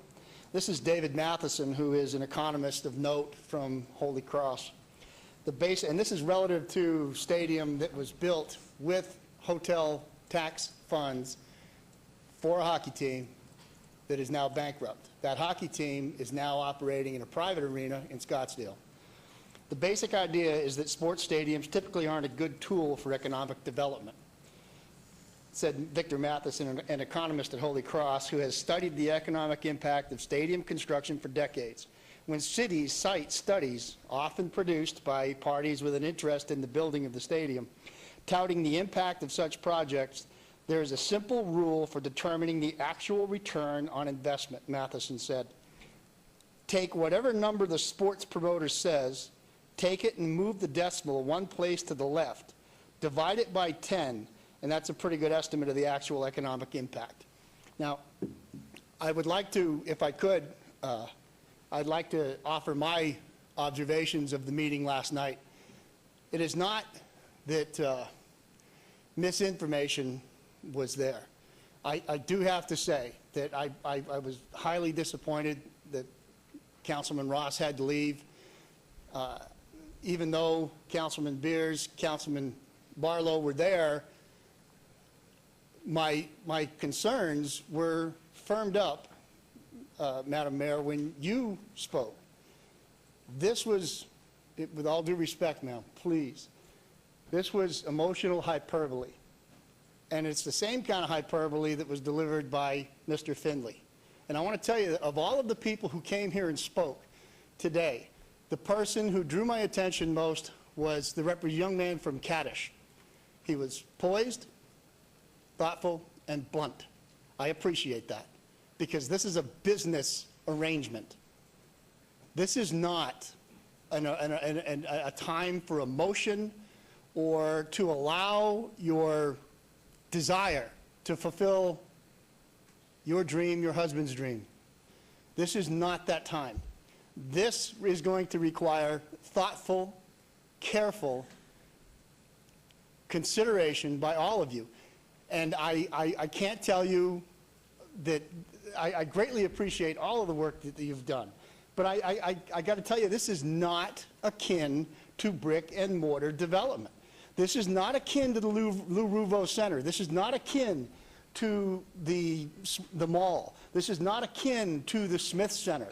This is a very different animal. Everything that I have read about stadium development in partnership with public entities has led me to believe that you will be in negotiations until the day the team takes the field. You're going to find yourself swamped with MOUs, letters of intent, and constant changes to the agreement. Now, that's not necessarily a bad thing.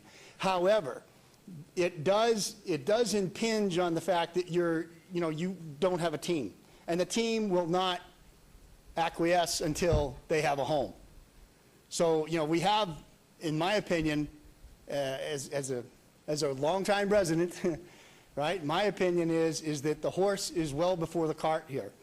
And that at this stage of the game, Councilman Barlow expressed his concern that parking, that both sides of the track be engaged here. And I think that that's important, but I suspect that the stakeholders on the other side of the tracks have read the studies that indicate that the people who will attend these games are in fact not going to have extra money when they come to town. They're going to use monies that they have earmarked for other family events and for family necessities to attend these games. Those are the statistics that are put forth. What's alarming to me is the sheer number of warnings, of red flags that go up. And of note is an article in the Wall Street Journal that opined that one of the worst investments any public entity can make is in a sports stadium.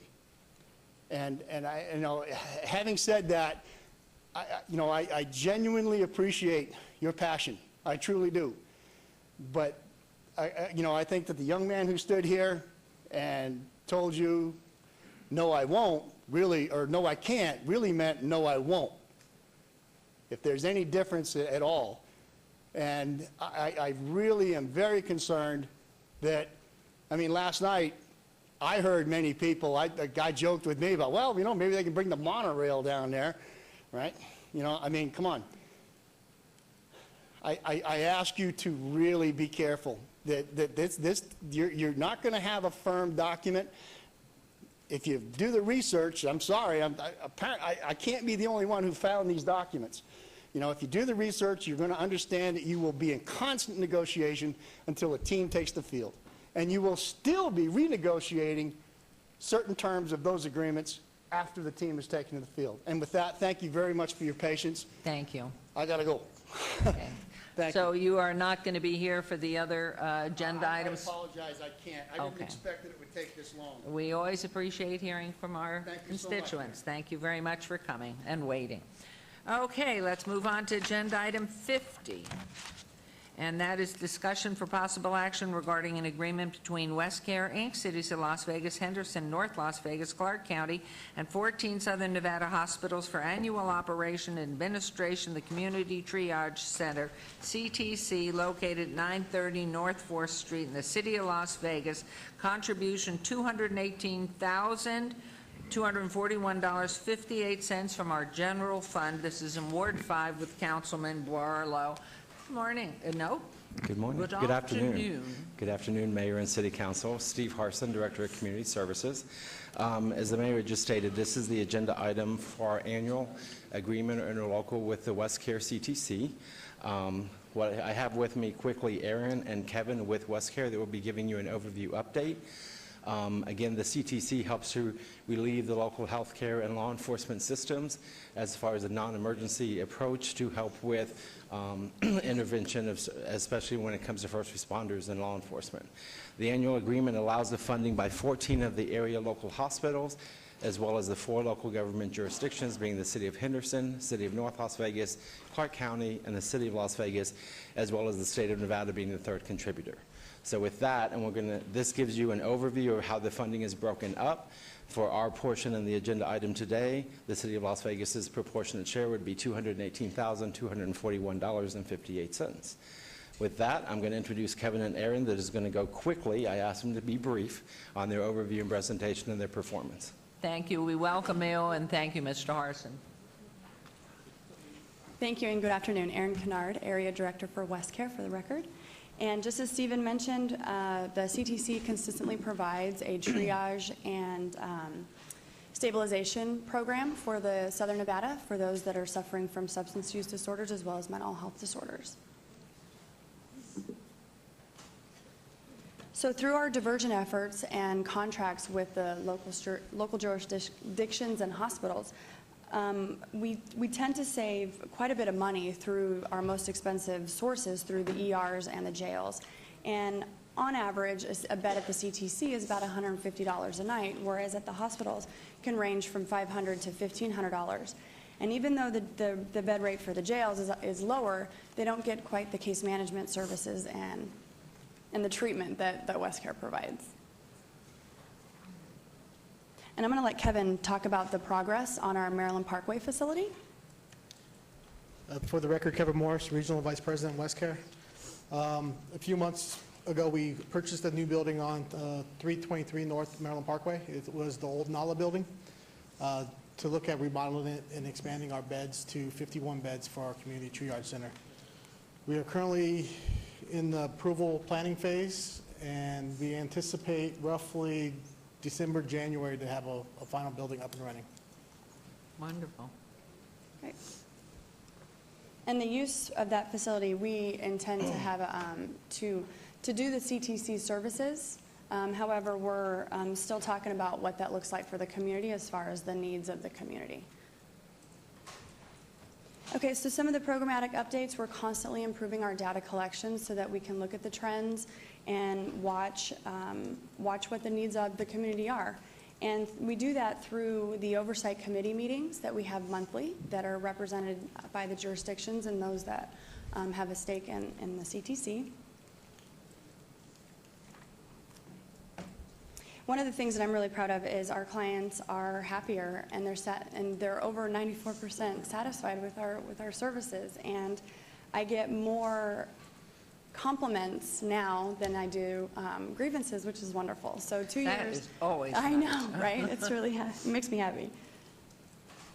All right, so let's get into the numbers a little bit, and I'm just going to kind of breeze through these.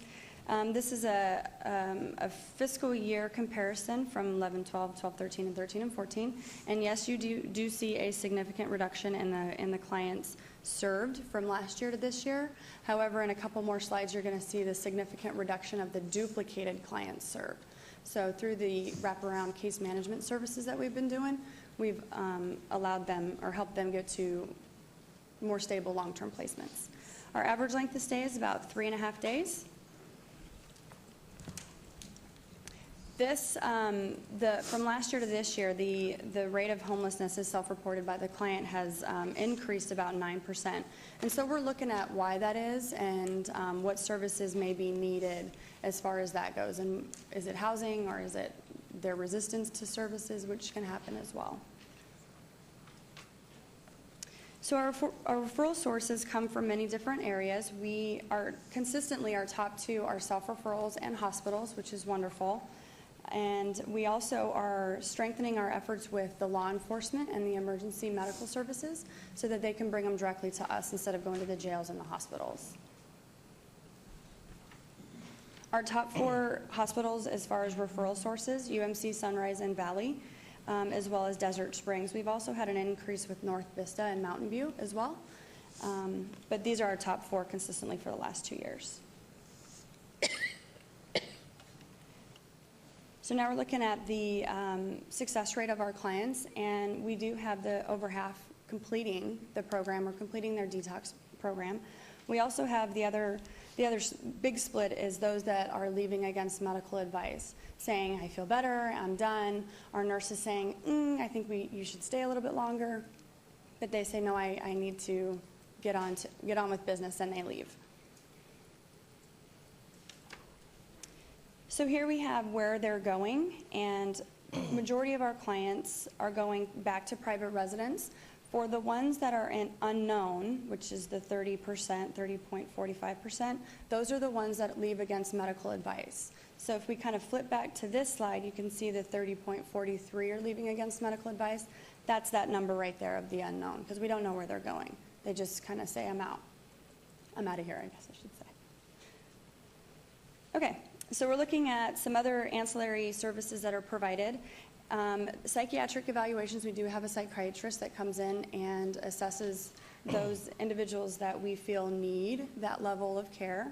And we did have an increase of about 17%, which is, it falls right in line with what the rest of the community is seeing as far as the increase in legal 2000s. Number of clients placed on legal holds. These are the number of individuals that our medical staff are placing on legal holds. And there was a 25% increase a little bit. Not too many, but still there was a little bit of an increase, which falls right in line with what we're seeing with the rest of the community. Now here's the data set that I chatted about earlier regarding the duplicated clients. This was a 46% decrease in those that are frequenting our CTC program. And I give credit to our case managers who are working really, really hard in getting these clients into a stable, sober, supportive environment so they don't come back to see us. For those that we did provide mental health referrals to, the majority, obviously 99% of our individuals are going to be referred to Southern Nevada Adult Mental Health because they do not have a pay source. However, with Medicaid and healthcare reform, that all is kind of changing. So these numbers may change. We're going to keep our eye on that as well. And as Stephen stated, the contribution for the city of Las Vegas is $218,241.58, and it's a contributing funding to 36 total beds, and we served 3,086 clients, and 30 individuals referred by hospital, law enforcement, and EMS are currently turned away monthly. And this is a new data set that we've been tracking specifically by those funding sources. And what those beds include is medication management, psychiatric care, case management and counseling, as well as medical monitoring, meals, HIV and TB testing, and discharge planning. You want to talk about this one, Ken? Anybody want to talk about it? I was just, let me jump in and you go ahead and come on up, Dan. As part of the funding, we did get a request from the state. About 3 or 4 years ago, when everybody was going through the recession and we were cutting funds, this was one area that we're stepping back on. There has been a push and request by the state to restore the 14 beds that were cut. This would be a total restoration, I believe, of $766,500. The proportionate share that would be impacted for the city, as they broke it all out, including the hospitals, would be an additional $90,000. Now, that additional $90,000 is not part of this agenda item. That would be another agenda item that if we move forward with the commitment, but that is what this slide is talking about, and all the other jurisdictions and the hospitals are currently looking at that. Again, as I understand it, it's a 3-part wing in that before the state will make their commitment for their portion, a group of the hospitals and a group of the government must bring up their equitable share of their portion for the state to step in. And I probably confused that, but I'm going to let Dan, the expert man, Dan Musgrove, maybe clarify or explain. Well, and I'd like to question on top of that, knowing that the county is pulling back $20 million this year on funding to UMC, and next year $30 million, how is that going to affect your population coming in? Where are these people going to go? Where are the dollars going to come from?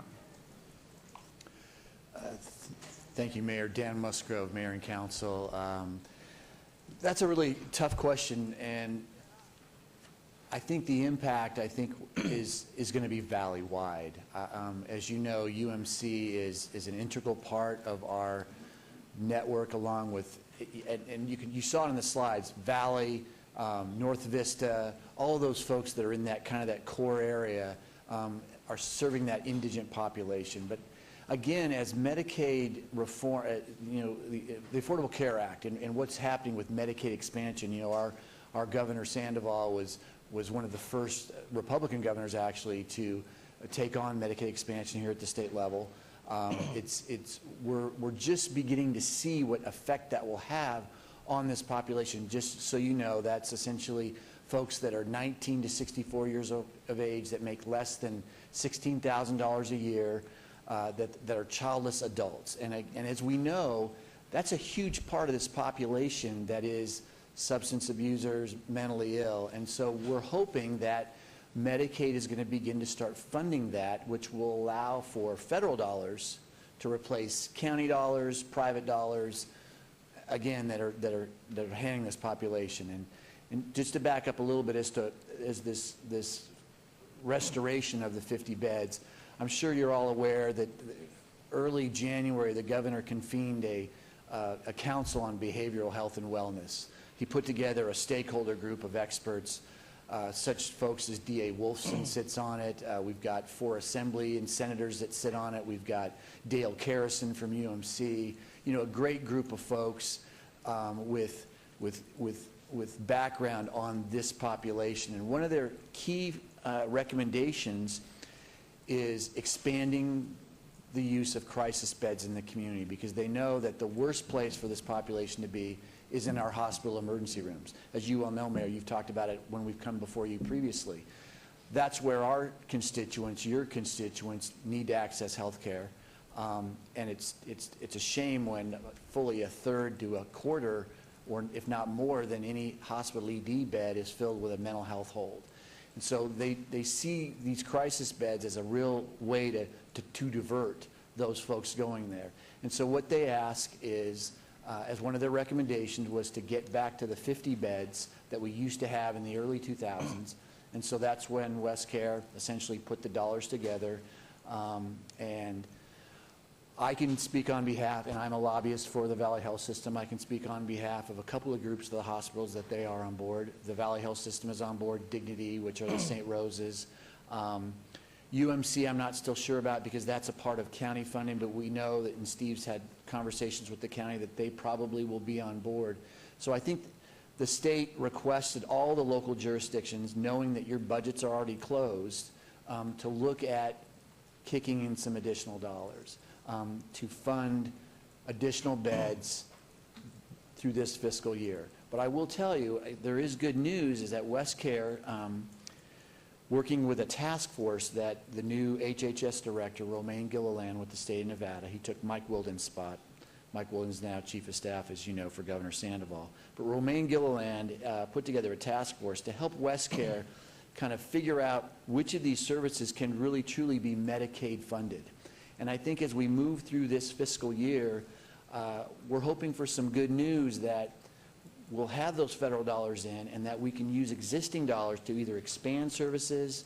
But again, it's too early to tell, and so that's why, at least at this point, we're asking for additional dollars to help get additional beds open to service the community. Well, I thank you. I was so distraught to read about the cut in funding for UMC and continuing to 30 million. I mean, jobs and beds and service, and I think 50 beds, just a little tiny grain of sand is what's going to be needed going forward because of these astronomical cuts by the county. It really is scary. And I'm delighted that, you know, at least there is a push for more beds, but I think, you know, the pressure on you, and how do you select? Who gets the bed? Who gets the bed? You know, I mean, huge job you're doing, and I just wish you continued growth and success and taking care of the people that so desperately need it, and especially with the cutbacks that are in the future. Well, thank you, Mayor, and I acknowledge your council and previous councils and city management, and Steve Harson's group has been great working with the local governments. I mean, this is a true collaborative model that we have here that the SNRPC put in place in the early 2000s. That's a model that other jurisdictions all over the country look at, and we always appreciate the city of Las Vegas's continued commitment to understand that it really truly affects our constituents, and there isn't any other way to do it other than just stepping up and trying to fund these beds. And do what we can do, and the collaboration among the municipalities, unbelievable. Councilwoman had some comments, and then I think, I'm not sure about Councilman Barlow. I just wanted to say that for many years I've greatly admired the work that you're doing. I think it's something so greatly needed in the community. And what you're doing here is beginning to separate the problems of the homeless to an extent, which I've sort of pushed for a long time. I mean, I'm assuming you're working with some of those that are in the community that need help and that are homeless. And I've just preached for so long that homeless is not one entity. It's basically three different kinds: those who don't want to work, and those who need medical help, and so forth and so on. And you're hitting it with that, focusing on the needs of those who have that particular type of mental illness problem, and I just think that's tremendous. I'm glad you'll be adding some beds. I think we've all got to keep the pressure on our elected representatives. At least they're beginning to understand the need in mental health now, and they're starting little by little, and hopefully they'll open a little bit of the floodgate later on. But thank you so much for what you do in that area. It's really, really needed. We may need it up here after we get through with all this stuff, too. Anyone, other Yeah, comments? absolutely. Councilwoman, and as most of you know, my primary focus in legislative work is at the state level, and I can tell you that this session will be one of the primary focuses will be on mental health, because there are so many needs and so much change that needs to happen. And the nice thing is, with the governor's work, the work that the Assembly and Senate is doing with another committee that's meeting, led by Dr. Andy Eisen and others, we've got all oars, it seems to be pulling in the same direction, which for those of us who fought the north-south divides for years, they really understand the problems that Southern Nevada has, and I think you'll see it this session, I hope to, anyway. And we can still keep reminding them. Thank you. We always appreciate the city's help at the session, absolutely. Mr. Harson, okay, then Councilman Barlow, will you make a motion on this, please? Please. Yes, Mayor. I'll move to follow staff's recommendation for approval of this item subject to all conditions. There's a motion, please vote, and please post, and we thank you. I just see the big job coming. So you're doing a great job, and it is wonderful, and we're so proud. Thank you for your support. And that motion carries. Thank you. Okay. This is the afternoon. All right, agenda item 51, and that is discussion for possible action regarding a Fifth Amendment to the lease between the City of Las Vegas, City, and OG Las Vegas LLC to amend terms relative to lease rate and purchase option for the parking garage located at 333 East Ogden Avenue, totaling approximately 1.03 acres. This is in Ward 5 with Councilman Barlow. Note, this is a related item to Council Item 53, R31-2014. Shall I read that? Mayor, thank you. Yes, Bill Arndt, Director, Economic and Urban Development. With your permission, if you could read items 52 and 53 into the record, and if we could hear those items concurrently, they're all related items. Okay, and then we'll vote on them one by one. Yes. Okay. Agenda item 52, discussion for possible action regarding a second amendment to the amended and related disposition development agreement between the City of Las Vegas City and POB Las Vegas LLC to amend terms and conditions for the development of parcels at 4th Street and Stewart Street totaling 3.46 acres, Ward 5, Councilman Barlow. And then agenda item 53, which is a resolution, R31-2014, discussion and possible action regarding a resolution finding that Fifth Amendment to lease between the City of Las Vegas and OG Las Vegas LLC to amend the lease rate and provide a purchase option for the parking garage located at 333 East Ogden Avenue, totaling 1.03 acres, is for economic development purposes and is in the best interest of the public. This is Ward 5, Councilman Barlow. And again, note that this is related to Agenda Council Item 51. So. Thank you, Mayor. I'm going to just introduce the business item and then turn it over to our partner. With me today is Seth Shore with Fifth Street Gaming, as well as Jason Schreiber with the CIM Group. These three items are really concerning two things. One is the Ogden Garage. The Ogden Garage is a parking garage that the City of Las Vegas owns, and we lease the property to the CIM Group for providing parking at the downtown Grand. There are some open issues related to the garage, and this concerns items 51 and 53. The first item is there is some accrued rent that is owed for the Ogden Garage and the lease with the CIM Group. This rent amounts to approximately $978,000 total. Excuse me, is that past due rent? Correct. And Okay. we're looking to resolve this, and we've worked out an agreement with our partner to accept $500,000 cash paid over time, as well as have the CIM Group pay $600,000 in making new capital investments into downtown, both at the property adjacent to the Mob Museum, as well as properties on 3rd Street. As you know, CIM Group is an important partner of the City of Las Vegas. They've invested over $100 million into renovating the former Lady Luck Hotel and Casino, now the Downtown Grand. And so we think this new additional investment with the resolving of the rent in this way makes a lot of sense. The second issue is the rental rate for the garage itself was due to change upon completion of the renovations, which is now the Downtown Grand. And that was due to take place on October 1st of 2013. That new rental rate was determined by an appraisal process, which we've just completed over the last several months. And so we're getting a true-up of rent from October 1st, 2013 to present date, the end of September, which is essentially a year's rent. And that rent was supposed to be adjusted from a prior rental rate of $250,000 annually. We've concluded that appraisal process. Our appraiser and the appraiser from that was selected by CIM, we averaged the two. That new value came in at a rental rate annual of $550,000. In other words, an upward adjustment to the city's benefit of $300,000 in additional annual rent. So they're going to pay us that extra year backdated to October 1st of 2013 and start making payments on that in April of 2016. So in other words, to make it short, we're getting a dollar-for-dollar true-up of that rent owed. The third item is there is a purchase option in our current lease which allows the CIM Group to buy the garage itself, buy it outright from the city. That purchase price is again defined by an appraisal process which we've completed.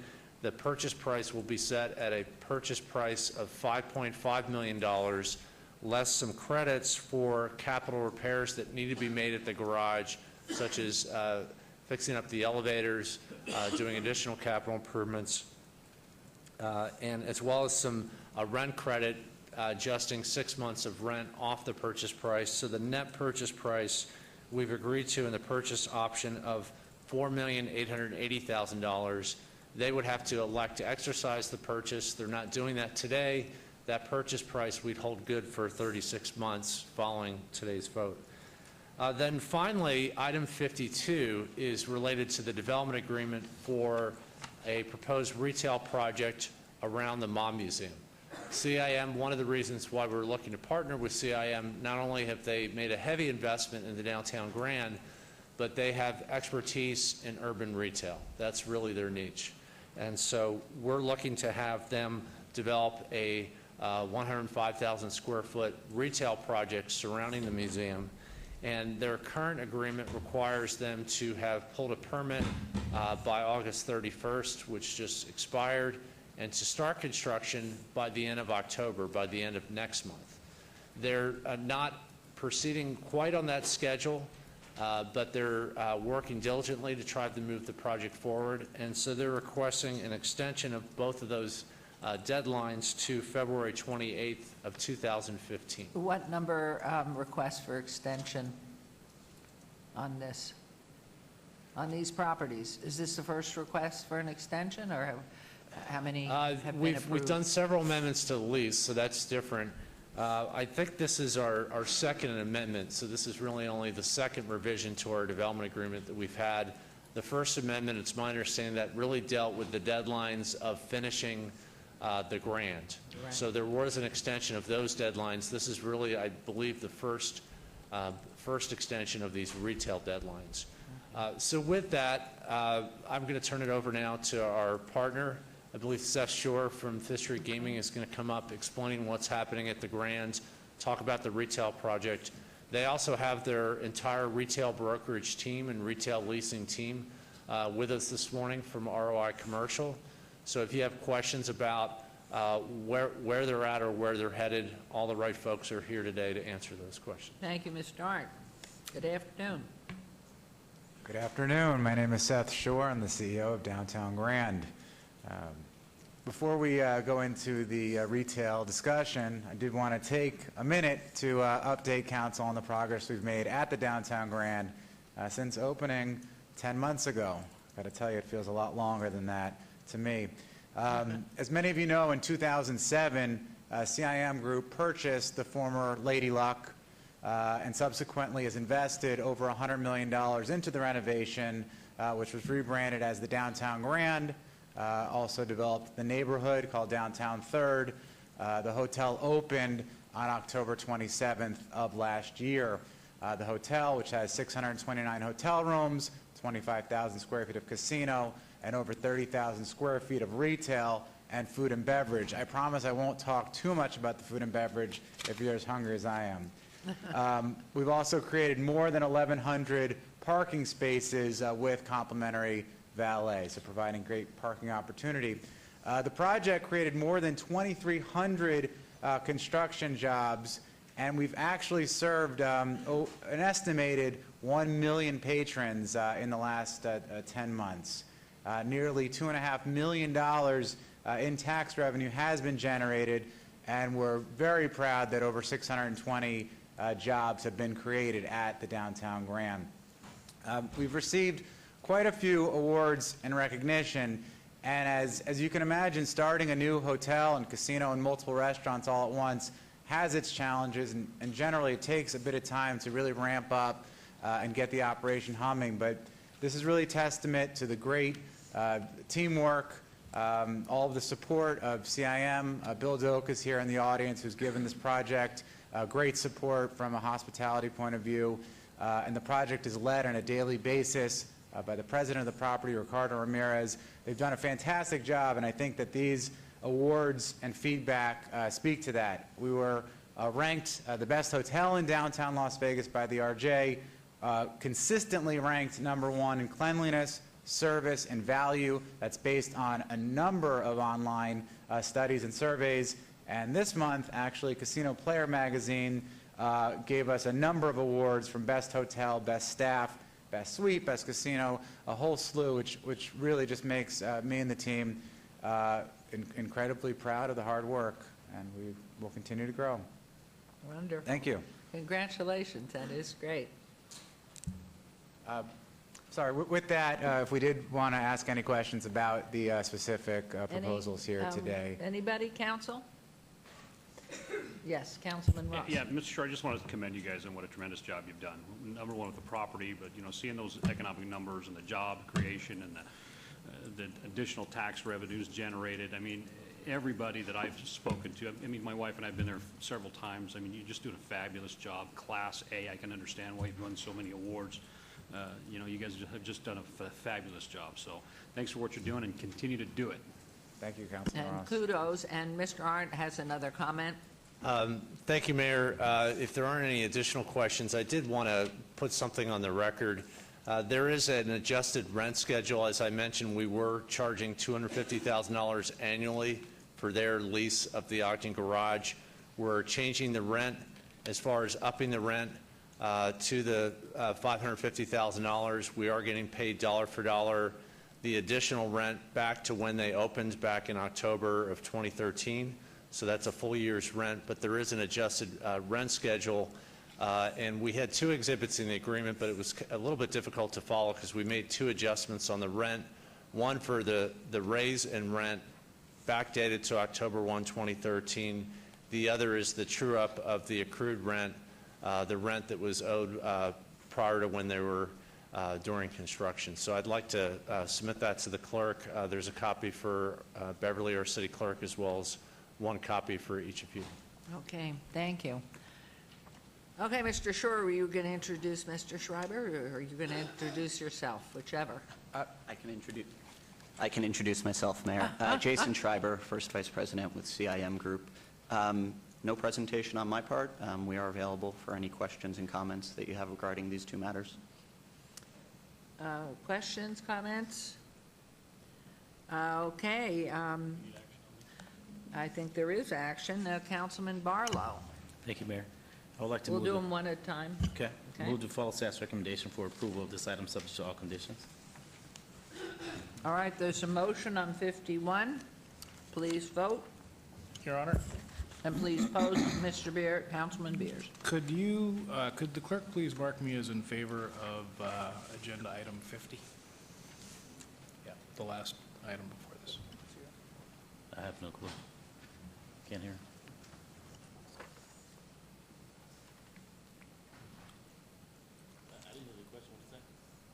Oh, he wanted to vote in the affirmative on the prior agenda item because he was absent. Councilman Beers wanted to be in the affirmative on the prior agenda item 50.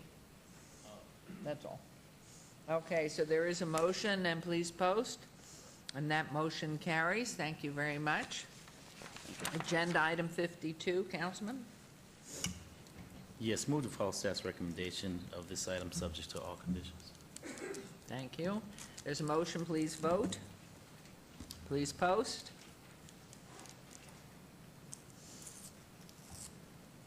Motion also carries. And agenda item 53, please, Councilman Barlow. Move to follow staff's recommendation for approval, subject to all conditions. There's a motion. Please cast your vote and please post.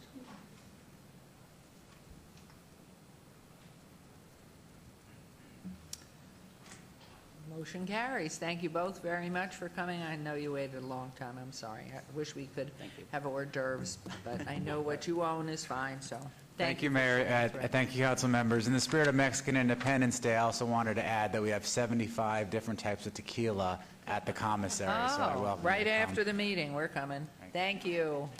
Thank you. All right, did you hear Councilman Coffin? Samples are welcome.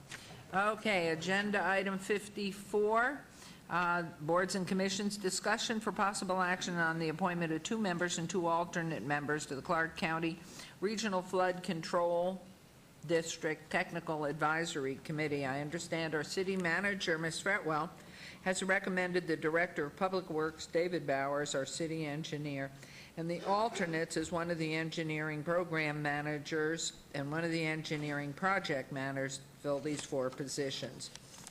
Thank you, Ms. Fretwell. May I have a motion, please? How about Councilman Ross? I'm sorry, Mayor? Could you move to approve? I would move to approve Thank Ms. you. Fretwell's recommendations for these 2. Thank you. There's a motion. Please vote. And please post.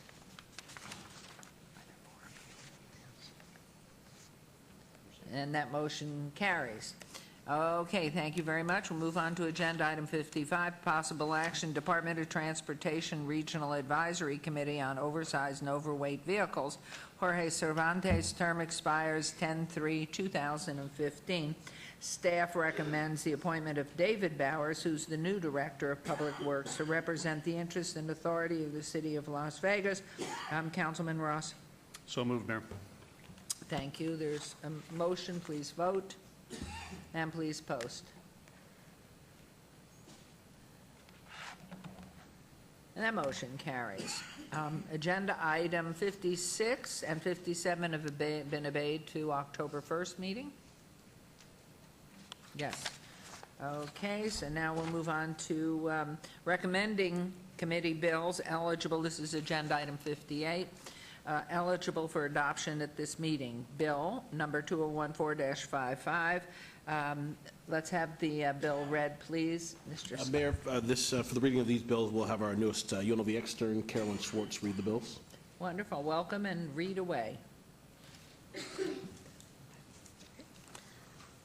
This is bill number 2014-55, an ordinance amending ordinance number 5697 as previously amended by ordinance number 5778, creating the City of Las Vegas, Nevada Special Improvement District number 607, Providence, ratifying action taken by city officers towards such amendment and providing other matters related thereto. Thank you. Councilman Coffin, how about making the motion on this? Can you turn on your mic? But your microphone, please. What's not on my screen? Okay. Okay. Why is that? Move to adopt. Thank you. This is one of the bills that came out of recommending. Motion by Councilman Coffin to adopt bill number 2014-55.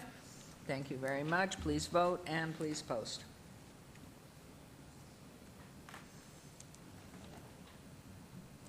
That motion carries. Agenda item number 59, bill number 2014-56. Would you please read the next bill? Thank you so much. Bill number 2014-56, an ordinance to extend the boundaries of the city to particularly describe the land to be annexed, to make its inhabitants subject to the laws, obligations, and benefits of the city, and to provide for other related matters. ANX-54948. Okay, thank you very much, Councilman Coffin. I move for adoption. Thank you. There's a motion. Please vote and please post.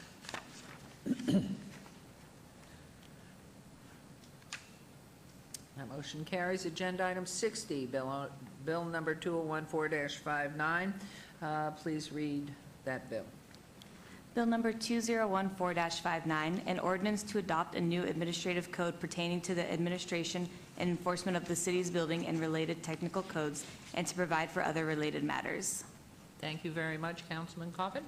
Thank you, Your Honor. I move for adoption. Thank you. There's a motion. Please vote and please post. Agenda, that motion carries. Agenda item 61, bill number 2014-60. Please read the bill. Bill number 2014-60, an ordinance to adopt the 2012 edition of the International Building Code together with amendments thereto, and to provide for other related matters. Thank you very much, Councilman Coffin. Mayor Goodman? I hear you. There you are, Mr. Steed. Thank you. Before you take a motion on this, at the recommending committee meeting on Monday, some amendments were made to Bill number 2014-62, which is upcoming. And we discovered that this bill that's before you, 2014-60, needs those same amendments. In three places, there's a reference to a sprinklering requirement in a portion of the code that's talking about fire alarms, and we simply need to replace the obligation to sprinkle with the obligation to fire alarm. And so that would be a First Amendment. Question, Mayor? Yes, Councilman Ross. Mr. With your permission, can Mr. Knight address this for us, please, or answer my questions with those amendments to several of these bills? Mr. Knight, are you satisfied with the amendments to the bills? Okay. For the record, Chris Knight, Director of Building and Safety. Yep, you're right. Yes, sir. I think that what happened is when we negotiated the issue with the partial sprinkling with the fire department, we agreed to include a provision in the code that's going to be in our code that I've briefed everyone on that says that if you can partially sprinkler a building once you add an occupancy that requires sprinklers into a building that didn't require sprinklers. However, within 18 months, you have to fully sprinkle the building. We negotiated that with the fire department. It came upon agreement, and in my briefings, I've pointed out that that requirement exists only in the city of Las Vegas. It does not exist in Clark County, Henderson, or anywhere else. And that was driven by our fire department. In doing that amendment, we also changed some code sections related to sprinklers that didn't apply to sprinklers. They applied to fire alarms. And that's what Mr. Steed is referring to. And the amendment that I'm supporting is changing the fire alarm section to read fire alarms rather than sprinklers, which we had already done. As long as you, as our building official, are satisfied and my name is on these bills, then I will... Well, you're going to be taking all of these since your name's on them, so do you move? Oh, I would move to adopt 61. I would, in that same, value, say we have to go do the same thing as 60? Just 60 right now as a First Amendment. Okay, so we're on 60 or are we on 61? We're on 60, I hope. No. No, we're on 61. 60 passed. It's Do actually we bill need number to 60. withdraw that? And We're talking about 2014-60, not the item number. Oh, okay. Oh, good call. Okay. Then with that, Mayor and Council would move to adopt as amended through the City Attorney's Office. Okay, there's a motion to adopt as amended. Please vote. Please post. The motion carries. Now on to agenda item 62, but bill number 2014-61. Should we have the bill read, please? Bill number 2014-61, an ordinance to adopt the 2012 edition of the International Residential Code, together with amendments thereto, and provided for other related matters. Councilman Ross? Would move to adopt, and does this get amended as well, Mr. Steed? No, not this one, but the next one. Would move to adopt, Mayor. Motion to adopt on bill number 2014-61. Please cast your vote and post.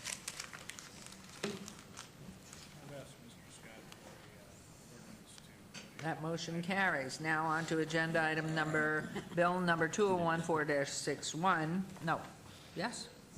62. Excuse me, 62.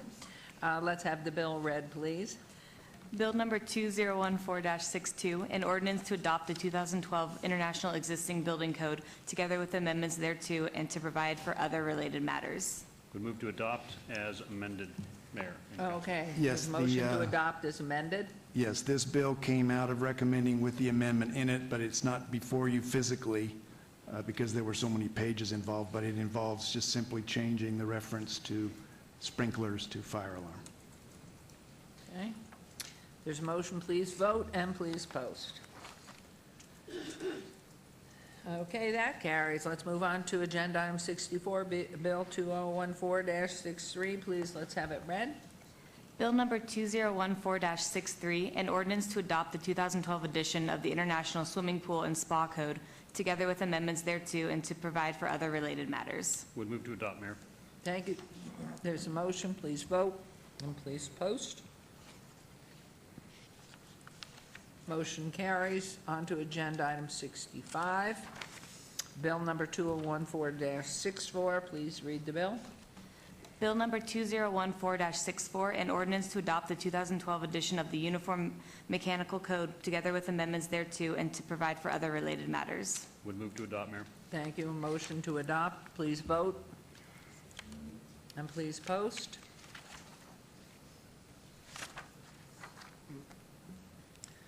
Motion carries. Agenda item number 66, Bill number 2014-65. Please read the bill.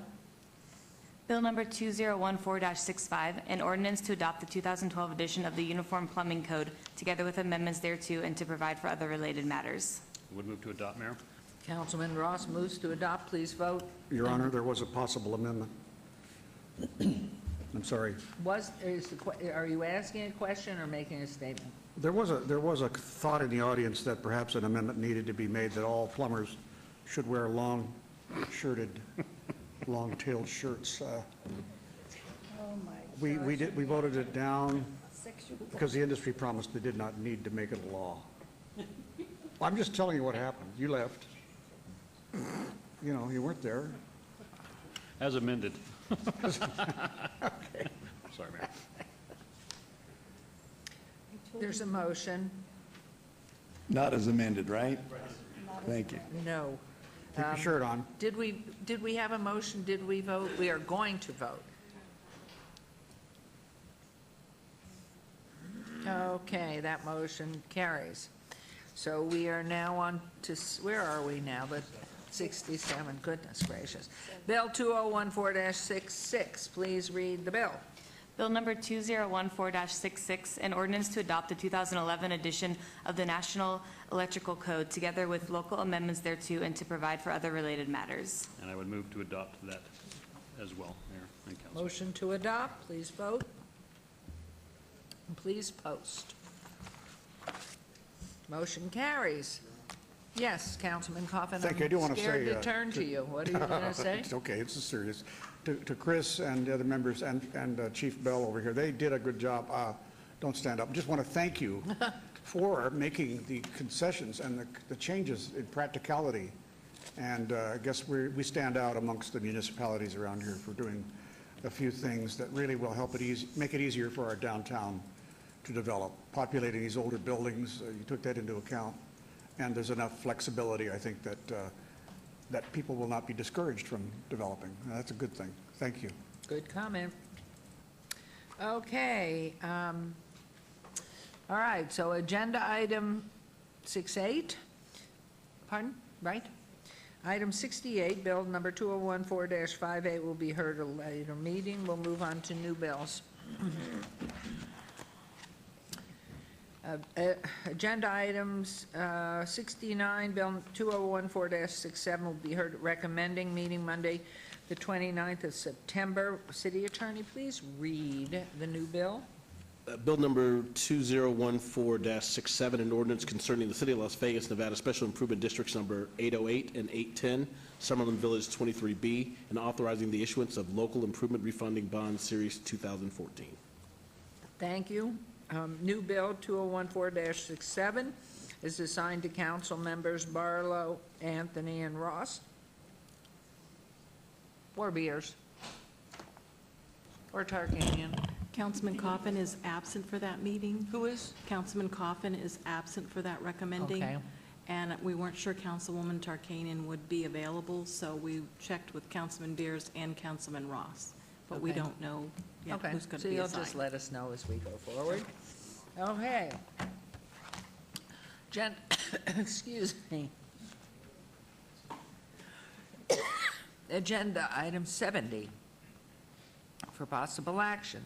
Any items from the afternoon session that council staff or applicant wish to be stricken, tabled, withdrawn, or held in abeyance to a future meeting may be brought forward and acted upon at this time. I have 4 items. Item number 72 is ARC 55336, applicant City of Las Vegas, owner ProView Series 17 LLC, 200 South Las Vegas Boulevard at 201 South 4th Street. Staff has asked that item be obeyed till October 15th, 2014. Item number 73, VAR 53482, applicant owner BMLJHL 2011 Trust on .52 acres at 2010 Homeview Court.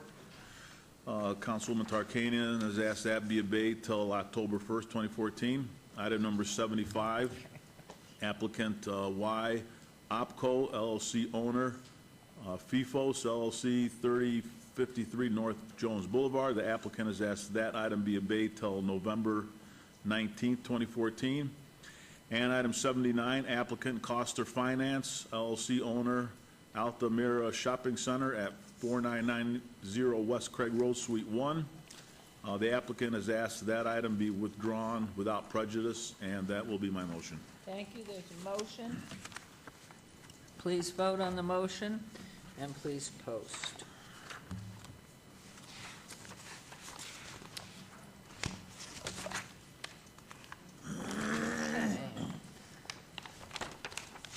Motion carries. Thank you very much. We're on to agenda item 71. EOT 55484, non-public hearing, site development plan review, applicant owner Cloudbreak at Las Vegas LLC.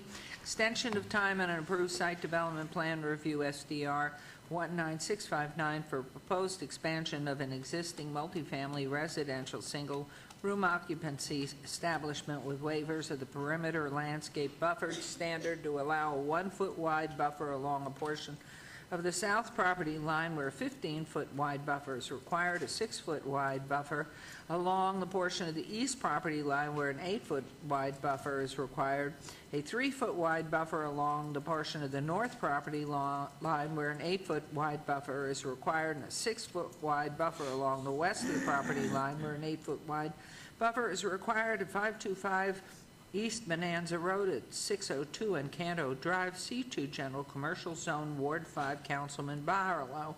Staff recommends approval. And is the applicant or representative present? Please come forward, turn on your microphone. This one's on over here. And if you'd state your name and who you represent. Hi, Brad Bridwell, Director of Community Development for Cloudbreak Las Vegas LLC, 525 East Bonanza. Okay, any comments to this? Yeah, actually, this really is kind of an administrative fix. You may remember we were here about this time last year having 7 items approved for a 2-year extension to continue our work to develop the site, to add 110 units of new construction for formerly homeless veterans in a permanent supportive housing setting. During that time, one of the letters that came back from the city had referenced only a 1-year extension, although all items have been heard for 2. So we're administratively fixing this to reline this one of 7 items back up, which is important to allow us to subdivide the property, which is going to allow us to prepare for a 2015 Nevada state tax credit application to try and ascertain 9% tax credits, which will enable the financing for the development. I did just want to comment, though, however, I'm relatively newly placed in charge of the Cloudbreak Las Vegas facility. You know it as the home of U.S. vets. Most commonly, I have reviewed the video from the last meeting. I did see Councilman Barlow did bring up very pointed and well-described words at the time of the upkeep of the facility. Did want to let you know, and I do have some before and after pictures here if the council would like, but did want to let you know that we have refinanced and pulled out about $500,000 for interior and exterior renovations of the existing facility. Graffiti was a major problem in the trash enclosure area. That has been solved, and we built a brand-new trash enclosure that is designed to match the police substation right behind the site. And we continue to invest in improvements of the facility. You can see some of the before and after in photos that staff has even taken. So we're also have put the lot, yeah, there's the trash enclosure there. So we've taken what you said seriously. We are investing in the upkeep. The lot to the north, I think in the most recent field inspection, was noted as unkept. We have placed that onto a quarterly schedule where our staff and property management team will be cleaning that quarterly to keep that orderly until we're able to develop. And the plan, of course, is still now to subdivide that property, go into a Nevada tax credit application in which we believe there will be a veteran housing set-aside place this year. So we believe our chances of earning those credits are quite high. And hopefully we'll be back to you next year with a detailed financing plan that you can believe in this time. I know we have been at this since 2007 and had a tough market, but we do believe we're positioned to get back by 2015, that financing plan. In the meantime, you will continue to see an improving site that's clean and well-kept and provides the dignity that our veterans deserve. A nice paint job. Thank you. Mr. Parago, any comments on this? Thank you, Your Honor. No, staff did check out the site and finds everything to be in order, and we do recommend approval. Okay, thank you. Councilman Barlow. Are we going to open up to the public? Public comment? Not this. No? Doesn't say. Okay. Move to follow staff's recommendation, subject to all conditions. All right, there's a motion. Please vote. And please post.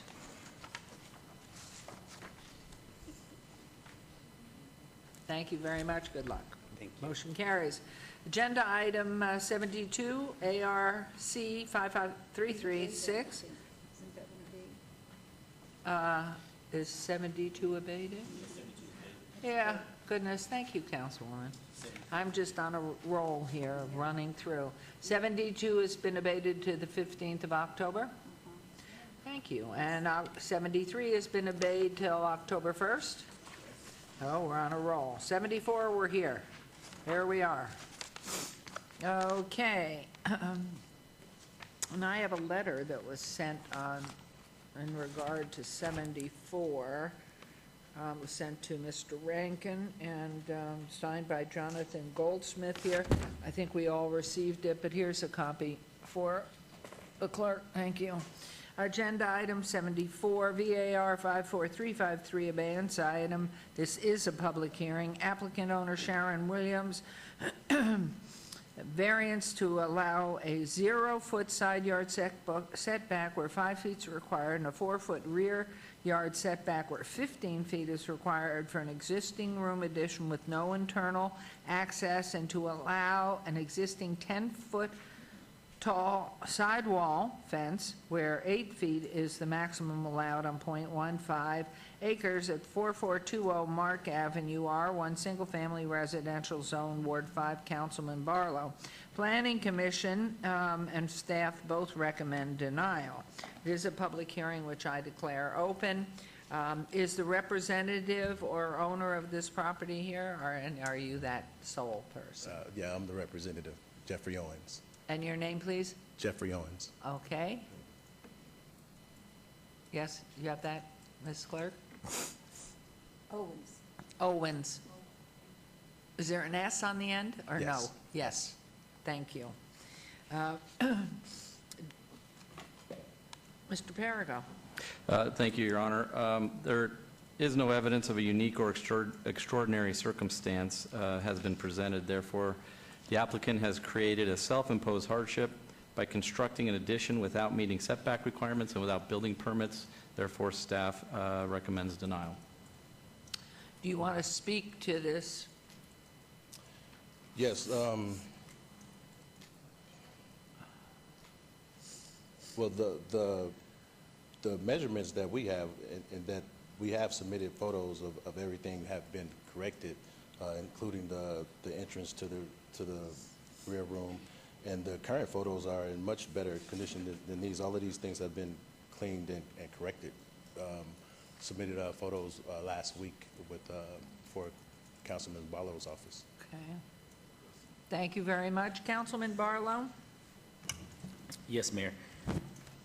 Having gone out and evaluated and looked at the property as well as staff, it appears that what's happening here is that you're building individual units for sale. And there's a number of people that live on the property that are not related to each other, and they're just renting out rooms. And there's nothing in our backup as it relates to the city of Las Vegas as far as the property owner pulling any plans or permits to do this type of work. And that is inappropriate and illegal in the city of Las Vegas. So you're coming before the council today for approval of something that we have no knowledge of from a plans check or building a safety, building and safety standpoint. Yes. So there's no way that I can approve this because everything that I've seen visually and everything that staff has seen is all illegal work done.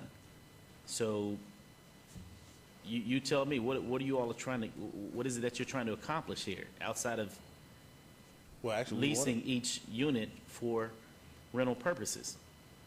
What we're trying to accomplish is get everything brought up to standards and to status that'll be corrected. My understanding is the property was purchased with this addition already added to it. So when was the property purchased? It hasn't been a full 12 months. Say it again? Hasn't been a full 12 months. It hasn't been a full year. Who acquired the property? Mrs. Williams. Ms. Williams? Do we have records of that, Flynn, as far as a sale? Yeah, thank you. I'm sorry, Tom. I know what you meant. I still have my hair, though. On July 30th of 2013, there was a quitclaim deed was recorded for a change of ownership. So it was a quitclaim deed? Yes, from I don't have the names, but I do know that it was from, according to the records that we have, it was to Sharon Williams from her husband, Mr. Williams. Okay, so it wasn't a sale. It was, sound like a split an asset amongst two spouses. That's what we have in the records. Okay.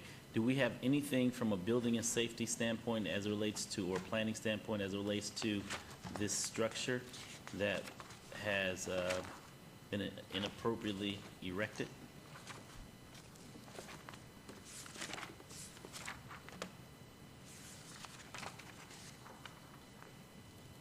We do have a number of code enforcement cases. Not code enforcement, I'm saying building and safety and planning as far as pulling permits to erect a structure.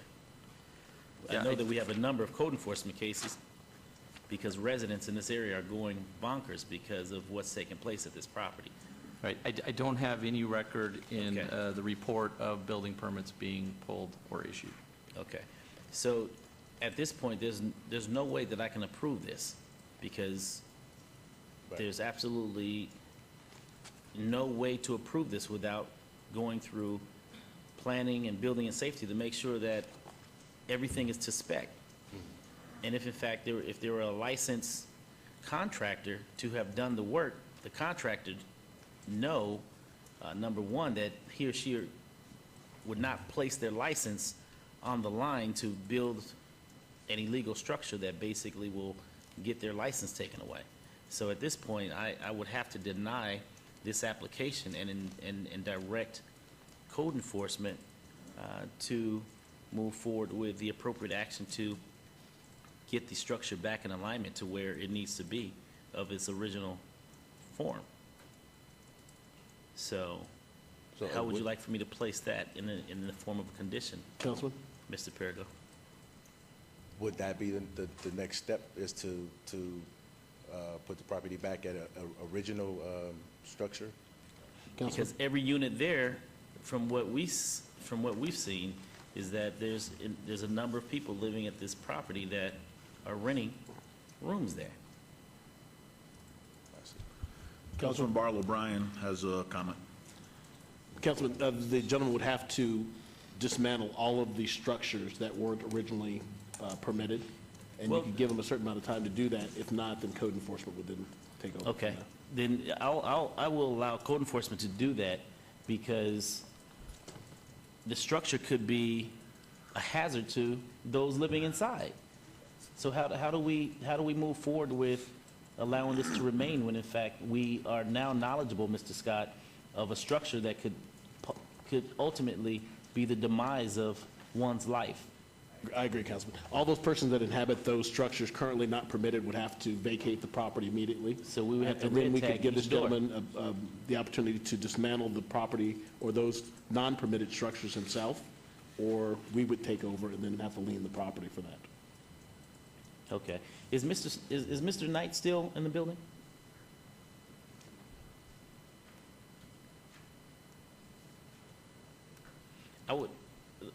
I would like to obey this 2 weeks to get Mr. Knight and code enforcement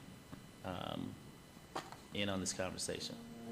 And in the meantime, I would like for the structure to be red tagged to make sure that no one is affected between now and 2 weeks from now, so that we can evaluate it accordingly. Because the last thing I want is for something to happen and a life is lost because the structure could very well be in a position to collapse.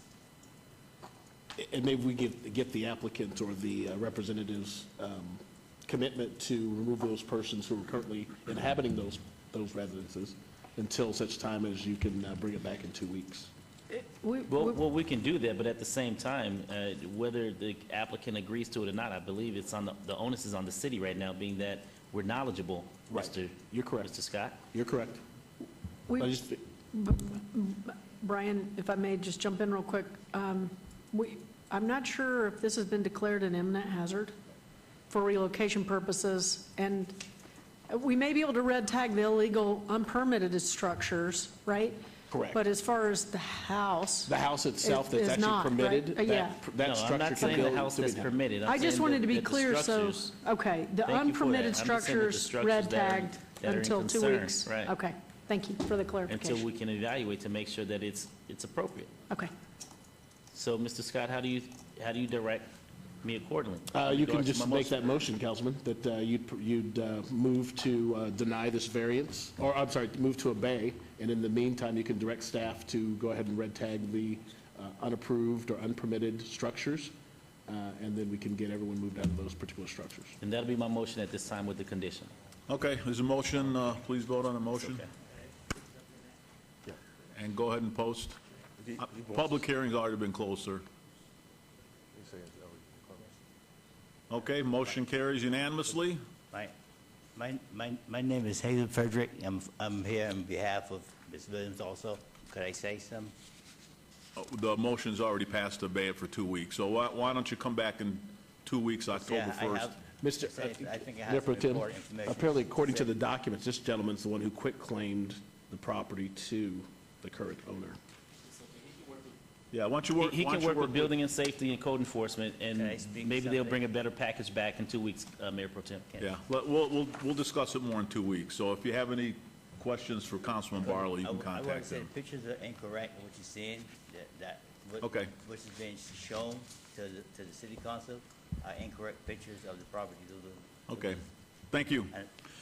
Okay, item number, let's see, 75, item number 76.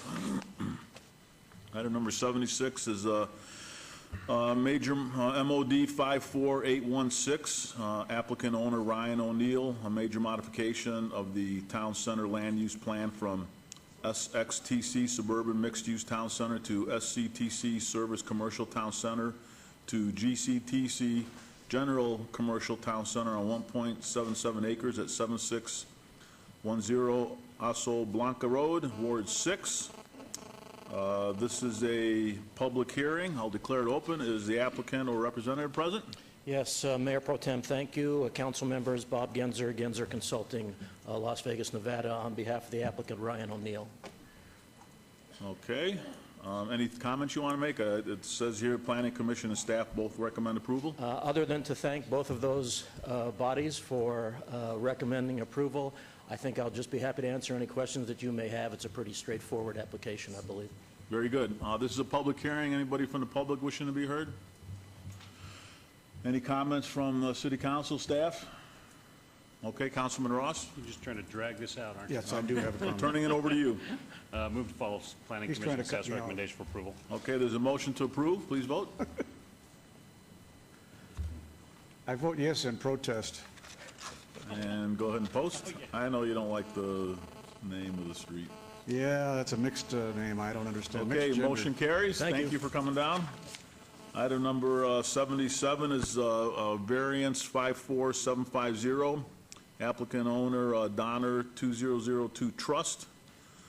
Request for a variance to allow a 5-foot rear yard setback where 10 feet is required for a proposed 540 square foot accessory structure Class 2 pool house on .68 acres at 3020 Campbell Circle.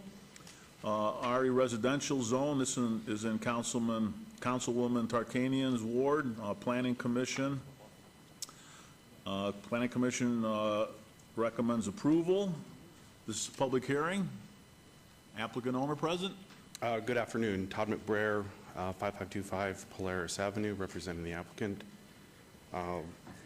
What we have before you is a setback waiver going from 10 feet to 5 feet. This is an RE zoned location, but the applicant is looking to put a pool house in support of residents that he purchased earlier this year. The intent of the RE code is to provide setback waiver or buffer zones to adjacent properties, but in our case here, the way that the property is situated, our adjacent neighbor is basically a side yard, which is an access to a side garage. In your backup, you should have 2 letters of support from the adjacent neighbors that they had no issues with this going from 10 foot to 5 foot. If you look at the overhead, you can see the difference between what a 10 foot to a 5 foot. You have a picture? Okay, if you could pull up the, he has a picture there, if you could put that on the screen. 1 second. Okay. So our intent is to try to give as much to the actual usable yard area instead of having a 10-foot no man's land basically behind the structure and allow more of a usable space in front. So that's the whole intent of this, is so that there's not a 10-foot land of nothing, and then we can use that additional 5 foot within the usable yard area for their kids and for gatherings and stuff like that. Okay, this is a public hearing. Anybody from the public wishing to be heard on this item? I'll close the public hearing. Anything you want to add, or? Yeah, thank you, Mayor Pro Tem. There is no evidence of a unique or extraordinary circumstance. Nothing has been presented. Applicant has created a self-imposed hardship, and that's why planning recommends denial. Okay, any comments from the council? All right, Councilwoman Tarkanian. It is too close to the line, of course. And I don't know if it's 5 feet. How many feet did you say it was? 5 feet. 5 feet. Instead of 10 feet, which is... Yeah, it doesn't even look like 5, I have to tell you, when you drive by the side. But I talked to the owner of the home, and as you said, the people who live next to him, it's a side yard. They don't mind. They don't mind on the other side. But I did ask Andrew to put landscaping behind that, because as you come up Rosemary, if you look to the left, you just see this quite wide area of just wood, and if you could just put behind there ivy or something, just to let it grow. He said he would. Okay. And so I would say that I move to approve the item with the condition that, and who was going to word that for me over there in planning? Remember when we met? So I said this right? Yes, and I'm looking for that right now. And what I just wanted was something, a landscaping planted and maintained behind it. So it's Between the structure and the between the existing structure. And I fence. think 5 feet for ivy or something like that is Oh, certainly. fine. Whatever you wanted, of course, but I just think that'll make it look nicer for people who are out walking and things. Councilman, we would recommend something to the effect of 5 15-gallon Italian cypress shall be planted along the northern elevation of the accessory structure. The tree shall remain and be maintained in a satisfactory manner until such time the accessory structure is removed. Well, I don't want to have to say Italian cypress, because a lot of times in that area, they get those mites, you know, and then they look horrible. So I would just like to say that landscaping which covers the view of the back wall of the pool is covered in something like ivy or some type of landscaping that covers that. Sure, and I would appreciate not And that having would be to- my condition, that it is planted and maintained. We actually did remove a bunch of the Italian cypresses because over time I they saw will. some nice vines there yesterday, and I thought maybe those were the ones you'd picked. I don't know, maybe they went someplace else, but those looked at us. I mean, jasmine even, I think, would grow back there, Certainly. something like that. So that's my motion to approve the item with the condition that landscaping is provided on the rear wall of the pool house that will cover the view of the wooden back of it. Okay. For And it will be clarification, planted and maintained. on the existing block wall or on the house itself? The house itself, I think just the house, so it doesn't look like a big block out there. Certainly. Okay, there's a motion, please vote. And post. Motion carries unanimously. Thank you, sir. Great, thank you. Mr. Donner, and he had said that would be fine. Item number 78, variance 54820, applicant owner Lori Nady Family Trust, variance to allow a 0-foot side yard setback where 5 feet is required for an existing patio cover on .15 acres at 4530 Dover Place, single-family residence, Ward 1, Councilwoman Tarkanian. Staff recommends denial. The Planning Commission recommends approval unanimously. This is a public hearing. Is the applicant or representative here? Yes, Mr. Mayor Pro Tem, I'm Bill Curran with Ballard Spire Law Firm, Mr. 100 North City Parkway. If I may just interject real quick, if you don't mind, please. I apologize. Mayor Pro Tem? It's been brought to my attention that my business partner, in my private capacity, Mr. Nady, this is his item, that he's a member of this trust, and I've spoken to the city attorney, and so I will be abstaining from voting on this item. Okay, very good. Thank you. Okay, go ahead. So anyhow, this property is located in the general area of Arizona Charlie's, a little to the east of Arizona Charlie's, a little to the west of Essex Park. This is a mature neighborhood. I believe the homes were built in around the 50s. They were built without garages or coverings for parking. My client, at the request of his tenant, built a shade structure over part of the driveway. He did not seek prior approval to do so. Somebody in the neighborhood complained. He took some remedial action because he built it too big even under your code. That has been completed. He has canvassed the neighborhood. On your screen, or if I can ask your engineer to put on the screen a map of the area which indicates that all the items in green are homes that have signed either petitions or submitted letters, which most of which I've submitted to your staff prior to the meeting. I have a few extra ones that have come in late with me if you want to see those, but 65 people in the neighborhood have supported it.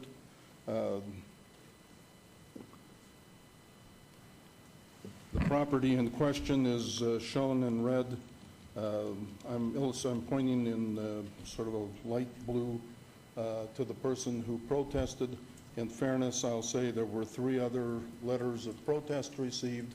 I have looked at the return addresses on the people who submitted those letters, and none of them live in the neighborhood. I believe they are owners of rental property.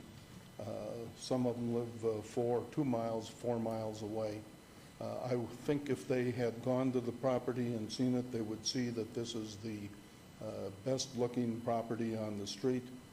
It's in excellent condition. There's a number of other people who built shade structures, I suspect without the benefit of having gotten approval, but what he is doing is not just consistent with what's in the neighborhood, but I think it sets the mark as the best-looking property there. That's why the Planning Commission recommended approval, and that's why I asked for your approval as well. Thank you. Public hearing, anybody from the public wishing to be heard? Okay, I'll close the public hearing. Any questions or comments from the council? Okay, Councilwoman Tarkanian. I'd like to say that I was really impressed with the number of people who sent in letters to support this. Ordinarily, it would be something I would not support. When I first read it, I thought that's, we can't do that. But the neighbors were very enthusiastic about it, and they all came forward in great numbers. In fact, when I first told staff the numbers, I don't think they thought I was accurate, and then they looked at them, and it turned out there were all those people who called or petitioned or something like that. And so I move for approval. All right, there's a motion. Please vote. Could I ask one question?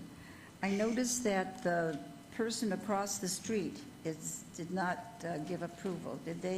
Were they not able to be contacted?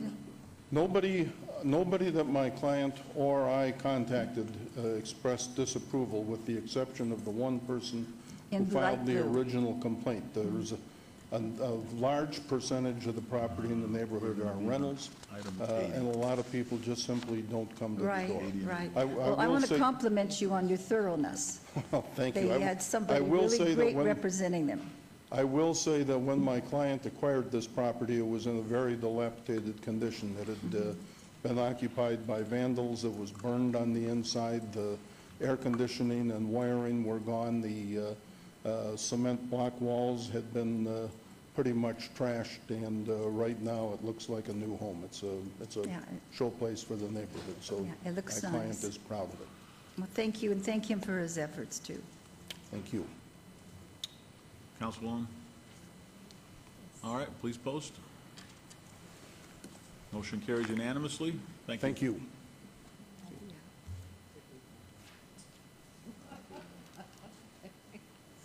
Okay, agenda item 80, RQR 53803, on a required review of an approved special use permit SUP 48035 for a nightclub within an existing 5,775 square foot restaurant.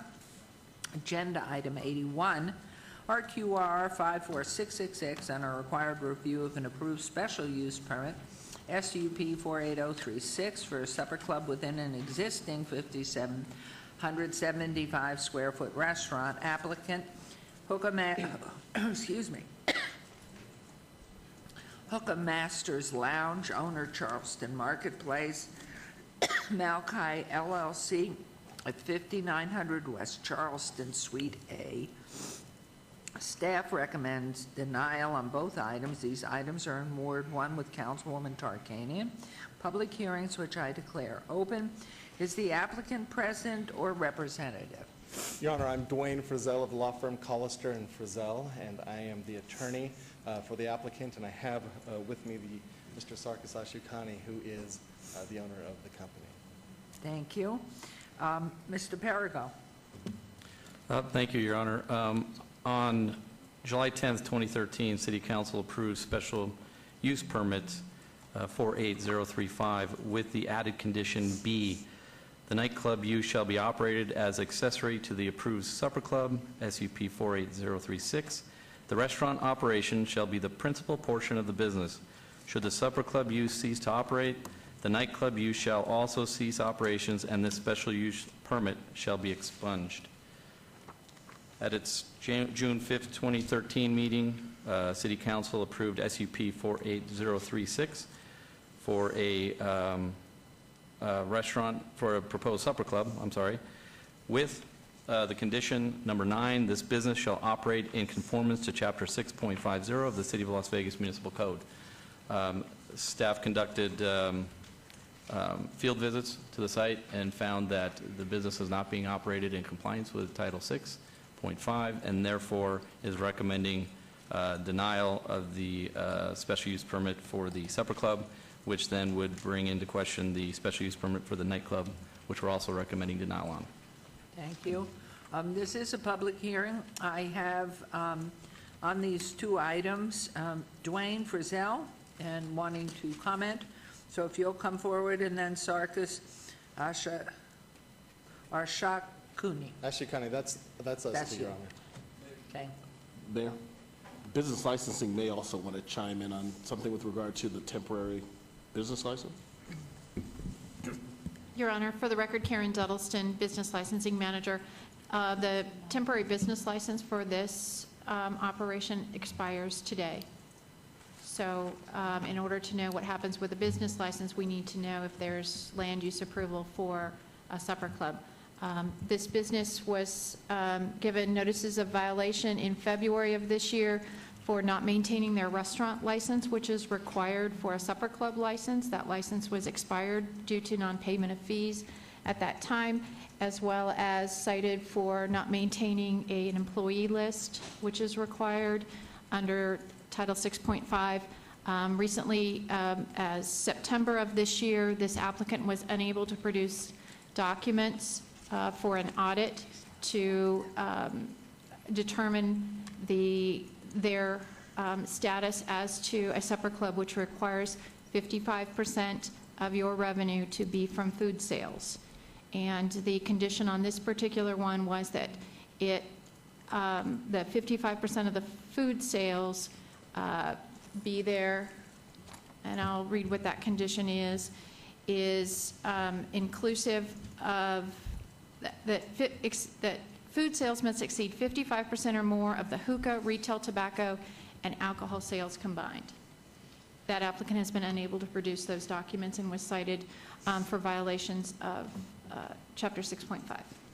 Thank you very much. Is there anyone else from the public who wishes to speak on this agenda or these agenda items? All right, I'll close the public hearing. Councilwoman.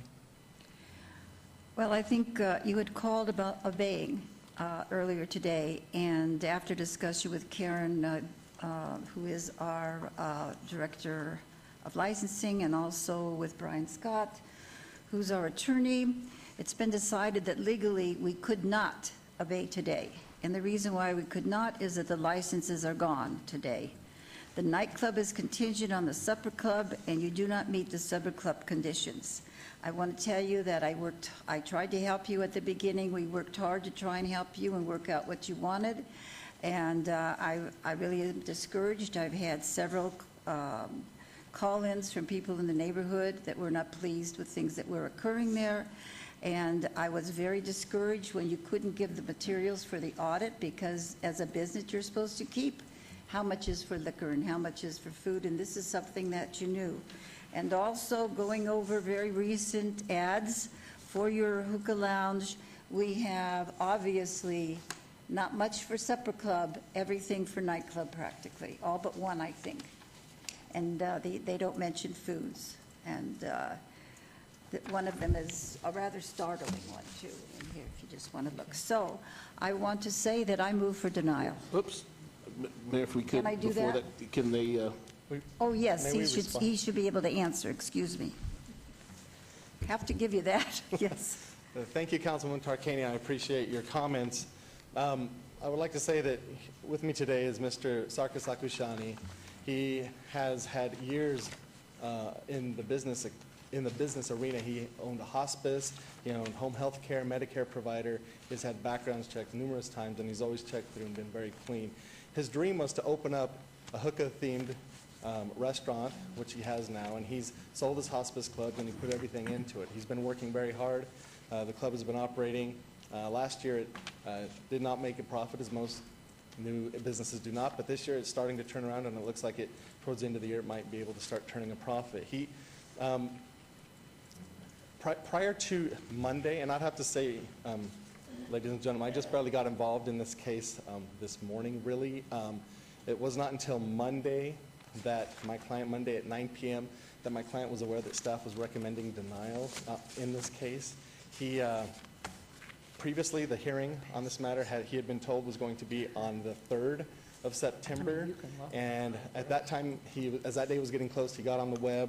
He saw that he wasn't on the agenda. He called staff, and they said, well, they'd have to push it sometime, and he didn't get to hear anything. Then on Monday night at 9 p.m., he gets on the web, and he pulls it for himself, and he sees that there's a recommendation for staff denial. He was shocked. He'd been cooperating with staff. He'd been providing them what he believed was all the information that he could give them, and he believed it was completely responsive to what they were asking for. He started looking for an attorney on Tuesday, came into our office at 4:30. I was able to speak with him after that at after 5, so we weren't able to really do anything until today to get looking at this. However, Mr. Akashani, he's never had any previous notice that there were going to be problems with this variance or with this special use permit or with any licensing issues. It was originally approved. His applications had full disclosures. The permits and all the licensings were granted. Everything has always moved forward without any problems. And he was audited last year, and there was no problems at all discovered last year. Everything continued to move forward. There was an audit again in this year of September. The issues, I think, arise from he's a sole proprietor. He's a very small business. He's running everything by himself. And with his point-of-sale software, there was a problem that developed this year early on. It crashed. He was able to restore it, but even after it was restored, it didn't come clear that there was still some corrupt files in his system, so that it would only retain information for so long and then it would purge it. And so that when the staff came forward in August and said, well, we want to see your point of sale things, he was trying to retrieve those and was not able to. However, he was able to give them all of the August reports, and he was able to give him the information that he himself had gotten from previous reports as they were on the screen before. And he would look up the reports on a daily basis, and he'd write those in and put them in a spreadsheet. He provided staff with the spreadsheet. He provided staff with the reports that he was able to retrieve from the software, and he was able to let them see that, showing that this club is predominantly a restaurant. It is not predominantly a nightclub. And with respect to the administrative fine that was there, Mr. Akashani, he just decided to pay the fine without fighting that particular issue, but he said, look, I'll give you everything that I can have. I think what's important is to look at, the evidence that we do have. There was earlier, staff had put up the picture of the floor plan, and I don't know if your Elmo's working or whatever, if they can pull it back up of the floor plan, but if you can see,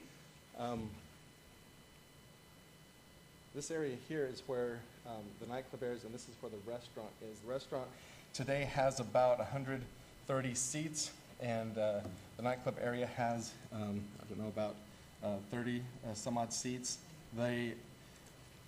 Originally, the permits and the variances came from the old supper club provisions in the club, in the code, and at that time, it had a specific provision of that the ratio of nightclub seats to restaurant seats could be no greater than 1 to 3, and his is actually better than that in terms of more seats in the restaurant area.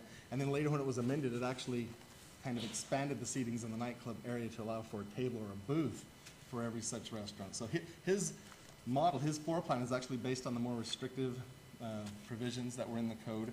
And if you can just look at the way it's set up, just by seating-wise and by performance-wise, this is predominantly set up as a restaurant. He, in his due diligence, before he even applied for any application, any permits, he went to look at other hookah lounges in the area and to try to look at their business models. He based his business models on theirs, including Payments, Mediterranean Cafe, which is about 4 miles away.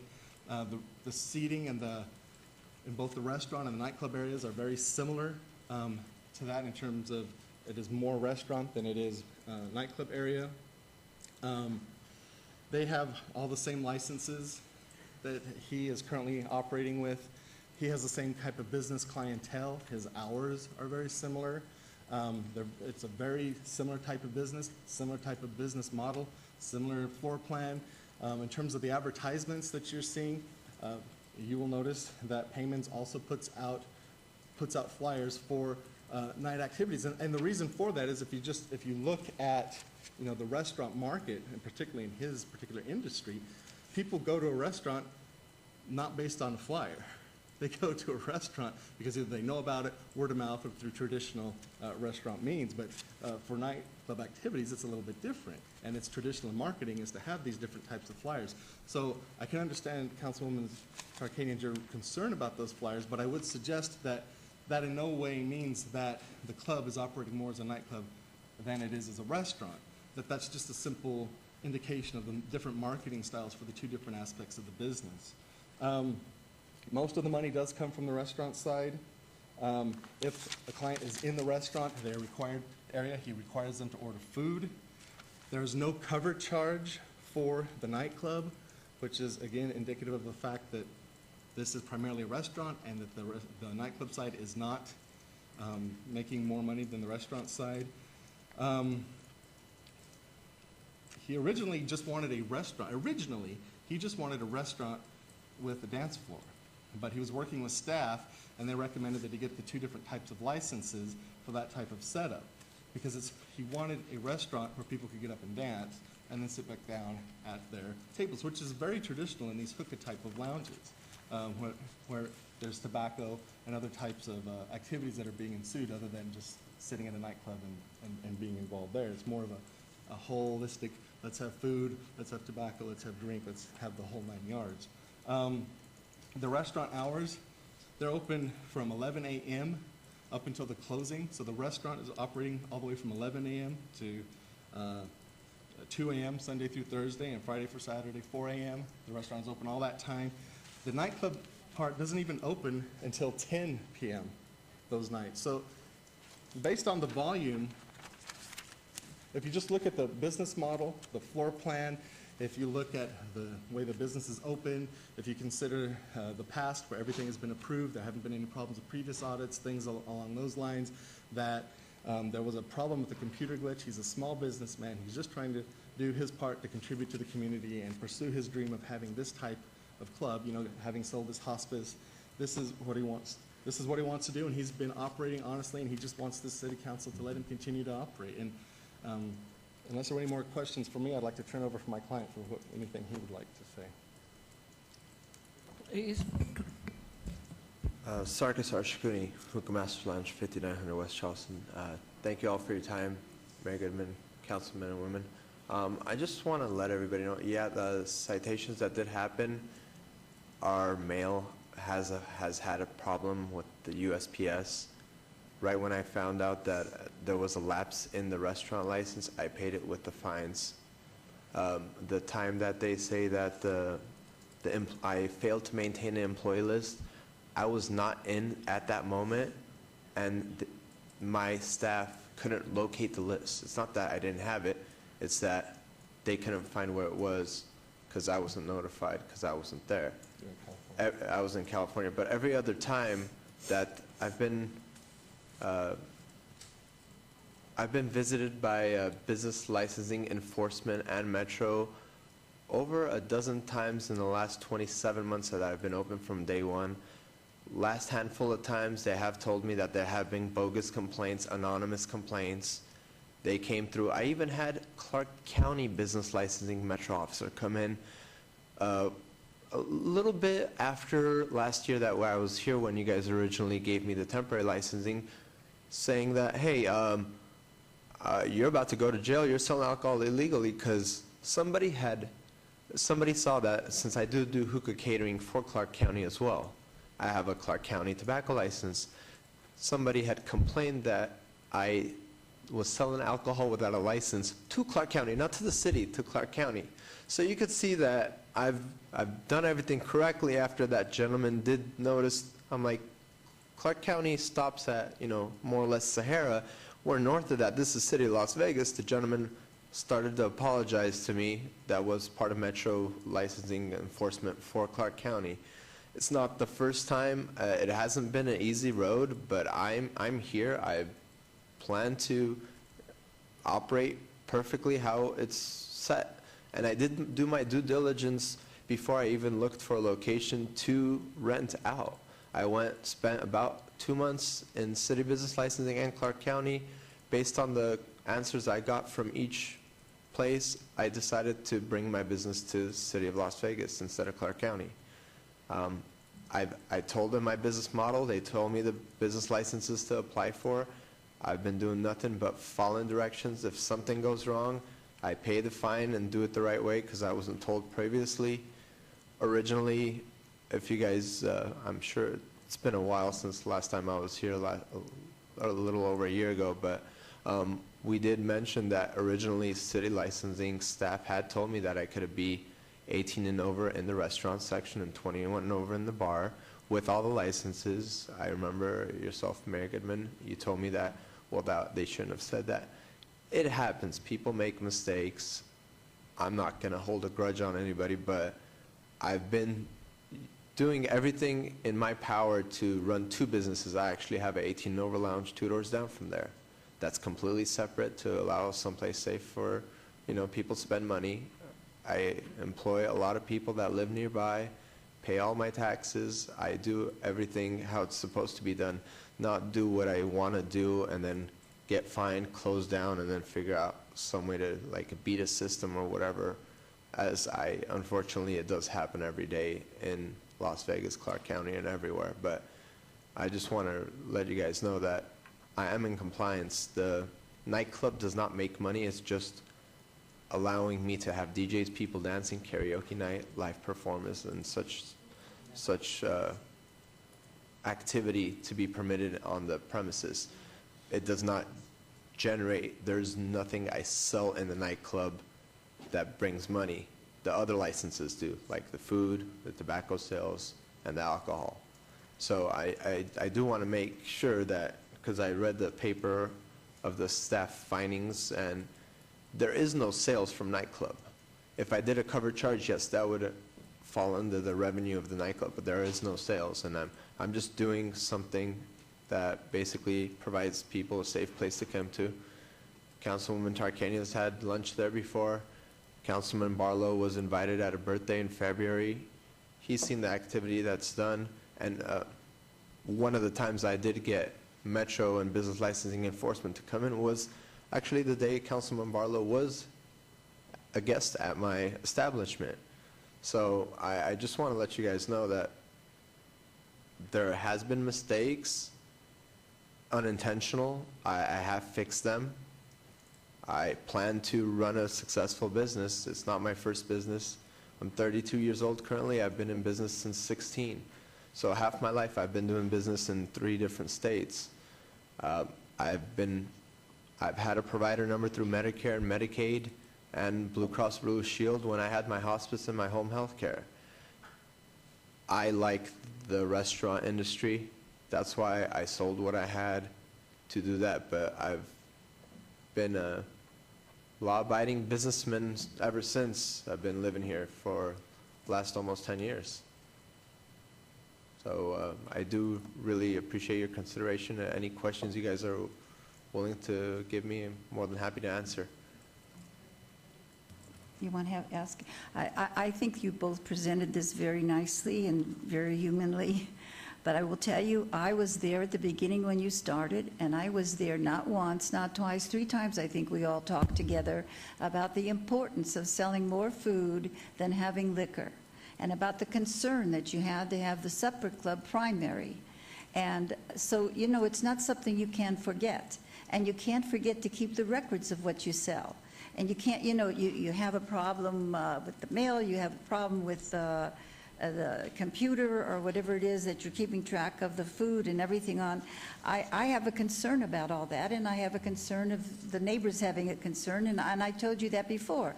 And you told me it was a rival that was calling and trying to hurt you, and I checked that, and, he feels you're trying to hurt him, so that was a shut-off. I couldn't figure that. If I may, Councilwoman Tarkanian, I have provided records. You keep saying that I haven't. Well, then let's ask. Can I ask, please, licensing? I thought that you stated he did not have the records when you went for the audit. He did not have the records. Again, for the record, Karen Duddleston, Business Licensing. He did not have the records for the period of the audit.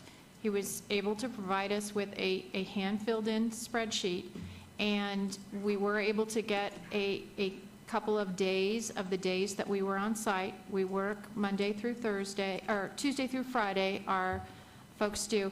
Mary McElhone is here with me, and she can go over one of those. I believe we were able to get 2 or 3 days. She can go over what those show.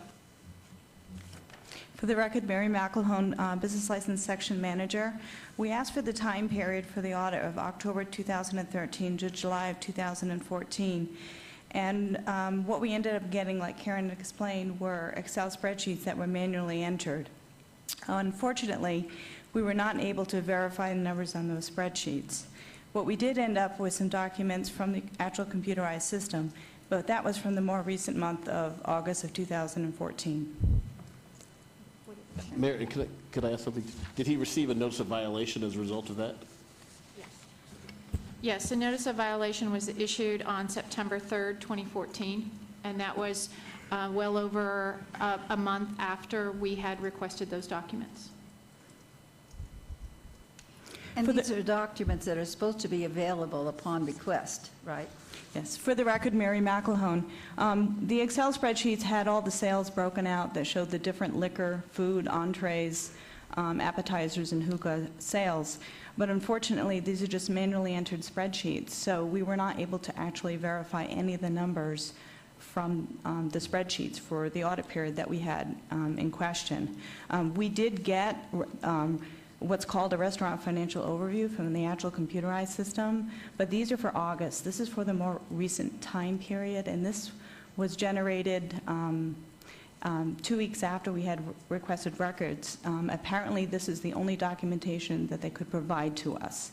So having 1 month of the more recent time period does not give us the ability to verify the previous 12 months, which is what we're asking for. Also, just for verification, the one I'm looking at here from August, it looks like August 2nd to August 3rd, which is 1 day. For lunch, the sales were $54. For dinner, the sales were $117. And for the late night activity, the sales were $1,907. And this is just 1 day in August. So 1 day in August, the evening sales, like the nightclub, or the nightclub plus the supper club? It would be all the sales that took place during the late night. So most of the sales activity is occurring during the late night. What we were provided for the month of August, again, it showed 61%. This is after we had notified them that we're going to actually do the audit. We do not have any ability to verify the numbers during the last year. And you've had all this experience in business. You know these things, and so you should be able to handle them better than you have handled. I think you have presented a very humanistic reason for what happened, but I have to tell you, I don't trust what you're saying now, and I don't trust because these other things are things that you should have had, you should have done. And I know how hard we tried to match together, plus the fact you don't have a supper club anymore, so you can't have the nightclub. Is that correct now? Correct me if I'm wrong. The current licenses would expire today. The question from licensing is, do they have the land use for the supper club license and for the nightclub license? If they do have those licenses, they would be granted on a permanent status from business licensing, and we would bring any violations back to you from business licensing. Right now, there are two violations of the liquor code, and with 3 violations, we would consider that as bringing that back to you for possible disciplinary action to see, and we would continue to audit regularly to see if the business was in compliance. Right now, we have nothing that shows that this business is operating as a supper club, which is what that license is. See, if you could have produced the information, you could have proved that you were a supper club. And I have to tell you, I've been there a couple of times, other times, and it doesn't look like a supper club to me at night. It's, and again, you can say restaurants don't advertise, you advertise the nightclub aspect of it, but you know restaurants do advertise. They do advertise. And this, when you have 20 ads, recent ads, and of those 20, only one mentions food, and the others are scantily clad dancers or people doing things that, you know, are more nightclubby, I think that's showing you're emphasizing the nightclub. And I'm sorry, I'm really sorry for this, but I think we worked very hard to give you a chance. We worked very hard to work this out between the supper club and the nightclub. And our licensing department has had problems, and I move for denial. And just for the record, that will mean that if these reviews are denied, the temporary license will expire tonight, and he can no longer operate. Say that again. That means that if these requested reviews are denied, that means that the special use permit goes away, his license, his temporary licenses are not turned to permanent licenses, and the business has to close until he can obtain the correct licenses. And we've had other people, we've had other businesses, and we've bent over backwards to help them, but we didn't have any of the businesses say, hey, we don't have the information so you can do an audit. We don't have this, or we're late in the payment, or we have these metro problems. So excuse me. I'm sorry, Your Honor, for the record, if I may, Karen Duddleston, Business Licensing. The hookah license and the restaurant license are not contingent upon a 55%. The land use today is only for the supper club license, which is the authority to sell alcohol as ancillary to a restaurant operation and the nightclub. So understand there are a variety of licenses here. It would not affect the ability of this business to continue on as a hookah lounge, nor would it affect its ability to continue on as a restaurant. It would only affect the alcohol and the nightclub activity, which is nightly performances or dancing type activity in a lounge. Out of business, what it is that you have to conform more to what the license is. If I may interject, with respect to the supper club, I know that back, as is pointed out in staff's report, that back in last year that the supper club, all the terms of supper club in the code have been taken out. And so it was now, sure, I'm saying that the reference to supper club in the code was removed by the city council. So the idea that there's a supper club, the notion of a supper club, it's a little bit different now. And the expectations aren't so much that it's a supper club as it is with the restaurant that also serves alcohol. They're the exact same thing. Supper clubs and restaurants, they're the exact same thing. The requirements between the alcohol and the alcohol sales and food sales are exactly the same. The language hasn't changed, it's because the title changed. Sorry, I couldn't hear you, Brian. I'm saying the restaurant and a supper club are exactly the same thing. So it's not a change The requirements of the now. liquor to food ratio is exactly the same. Yeah. So just because you change the name after he obtained his license doesn't mean that now doesn't have any meaning. So the name was changed, but what you was required is not changed. Is that what you're saying? Mm-hmm.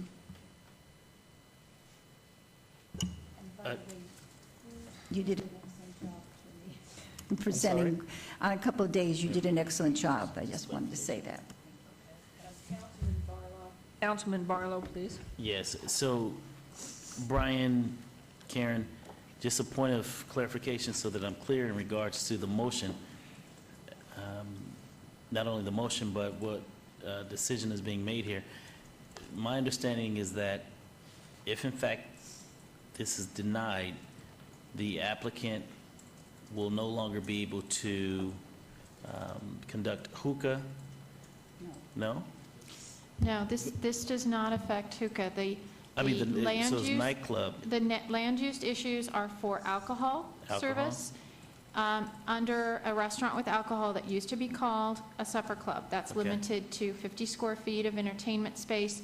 You must have 55% of your sales be food in order to qualify for that license. Okay, so the two things that are being removed, liquor And the nightclub. That's it. The Okay, hookah so the and restaurant and the can- hookah remains. Absolutely. Okay. There are no restrictions on percentage of sales or anything. That only goes along with the restaurant with alcohol license. For what they're operating under, with what we saw from the August sheets that we were able to get from him, they're operating as a tavern, and a tavern would be an appropriate license for someone that wanted to have a nightclub and have their alcohol sales as their primary business rather than as ancillary to a restaurant, which means they're much lower sales. And the price of those licenses reflect that, the difference in the price of a tavern license versus a restaurant with alcohol license. So the denial is to discontinue the nightclub and the liquor Only. only. Thank you. Okay. Thank you. There is a motion, and please vote if you haven't, and please post. The motion carries. Pardon? Item 81, that's item 80, and moving on to item 81. Move to deny. There's a motion, please vote, and please post. Mayor? Yes, Councilman? Once again, just for point of clarification, the denial is, it has for supper club. So, Your Honor, if I may, Please. Karen Duddleston for the record again. I Please believe explain. when this was originally approved, the term still in the planning code and possibly in the licensing code was supper club. We updated it. It's just an antiquated term that many of our customers didn't understand. So we went with restaurant with alcohol. It's the exact same rules and regulations. It was simply a change in term. So they would still be able to have the hookah lounge, they would still be able to have the restaurant. Mayor, if I could. Mr. Scott? And Yes, so, please. if I could just ask business licensing, so is the staff recommendation still for denial based on that? Yeah, for the record, Tom Perigo, the recommendation is still for denial. then, that doesn't make sense to me, Brian. It doesn't make That's why I was sense. asking. So if they are still allowed to do the restaurant and the hookah, the restaurant is a supper club or a restaurant? Your Honor, I'll let Tom answer. I can only answer from a licensing perspective. To get a restaurant license does not require specific land use for a restaurant. It's only land use for the alcohol sales. And there's land use for a nightclub. So when we process a license, if you come in for a restaurant, it's just a general license. So essentially, they could open the restaurant without alcohol and a hookah lounge? Correct. We have two different licenses. There's a restaurant license, which anything from a fast food restaurant to a large-scale restaurant gets. And then there's a restaurant with alcohol, which requires specific land use approval from the city council to sell alcohol at that location. And you can only get that license if you have that. So in conclusion, this will be a restaurant operating without alcohol. That would be our interpretation from licensing, yes. And then, this may be the most ridiculous part, but is there any recourse in a year, 2 years, 6 months, for them to come back A year and a with day. whatever's necessary to get a liquor license again? A denial is for a year and a day. A year and a day is the Roughly. denial? Yeah, the denial on the special use permit, yes, would be for a year. Okay, got that? A year and a day. From today. Or Correct. from the expiration, which was today. Which is correct? still today. So it's still today. Yes, ma'am. Okay, please post on Can I just 81. ask one question now, just to be sure? So the wording in 81 is correct to do just what you said, so he still can have the restaurant and he still can have the hookah lounge? I just want to make sure the wording is correct. Yeah, if I might, yes, Tom Perigo for the record. I know that we've changing terms, and this was from before, and this is now. I just don't know if that wording is accurate enough. The wording is correct. The thing is because that was the original way it was titled, it always maintains that same titling throughout the course of the item. So it's still a restaurant with alcohol and supper club. They're exactly the same terms, same meaning, just different titles. Well, the main thing is he can keep the restaurant not having liquor, he can keep the hookah lounge. Correct. So he's not out of business. Correct. All right, thank you.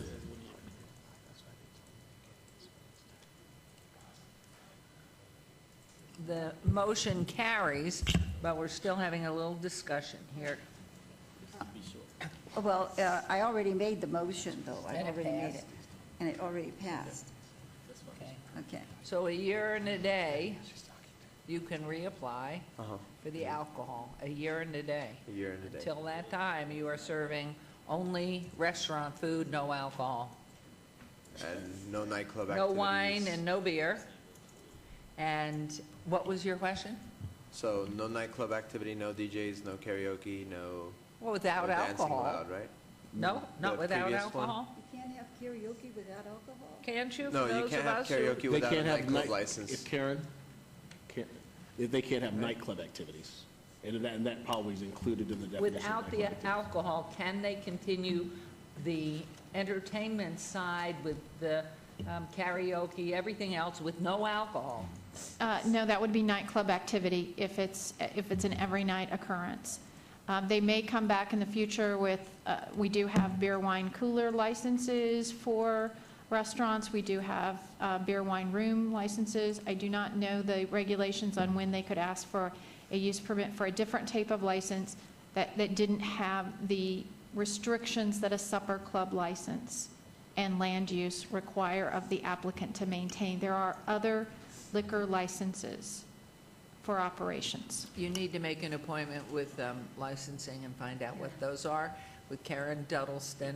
Is But- there a restriction on time to reapply for a special use permit for a nightclub? Because the nightclub license allows half of my staff to I would be. say, at this point, the denial's passed. I would recommend through Councilwoman Tarkanian's office to make an appointment with licensing to find out if there's anything else. Now, Karen, we can have a license that is a nightclub, liquor going with a nightclub, but are there any other liquor licenses that might be involved with a supper club, for example, beer and wine? Not with the supper club, with a restaurant, we have many With a restaurants restaurant. that have a beer, wine cooler license. Yeah. You can only serve beer and wine while someone is at a table. And that you can apply for tomorrow. Okay. Okay, but it's just not the nightclub part of it, that's, Right, so- yeah, the hard liquor. And your attorney did do a very good job. Yes, And he you were did. very articulate yourself. Yes. No, I So just want it's to make just sure the because I have failure to of have what half you've my done staff or not not come in done. tonight then. Yeah. Because So I have there's DJs hope. on the nightly. Okay. So here we are. So, Mayor? so Got it. you Good job. understand now, it's sometimes very complicated, but this is to the protection on the nightclub hard liquor side. And that's where you need to have the balance through the audit. But the other ones, she says there's other different ways you use liquor, and that's why I asked her, and she said the beer wine you could get tomorrow. Right. For a Well, restaurant. originally I wanted the tavern license. Zoning told me based on the park that's within X amount of feet, it's just shy of being able to get a tavern license. That's when I was directed to apply for a supper club license. Well, the most important thing is you better get better with your record keeping. And They some fixed other the things computer, too. so you that's got why a all of clean August slate was here, available. Yeah. and through Councilman Tarkanian's office to make an appointment with our licensing department and see what cracks are open, but keep records. Okay, and I want to thank our licensing department too for the work they put into this, and I wish you good luck. Good luck. And as you follow Thank you, through. Mayor, Good Councilman. luck. Thank Keep you. your attorney, good attorney. Thank you. Bye. Thank you, Councilwoman. Okay, that was 81. And 82, I would instruct the city clerk to set the public hearing dates and appeals for the city planning commission meetings, dangerous building or nuisance litter abatements. Done. On to 83.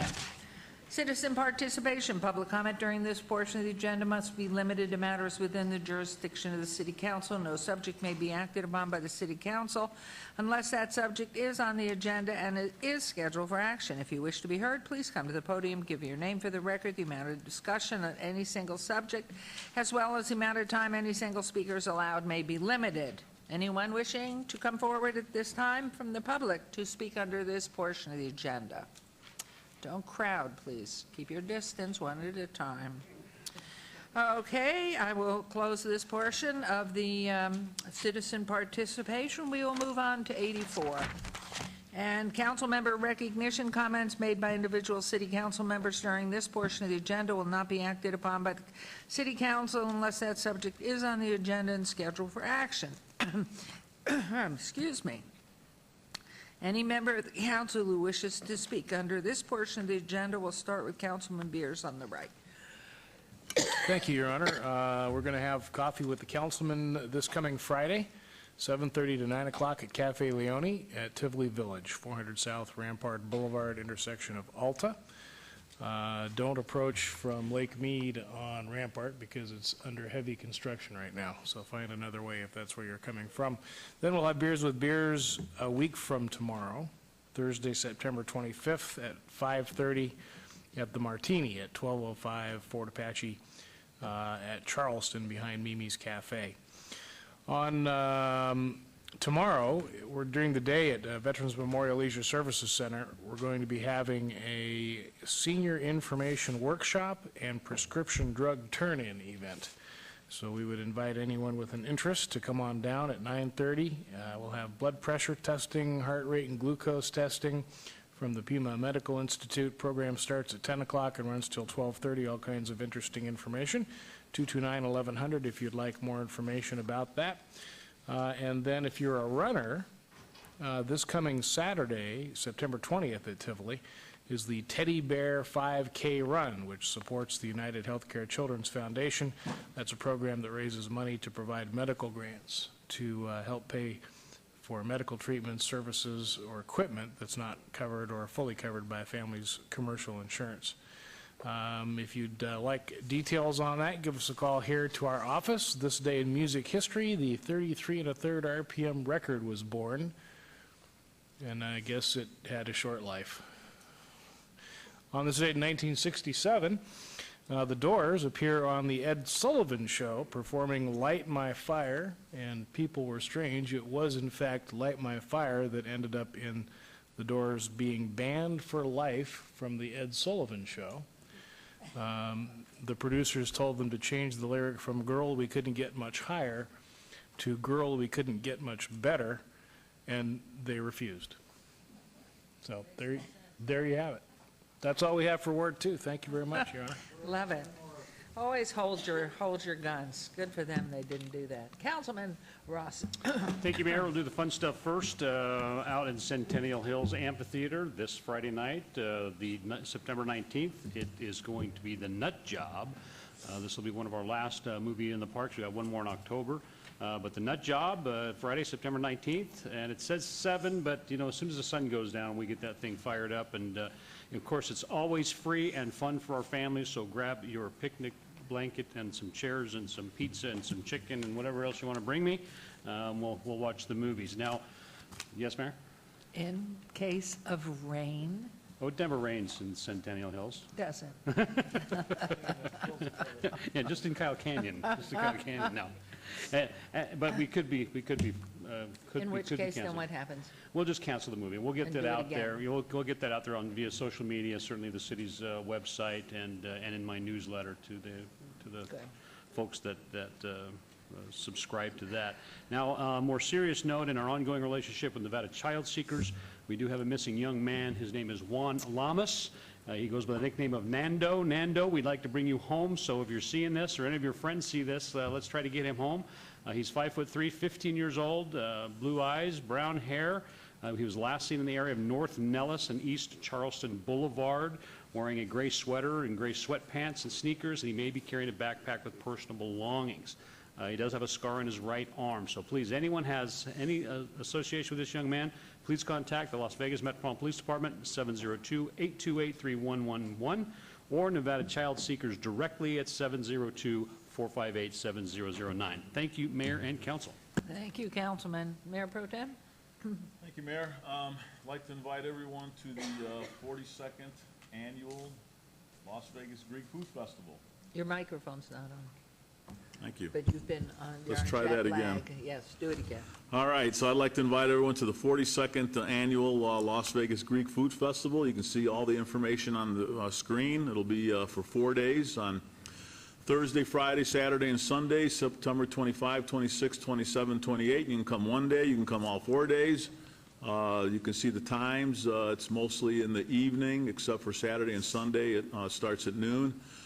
The festival is located on the grounds of the St. John the Baptist Greek Orthodox Church at 5300 El Camino, which you can see is roughly El Camino and Hacienda, Jones, and Trop area. So come on out for music and food and pastries and dancing and Singing. They don't have ouzo and metaxa and Greek beer on there for some reason, but there's ouzo, metaxa, and Greek beer available. If you want to sing in Greek, you can do that too. And for $100, you have a chance of winning a brand new Mercedes. We only sell 1,000 tickets, which means you have a great shot at winning this particular vehicle. So come on out, and this is one of the biggest events in Las Vegas, and I guarantee you're going to have a good time. In addition, today in 1787, the framers of the Constitution met and signed the United States Constitution, which is still in effect today, the greatest document ever written, and formed a great country. So it's a good day to be an American. Thank you. It's a good day to come home from your trip. Councilwoman. We will have our Ward 1 Stadium meeting on next Thursday, September 25th at 6:30 p.m. at the DSC building of the city, which is located at 333 North Rancho. Additional parking, if you have difficulty parking around the building, please note that there's about 3 stories of parking available, and all you have to do is drive to the back of the property, and you can park in the parking garage. That's next Thursday, September 25th at 6:30 p.m., 333 North Rancho. And then we have our medical marijuana meetings set up Tuesday, September 23rd at 3 p.m., and Tuesday, September 30th at 3 p.m., Both meetings will be in the council chambers. I've had many calls on these from people who are concerned about some of the placements of the dispensaries and so forth. And I urge you all, please attend. If you have any questions or concerned, please attend. The same with the stadium meeting. I think this council tries very hard to act upon public input, so it's very important that you give that time. Miss a TV show or something, but give the time. Bye. Thank you. Councilman Barlow. Thank you, Mayor. Tonight will be the stadium meeting in Ward 5. Thank you, Councilwoman. And it will be taking place at the Doolittle Community Center starting at 6:30 p.m. So make sure you get there early. So please text your friends, call your friends and neighbors, as well as let them all know on Facebook and Twitter that the City of Las Vegas, the Mayor and Council, will be hosting the stadium neighborhood meeting tonight at Doolittle Community Center, located at 1950 J Street, starting at 6:30 p.m. We're looking forward to hearing from the public on whether or not the proposal for a stadium is viable for the City of Las Vegas or not. And so please come out and join us. In addition to that, at the Doolittle Community Center on Saturday, September 20th, 10 a.m. to 4 p.m., UCAN, that stands for United College Action Network, which is a historically black college and university recruitment fair. Participants can speak with recruiters from 30 to 40 different historically black colleges and universities, representing hundreds of majors and professionals and professional degrees. Participants may also receive application fee waivers, be admitted to a university or college on the spot if qualified, and pre-qualify for scholarships and financial aids. So parents, if you have a young person that's looking forward to going off to college, please come out to the college fair on Saturday, September 20th from 10 a.m. to 4 p.m. At the Doolittle Community Center on Saturday, September 27th from 12 to 3 p.m., Curly Girl Takeover. This is sponsored by the Curly Locks Foundation. This is a free event for girls ages 9 to 15. Girls participate in workshops and fun activities that place an emphasis on fitness, healthy eating, confidence building, and goal setting. And of course, my annual, well, I should say my monthly Coffee with the Councilman is taking place on October 2nd. Please join me for the next Coffee with the Councilman from 9 a.m. to 10 p.m. I'm sorry, that's way too long. 9 a.m. to 10 a.m. for Coffee with the Councilman and Conversation at Starbucks located at Bonanza in Rancho. And that address is 751 Rancho Road at Bonanza. And finally, Sunday, October 5th, the Bluegrass Festival in Lorenzi Park.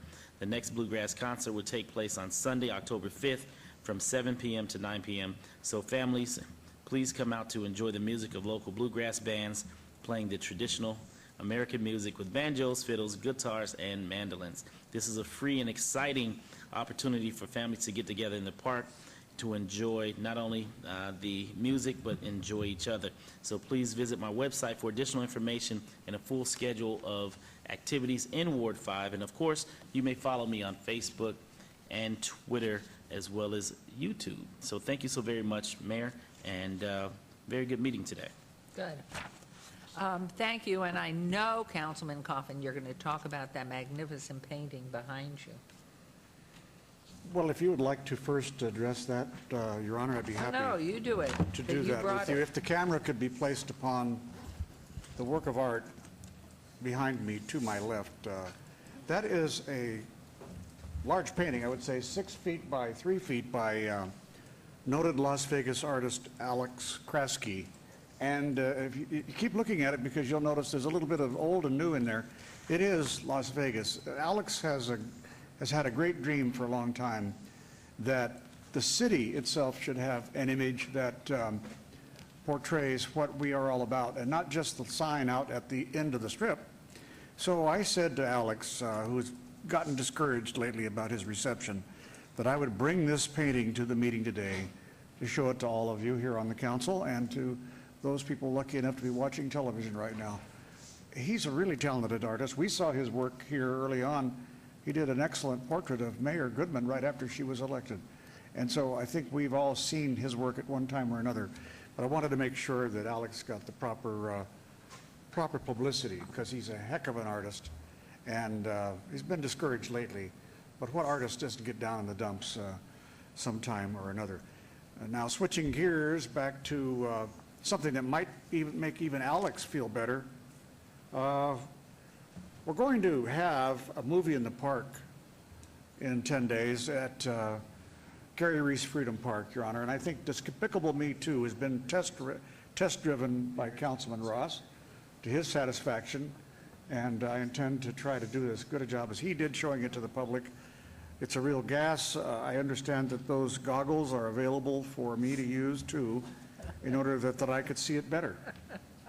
I don't know what I'm going to do to replace Kelly, though. Kelly Ross looked especially good in them. You know, I think I'm going to challenge you to take a picture, a selfie with your camera on your phone, wearing the goggles, and then get it on Twitter. That's your challenge for your movie in the park, Councilman. Councilman I'll Ross, send you Kelly missed your your way if you'd time like. on camera. I'm sorry they didn't have you on camera, but in any event, I do want to say, and all right, I'll try that. If I can find it. I mean, if I put that mask on, I suppose I won't be able to see the camera. And I'll send Kelly over there so you can have her. by your Kelly's side. welcome. And you know, as you know, we have a very good relationship on Facebook, Councilman Ross, and I didn't really want to bring this up in public, that she does travel the country and posts information, and I like to follow her. We're becoming quite close, as a matter of fact, through this medium, and I just hope it doesn't go any further than that, but I certainly do appreciate how she travels. Traveling Allegiant has got to be a better day now that she's there. And lastly, but mostly, this Saturday we have a really big event, and this is a popular thing, particularly in the Latino community. And we've been honoring Latinos all week, and we will be especially doing something special when we have the ceremonial street naming of Pecos Road to Camino Cesar Chavez. This is not an official change of name. This is, as the council knows, we voted on this months ago. The signs are ready. We're going to unveil them Saturday. That's Saturday morning at Pecos in Washington, and everybody on the council is welcome. We have a large crowd of people coming. Everybody will get mentioned, whoever shows up, to be sure. So we're starting at 10 o'clock in the morning this Saturday, the 20th. Cesar Chavez, a hero to the Latino community and frankly to the labor movement in general, because this young man, born in Yuma, Arizona, grew up in the Depression. His family lost everything, but he recognized that his cause was to help people that were poor and not doing well in life. And he became a crusader for and a leader of the migrant farm workers, the poor braceros in California. And he shaped and he changed, frankly, the entire situation for young and poor workers in California and the rest of the world. So Cesar Chavez, his day is finally coming.